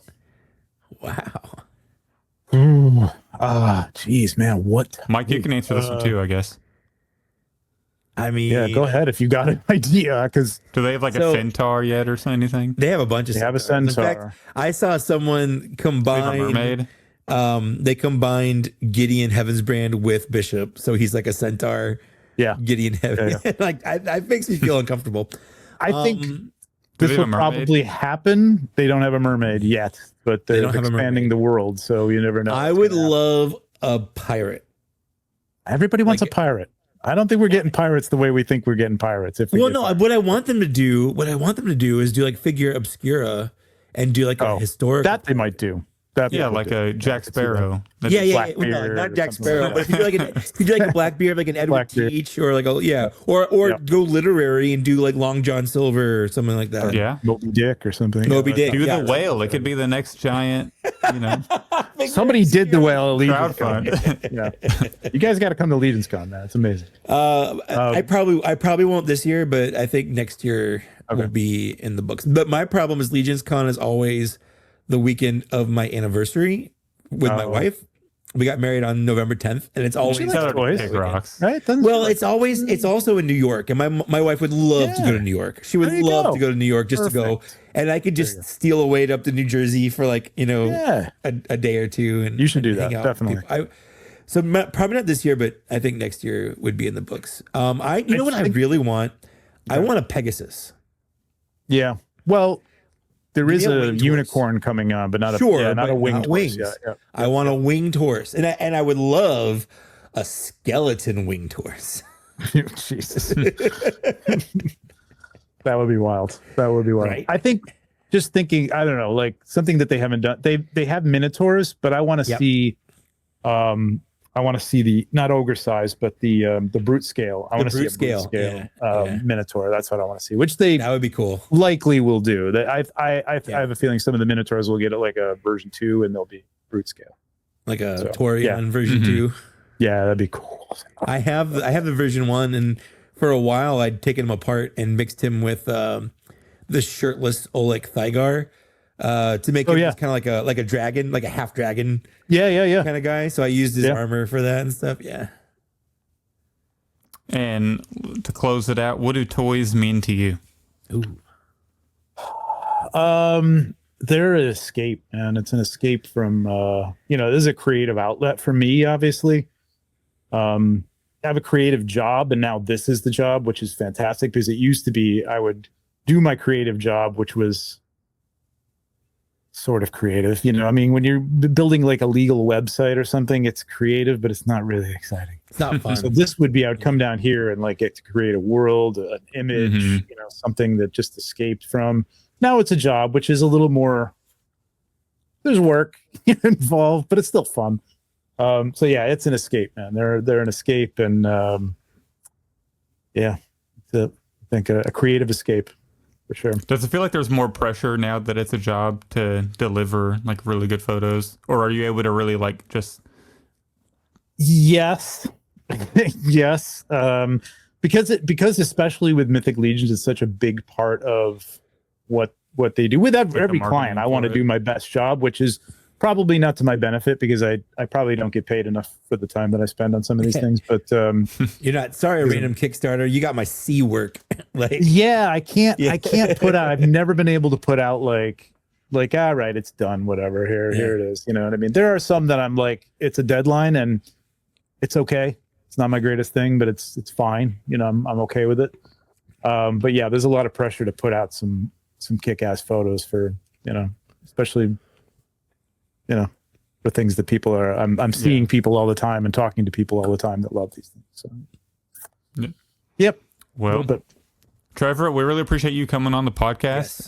Thanks for best having of me. luck to you in Japan at your paint. Yes, thank you. I hope we can rewatch it, or if it gets broadcast anywhere, let us know. Yeah, I'll put it on my phone if nobody else does. I'll set it up and start recording. Absolutely. So, yeah, once in a lifetime thing to do. So I definitely got to have a recording of that. Oh yeah, you want some kind of I'll probably never watch it again, but for other people, it'd be Yeah, absolutely. It's like when people film like fireworks displays. Like, are you ever gonna watch this? Are you ever gonna watch this? it's not gonna feel the same when you watch it on TV. That's like with concerts. Just to close it out. Stop doing this at the concert. Like, first of all, there's somebody with better equipment somewhere that's gonna have it on YouTube tomorrow, and you'll be able to watch it and enjoy the sound. It's gonna sound terrible on your phone.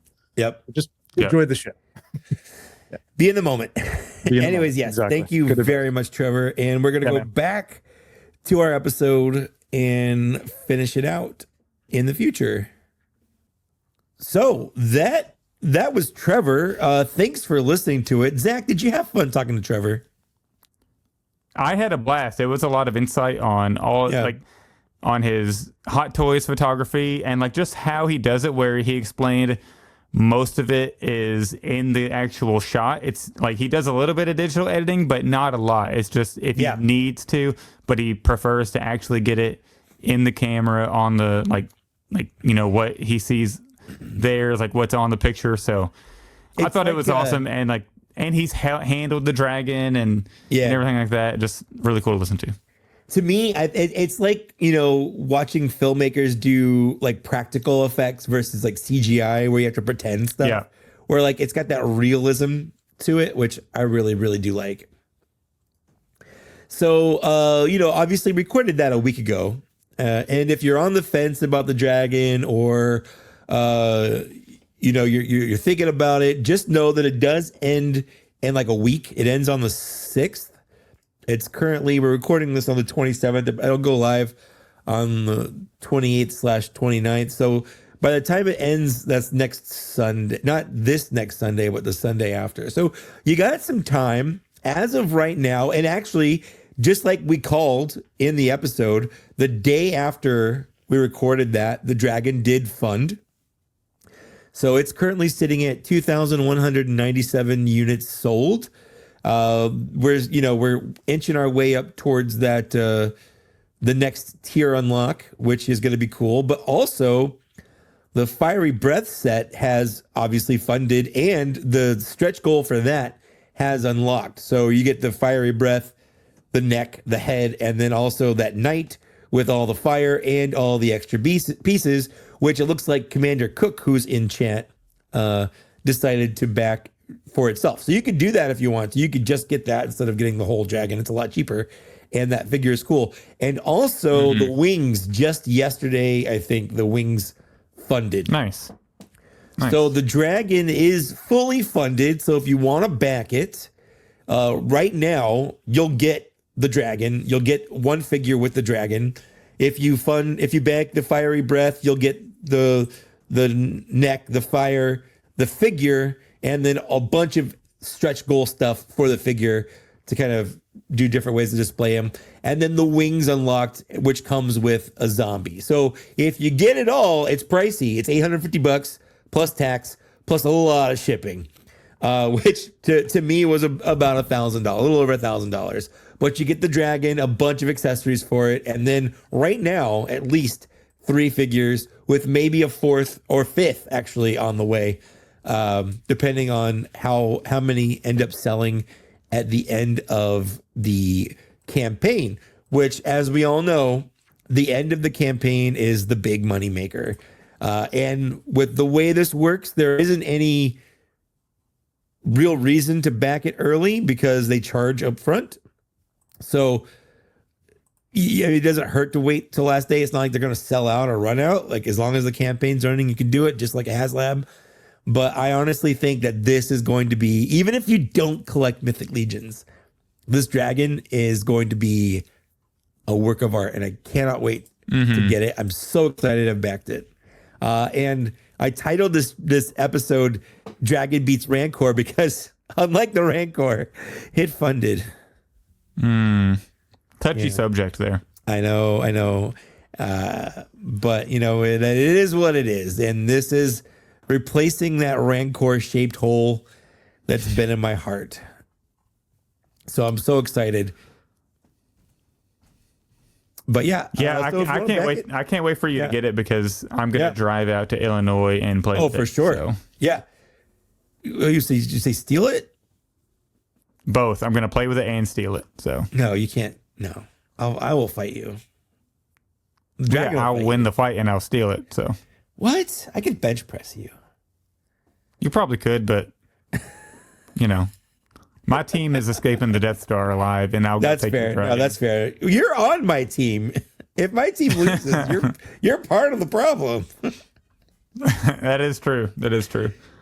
But time to jump into the Black Series Hall of Fame.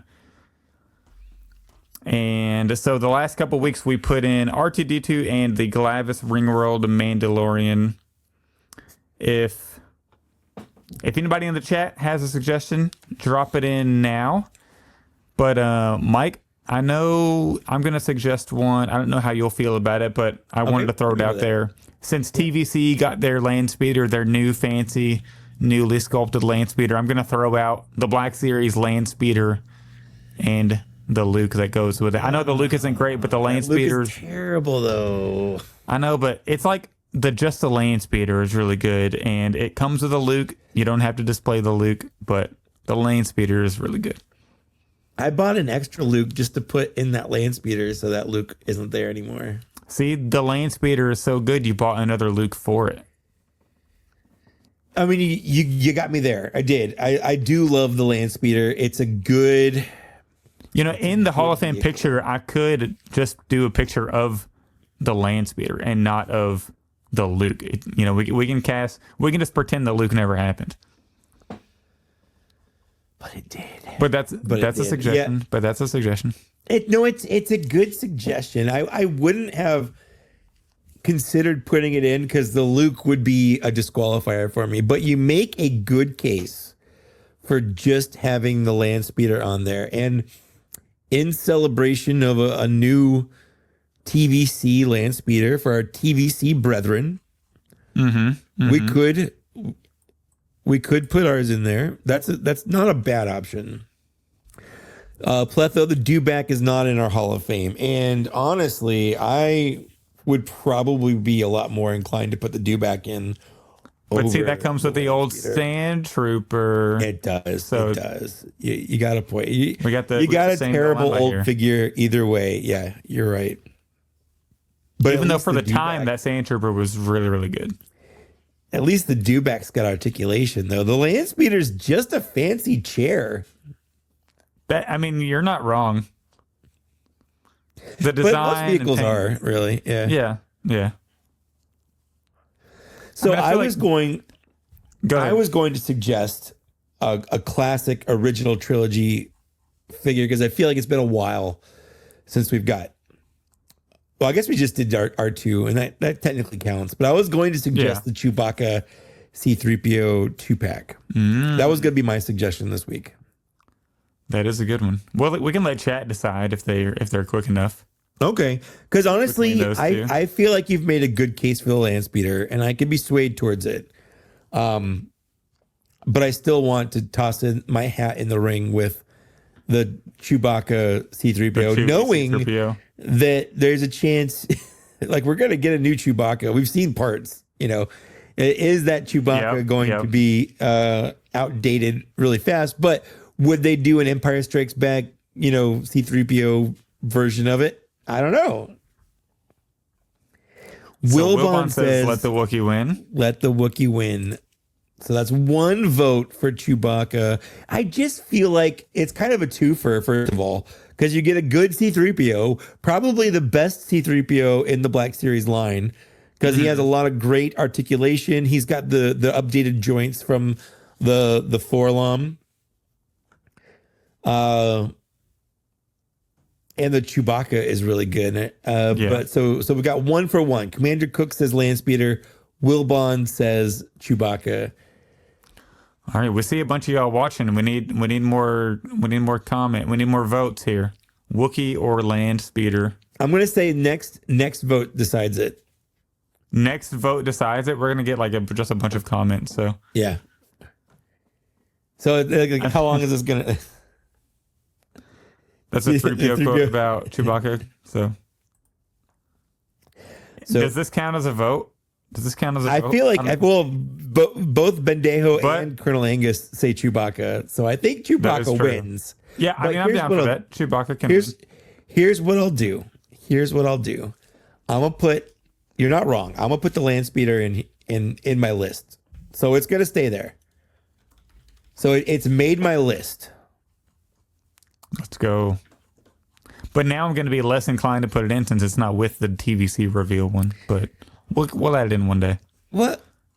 You never know. You know, like last week, I wouldn't have considered putting Chewbacca and C-3PO in, but this week I'm feeling it. It's always a vibe. That is true, and that's always the Hall of Fame figure. It's always a vibe. The vibe. So I got to write that down so I don't forget it. Chewie. What? Oh, because I always forget which one we do. You always forget. Yeah. Have you even posted a picture of the Mando? I did R2. Yeah, you did R2. You're so far behind. I created it. I think I at least downloaded. Hang on, let me check. I know I haven't posted it, but I think I created it. Just there's been a lot of reveals, a lot of things posted. Sure, I try not to overcrowd the page. Look right here. Yeah. You know, you usually try to stick with one post a day. Look right there. Yep. It's created. Got the 23 on there. Hard to see. All right. But it's so locked and loaded, ready to go. So number 24 is Chewbacca with C-3. The only complaint I have with that figure is I wish that Chewbacca also came with a bowcaster. He comes with his Imperial blaster, which I get. That's what he had in the scene. Scene accurate. But I wouldn't have complained had he also come with a bowcaster. Absolutely not. You never complain about more. Yeah. But it's one of my favorite sets in the line. I think it was just a really cool set when it came out. I really liked it. And like I said, probably the best version of Chewbacca and probably the best version of C-3PO that we have right now. Yep. But great figure pick. I think that's going to do it for this episode of Black Series Cantina, episode 92. If you're watching us live right now, if you want more Black Series Cantina, go check out our episode from last. Well, not really our episode, but it's what we're adding into the audio and to the YouTube video for people who watch the replay. We're splicing it into this. So if you want to go listen to our chat with Trevor, who's 1/6 shooter on Instagram, it was a great conversation. It goes about 2 hours, so you can put that on your YouTube if you need something for a little nightcap or this weekend. But otherwise, if you're watching on the replay, then obviously you saw that. And if you're listening on the podcast, shoot us an email. Let us know how you enjoyed that and what you thought of him. But support us on Patreon if you want to support the show in a financial way. We have tiers for every budget. We have the VIP tier for $25. We have an $11 tier, $5 and $2. If you cannot support us financially, please leave a review, especially on Spotify or Apple. That's where we get most of our downloads and streams at. So leave an Apple review and a Spotify review. That'd be great. 5 stars preferably. We do have merch, but I'm actually going to switch who we're doing merch with soon. I just got to set out some time to really upload our designs and lock that in. So I'll give you all an update when that's ready to go. And we're going to have that logo that's up in the top left corner, that red Black Series Cantina with the Vader helmet, that's going to be on some merch. So be on the lookout for that, because I'm definitely going to be grabbing some. Follow us on Twitter, even though we don't release that much TBS Cantina. Join our Facebook group. That's the big one, Black Series Cantina. You do have to be approved to join. So we want only podcast listeners in there. And then shoot us an email, blackseriescantina@gmail.com. Keep the email segment alive. And we'll be back in 2 weeks for Black Series Cantina episode 93. Maybe we'll have some guests on. Maybe we won't. We will see. And everybody enjoy their time. I do find it ironic that Micah unwittingly kept the email segment alive by sending us an email complaining about the email segment. So, that is true. Yeah, that's funny. Yep. Thanks for listening. And we will see you later. Still not in the top 30, Commander Cook, but we'll see you later. Maybe one day. Maybe one day. Bye.